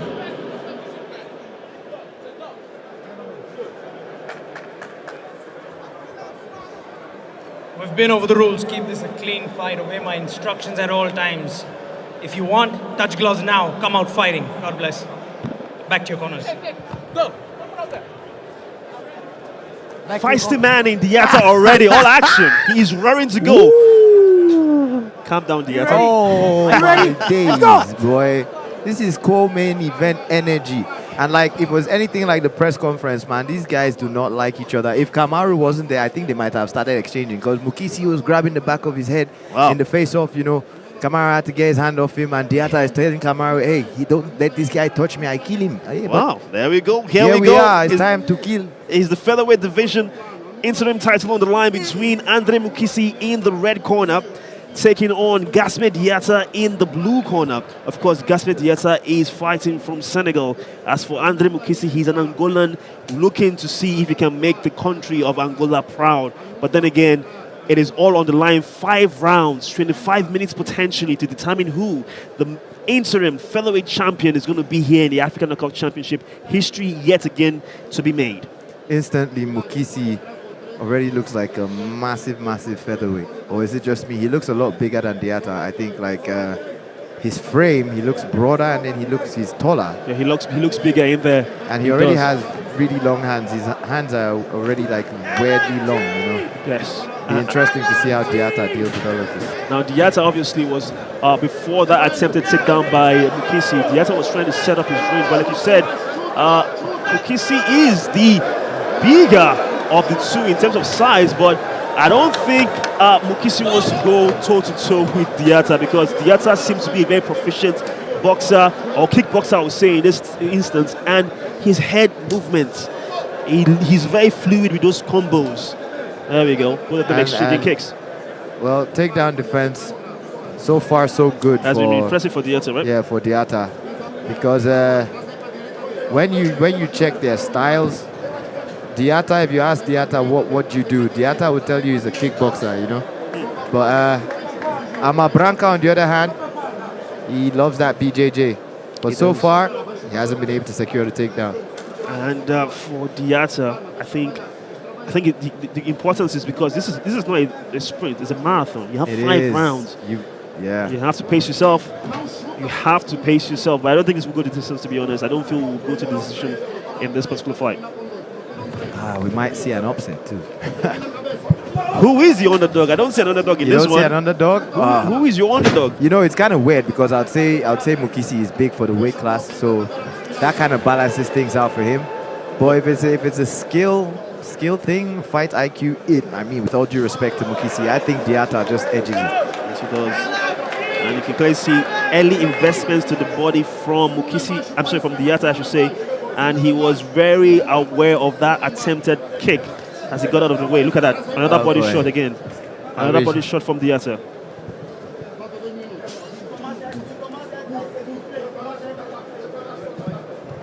Oh, that was a solid inside leg kick.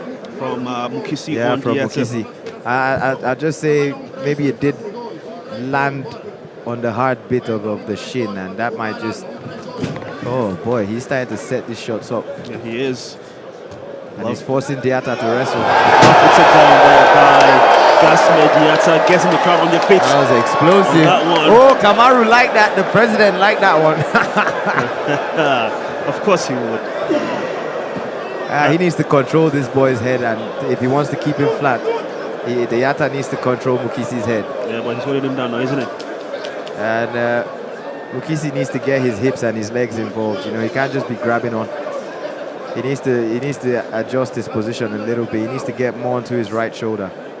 Maybe he should bail out on the gable grip and focus more on the left underhook, and then post with his right hand, and then maybe he could progress a little bit and transition to trying to get up. Diata here doing a very good job of controlling the hips and the head. Yeah, with the elbow right there, firmly planted on the neck region of Mukisi. And once he feels comfortable, he's going to start letting shots go. To be honest, this has been a very exciting first round. Less than 40 seconds to go in the first round of this 5-rounder. It is all for the featherweight interim title. Oh my goodness, this is going to be it. Position before submission. It is I think indeed. Diata is not in a hurry. He's just trying to make sure he can establish the position. And he needs to take his time because, like I said, we have 20 more minutes, ruling minutes, and Diata again very ferocious with his strikes. He's trying to open up Mukisi. Wow, he tells him to get up. And look at that. That is the end of the first round. Mukisi looks worse for wear though. It must have been a hard weight cut for him. Oh my goodness. But yeah, he doesn't look too good. Diata, on the other hand, looks like he's ready for round 2. Yeah. Body language, if we're reading the body language of both fighters, heavy, deep breathing from Ama Branca in Mukisi. Normally it should be in through the nose, out through the mouth. He's going in through the mouth, out through the mouth, in through. Diata, on the other hand, seems very fresh, seems prepared for a 5-rounder at this point. Yes, he does look like he's ready of the two, but I should let you know that this fight is brought to you by our sponsors, Ace Global Depository, Bank of Industry, Boat, Abuja Continental Hotel, SWA Sports Agency. What a deal! Not forgetting our gold sponsors in Fearless Energy Drink, and of course our new media partners in Super Sports, as well as Malta Guinness. So this has been an incredible one that we've had the best of the best coming together to bring to you the best in mixed martial arts in Africa. Ready for round 2. Bantamweight, featherweight, I should say, interim title between Andre Mukisi and Gasme Diata. Let's go.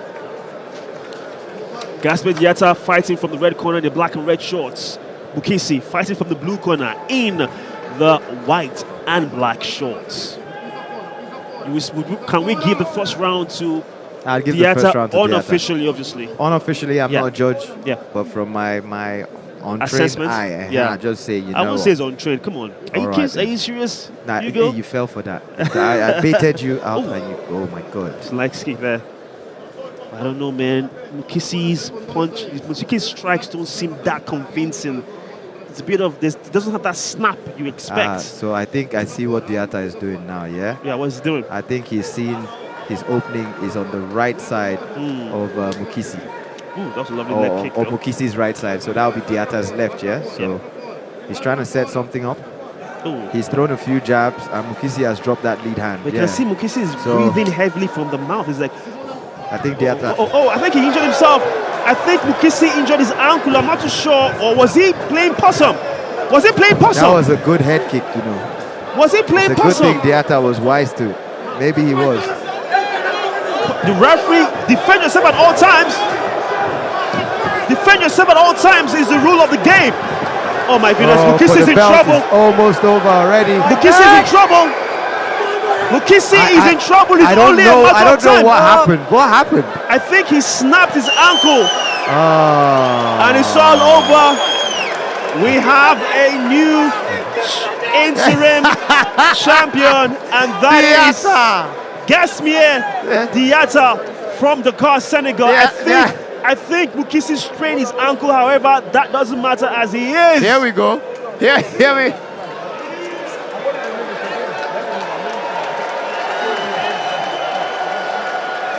Here we go. Gasmier Diata, obviously.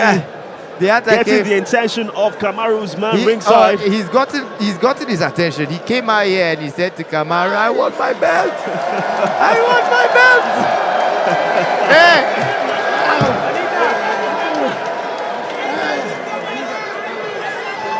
And we can see that Andre Mukisi has sprained his ankle.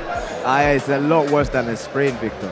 You think he's broken? I think he might have fractured it. That's why you're supposed to kick with your shin and not your foot. Oh, wow. I think his metatarsal has, and it's a small bone, you know, so. He's in so much pain from what we can see. Yeah. And we have an interim featherweight champion, ladies and gentlemen. His name is Gasmier Diata, all the way from Dakar, Senegal. Remarkable. He's obviously getting the love and adulation from the crowd. We are just seeing the end of this.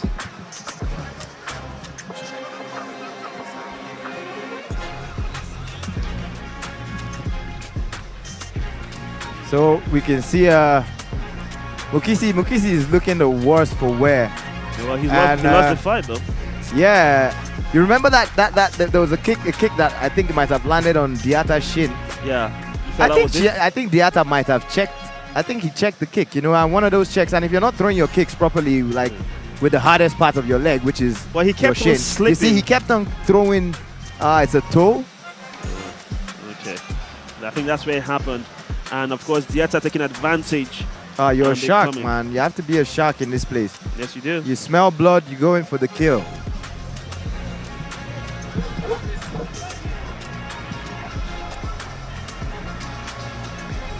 Well, shortly we'll be heading to the ring announcer for the official decisions. It's really nice to see both men show a sign of respect to each other. It's all just showmanship, trying to build up the fight. And I don't think it was any bad blood between both fighters. Shortly we'll be heading to the ring announcer for the official announcement. Ladies and gentlemen, after 1 minute 30 seconds of the second round, we have a winner by TKO and new AKO interim featherweight champion of the world, Gasmier the Killer Diata. I'm the best in the fucking shit game, and I kill everybody. Diata, hold on, Diata. Wait, hold on, Diata. Abuja, make some noise one more time for your new featherweight interim champion. All right, Diata, I need to ask you, how do you feel? It has been years coming and you have been working so hard for this moment. Now you have done it, you have gotten to the mountaintop. How do you feel? Please, let me talk. My people, Naja people, Naja! I want to... Naja people, I kill! Naja people, I kill! Abu Dhabi, I kill! Thank you, thank you. I love you so much. You are my best people in Africa. What the fuck? Shit game. I'm just ready. I'm feeling good. Je me sens bien. Et je remercie vraiment EKO, Mr. Ryan. Thank you so much.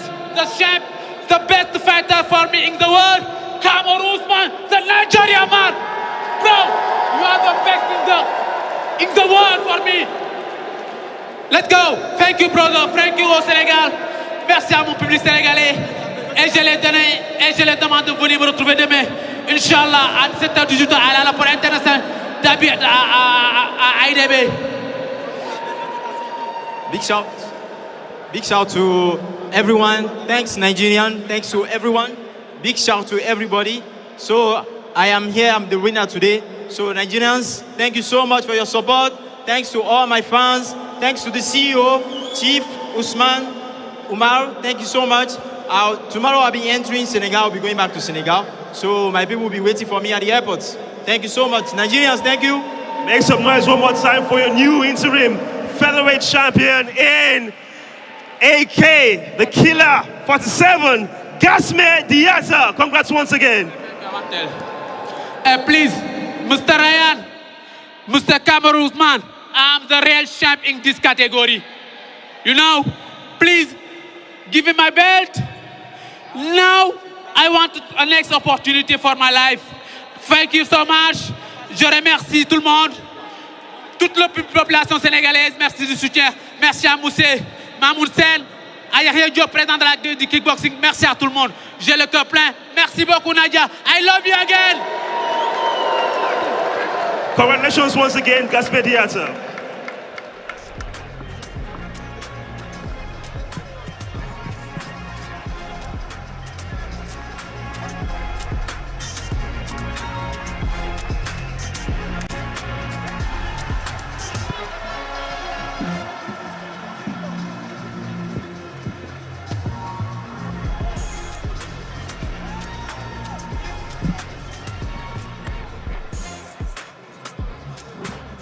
That's because the last two.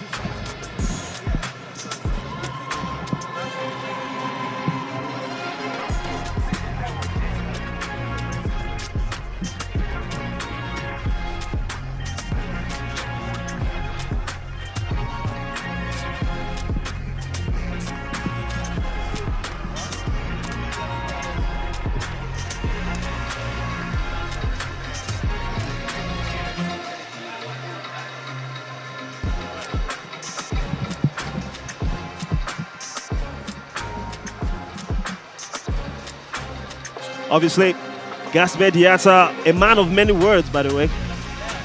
Loving every moment. He's a new featherweight interim champion of the African Knockout Championship, defeating Mukisi by TKO. Oh boy. All in the second round, by the way. Well, like he called it. He said he was going to win in the second round. So, well done, Gasme Diatta, you know. I thought Mukisi might be a tricky customer for him because of the size and just how game Mukisi is. Normally, you know, all his fights always end up very bloody. We saw how the fight with Faout Yusuf went. And for once, this fight mathematics actually worked. For once, it never really works that way. Faout beats Mukisi and then Diatta beats Faout. So, I mean, it never really goes that way, but we have a new featherweight interim champion and I think he deserves it. You know, I think he's one of those fighters that, me personally, I wanted him. I thought he was right at that level. And if Ananias Mulumba is not around or Josias Musasa is not around, I think Gasme Diatta, he's here to stay, right? He deserves and this. I don't know, to be honest, apart from those two fighters you just mentioned, I don't really see who else in that featherweight division can You want me to say? Yeah, to say. I think there's at least one African Spartan. I think Jeb Jr. would questions that will be answered now. We do have that time for you to enjoy the main event of the evening. It is a lightweight championship on the line between Inua Jibrin. There you see him going through his paces, warming up against Jean Dos Santos from Benin Republic. And let's be honest, I can't call this one We've had them fight before, but I have to say there has been improvement from Jibrin Inua's game, and Jean Dos Santos, as always, is very tricky, very skillful, and you wouldn't want to bet against him. However, it is so delicately poised, and it's 50-50 in my opinion. John Dos Santos is a fighter that is good everywhere. You know, he's very good with the kickboxing, and he's really good with the grappling, like the jiu-jitsu. He can fight off his back, he can wrestle. But I think Jibrin Inua Baba will be more motivated because he felt like he won the last fight, and I also feel like he won the last fight. It was really close, but I think he had more control time, and both fighters were pretty much just grappling the whole time. Yeah. Jibril is the bigger lightweight for me. I think he's physically bigger. I think he might be stronger as well. So it'll be, although John Dos Santos has also been the more active fighter, so it'll be interesting to see how all these things It will be interesting to see the dynamics of how these factors will come into play to determine who the next lightweight champion will be here in the African Knockout Championship. Don't take our word for it. Let's take a look at the video package between these two fighters. It's the main event of AKO 10. Are you ready? Because we are. Let's go.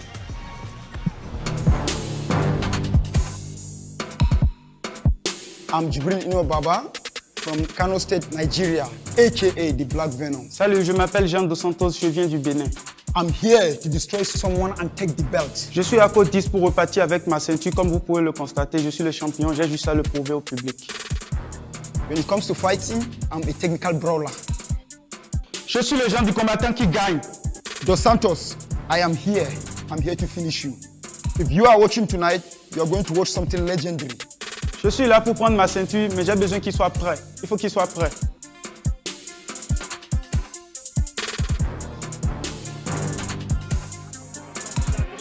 It is the main event, tail of the tape for the lightweight championship. It is Inua Jibrin taking on Jean Dos Santos. Cotonou, Benin Republic, being represented, as Kano, Nigeria as well is being represented.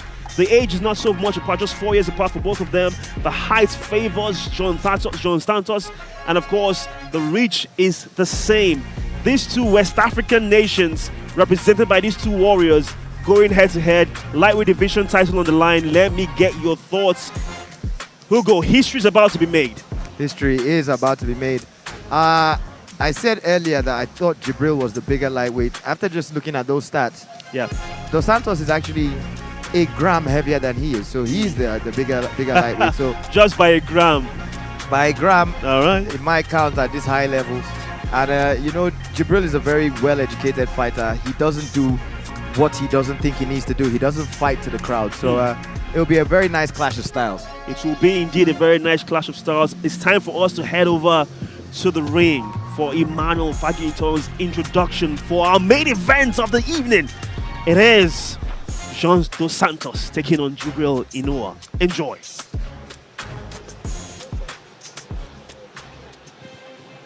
Abuja, Africa, ladies and gentlemen, this is the main event of the evening. And now, please, making his entrance, Inua Jibrin.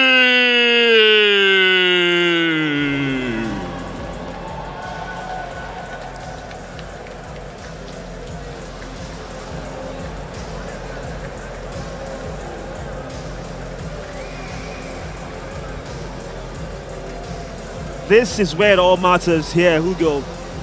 You know this man, you've seen him train, you've spoken to him in the press conference, and is the crowning moments. This is where all those efforts, those years of sacrifice, those years of pain, fighting through the injury, starving yourself to make weight, going through the early road walks, where you start to ask questions, when you doubt yourself in the gym. This is where it all counts. What must be going through his head? The Black Venom will be thinking, hey, it's my time. It's my time. Jibril wasn't always this dominant. I remember when the AKO started. He's always been a traditional martial artist. I think he tried to start off at middleweight. Can you imagine? Hey, he tried to fight at middleweight, and he did hold it down, but he was getting bullied a lot. And I think he has finally found the perfect weight class for him. It's usually a hard weight cut, But when Jibrin Inua makes lightweight and he fights at this weight, he is dangerous and he is dominant. And I think Dos Santos was the only speed bump on his smooth ride, you know, and he would like to rectify that now. I think he would.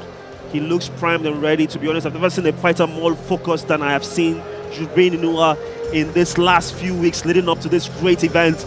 Yeah. He looks like a man on a mission. Just look at how he is. Look at the shape of him. He looks tremendous, ready to go. The Black Venom, can he strike though? The Black Venom. This is the Black Venom versus the Black Panther, ladies and gentlemen. And it's not even a Marvel comic. We don't know who the superhero and who the supervillain is, right? But well, I mean, based on comic folklore, the Black Panther is the superhero. He's the superhero, There yeah? we go. The Black Venom, I don't know who the Black Venom is. It's Jibrin Inua. There we go. he may not be a superhero in popular culture, but he may just be the new lightweight champion at the end of the main event tonight as he makes his way into the cage. Look at that. What a wonderful shot.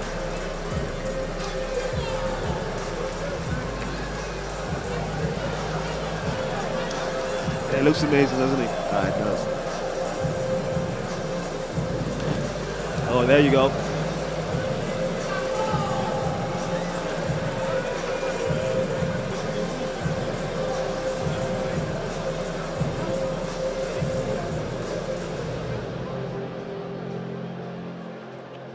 Ladies and gentlemen, please welcome, making his entrance, Jin Dos Santos!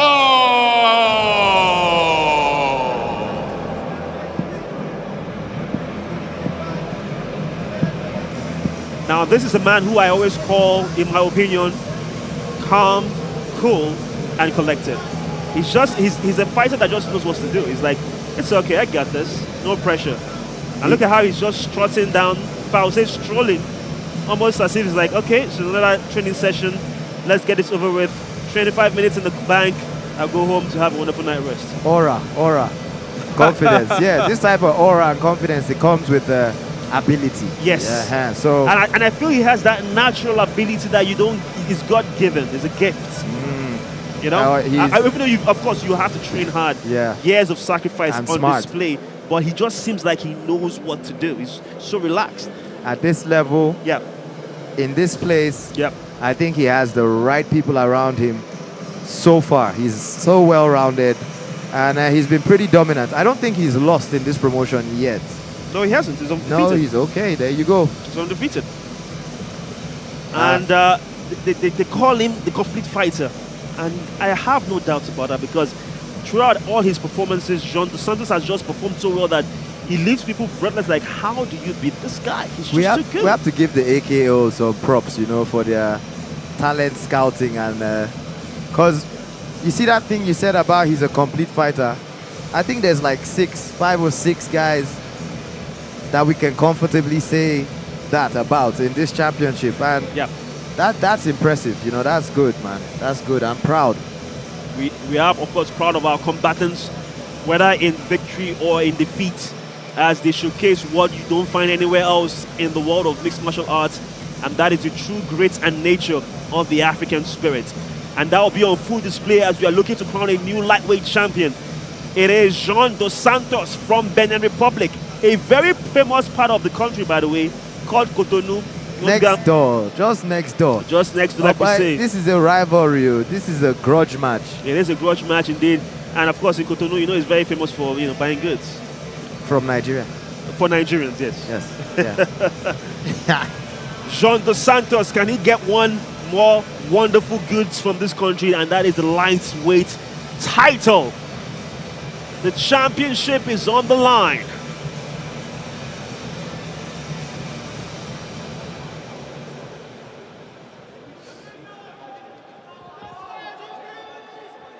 Ladies and gentlemen, this bout is scheduled for 5 minutes round of the AKO Championship lightweight title. Moving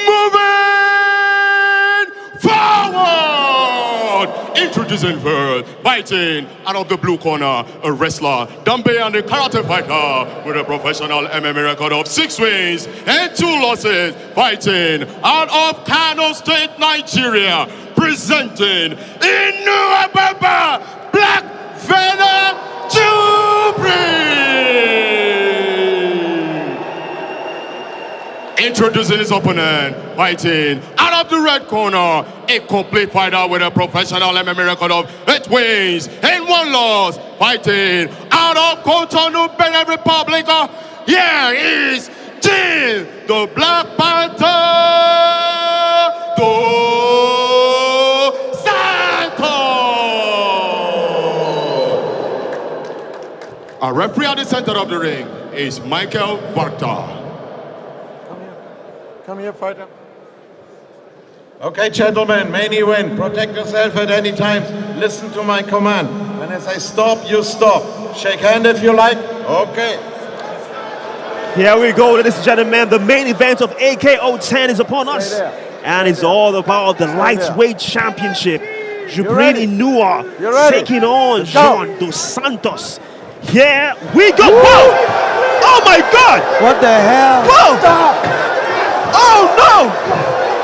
Oh! Oh my God! What? Oh! What? Hey, he has to come in. He has to come in. Oh my God! What a way to start and finish. What, did you say start? I said what a way to start and finish. You need to see Kamaru's face. Oh my God. What did we just witness? Hey. What? What? I hope Jibrin is okay. What just happened? Oh my God. What just happened? What a way to silence the crowd. We didn't even, I thought this was going to be a 5-rounder. Oh my goodness. Oh, I don't think Jibrin knows what hit him. Oh my God. Ladies and gentlemen, this is the beauty of the African Knockout Championship. What just happened? Jibrin has been knocked out cold as Jean Dos Santos is the new lightweight champion of the African Knockout Championship in emphatic and amazing fashion. What did we just witness? That was impressive. Oh my God! That was impressive and disappointing at the same time. That is the most devastating. Look at this. He Masvidal'd him. Oh my God! This is the most breathtaking knockout I've ever seen here in the African Knockout Championship. This is just amazing. It is. Oh my goodness! And it's for the final. It's for the lightweight championship. He's out. He's out. He is out cold. Oh my gosh, ref! I think the ref should be running in here by now. He should be stopping this fight now. There was no need for the Black Venom to take 5, 6, 7 extra shots. Oh my God! I hope he's okay because. I hope he's okay. The crowd, I wouldn't say it's a stunned silence, but I would say that the crowd, I mean, we're still trying to process what just happened. Everyone's on their feet, but it's not out of celebration. But I hope, of course, I hope Jibrin is okay. Okay, yeah, he is. I'm seeing some movement now, but oh my goodness, this is a stunned I don't think velodrome. I don't think he's moving. I think he's being moved, Victor. Oh, you think so? Yeah, he's not moving. It's a stunned velodrome, and the celebrations are in order for Jean Dos Santos. What a knockout victory! Nobody saw this coming. Oh boy, my word! I feel like the ref should have jumped in way earlier. I mean, you think you have a script for an event and then you throw it out the window. What an end to the African Knockout Championship! What did we just witness? Oh my goodness! Whoa! Honestly, we're really worried. I'm really worried. I mean, there's ambulances here and there's. No, I'm pretty sure he's getting the best medical attention right now. But I have to be honest with you, I didn't see this coming. And Jean Dos Santos is just unbelievable. I think we need a stretcher. Wow. Okay, finally, I'm seeing there's some movement. Oh my I'm seeing some movement from the Black Venom. Seeing some movement from the...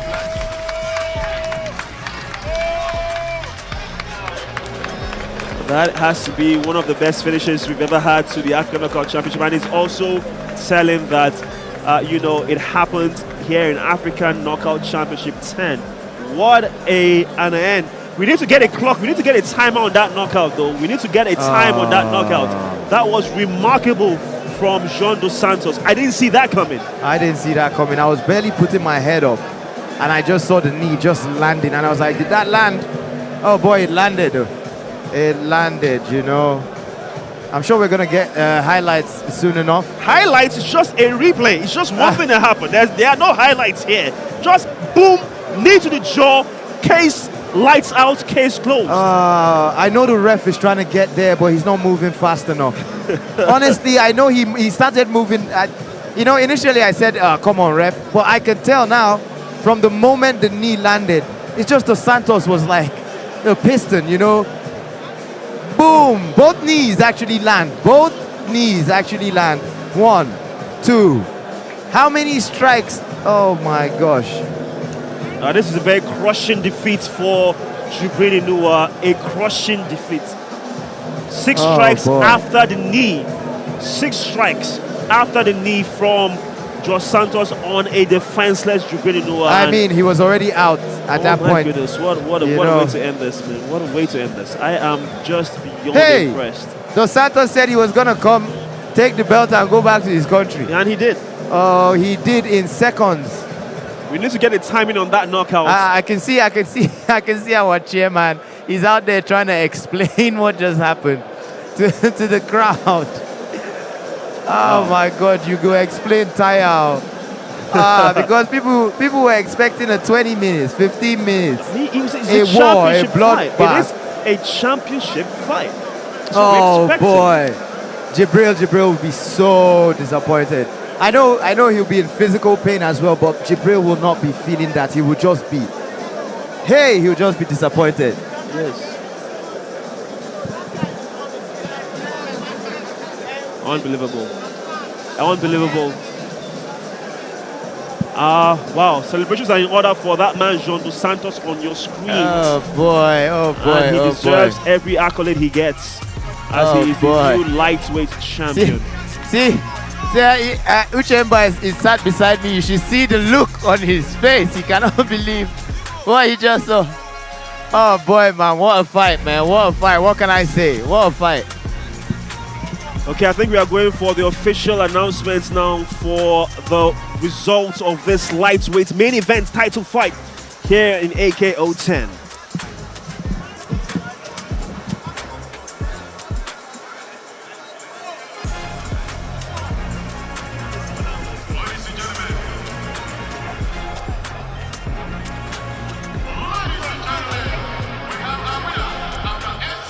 Of the first round, and here is a winner by knockout and new AKO undisputed champion of the world,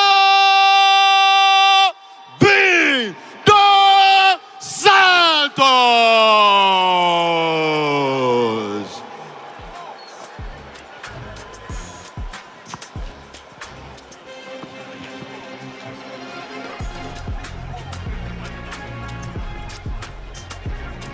Jean Dos Santos.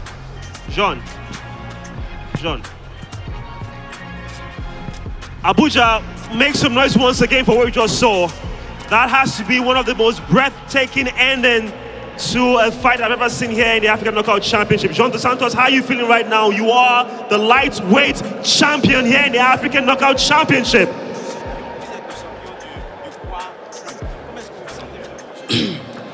Déjà, salut à tout le monde, salut à Abuja. On n'a pas le temps, franchement, on n'a pas le temps. On a fait tout ce boulot pour gagner. Et c'était tous un bon boulot en collectif, avec les coachs également. On a tout le temps travaillé. Et comme vous le savez, je suis le champion. Et j'avais juste à le prouver, je l'avais dit hier.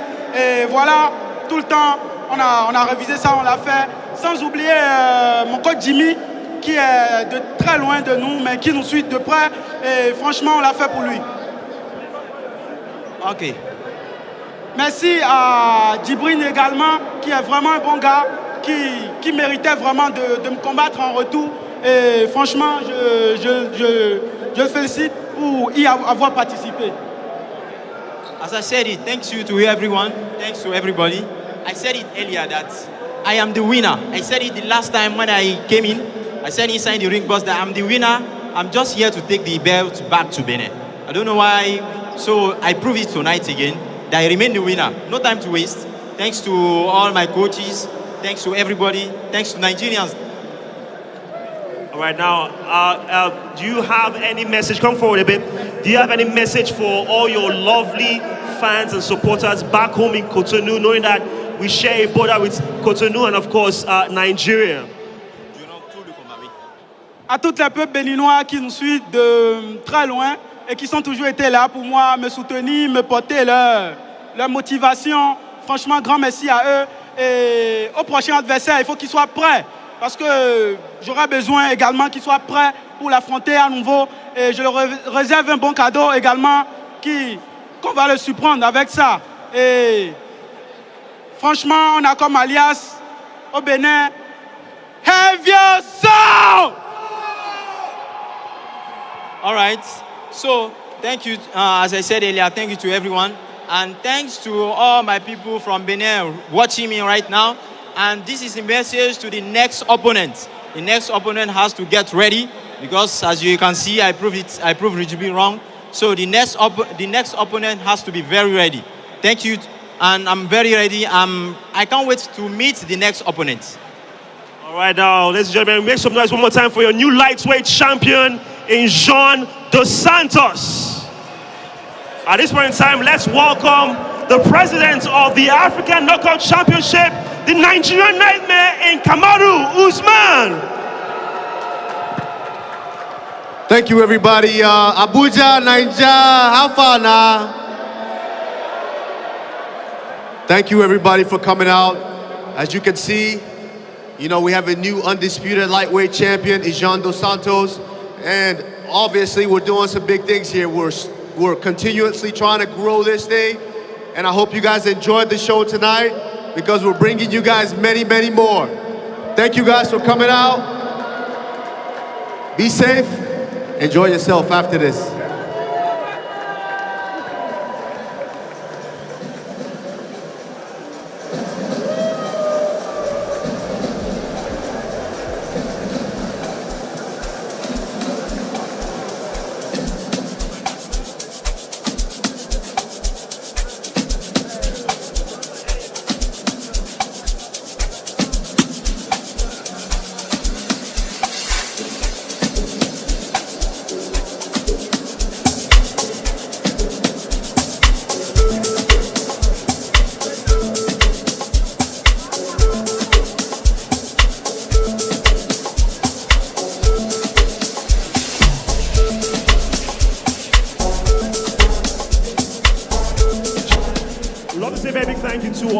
And our sponsors for making this a special event. It's been a great night of action here in Abuja for the 8th.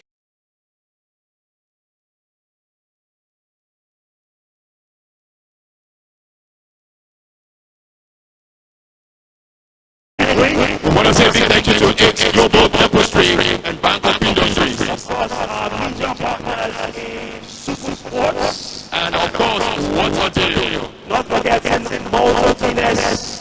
And of course, our lovely viewers and those of you in attendance here at the Middleweight in Abuja, the fight capital of the nation. And don't forget to follow us on all our social media handles at the AKO Show on Instagram, Twitter, and Facebook.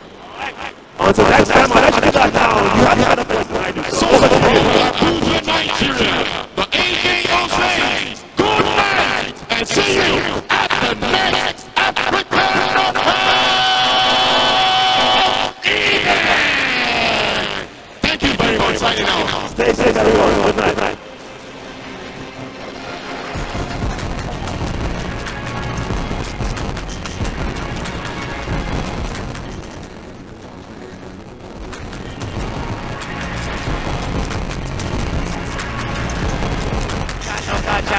AKO 10. Just a quick. We're just going to go through all the fights again and some highlights. This was the first fight, Joy Obanla versus the Bone Crusher Ufort, which Obanla was able to win. Obanla was able to win. Anyway, ladies and gentlemen, thank you so much for being with us tonight. Thank you and good night.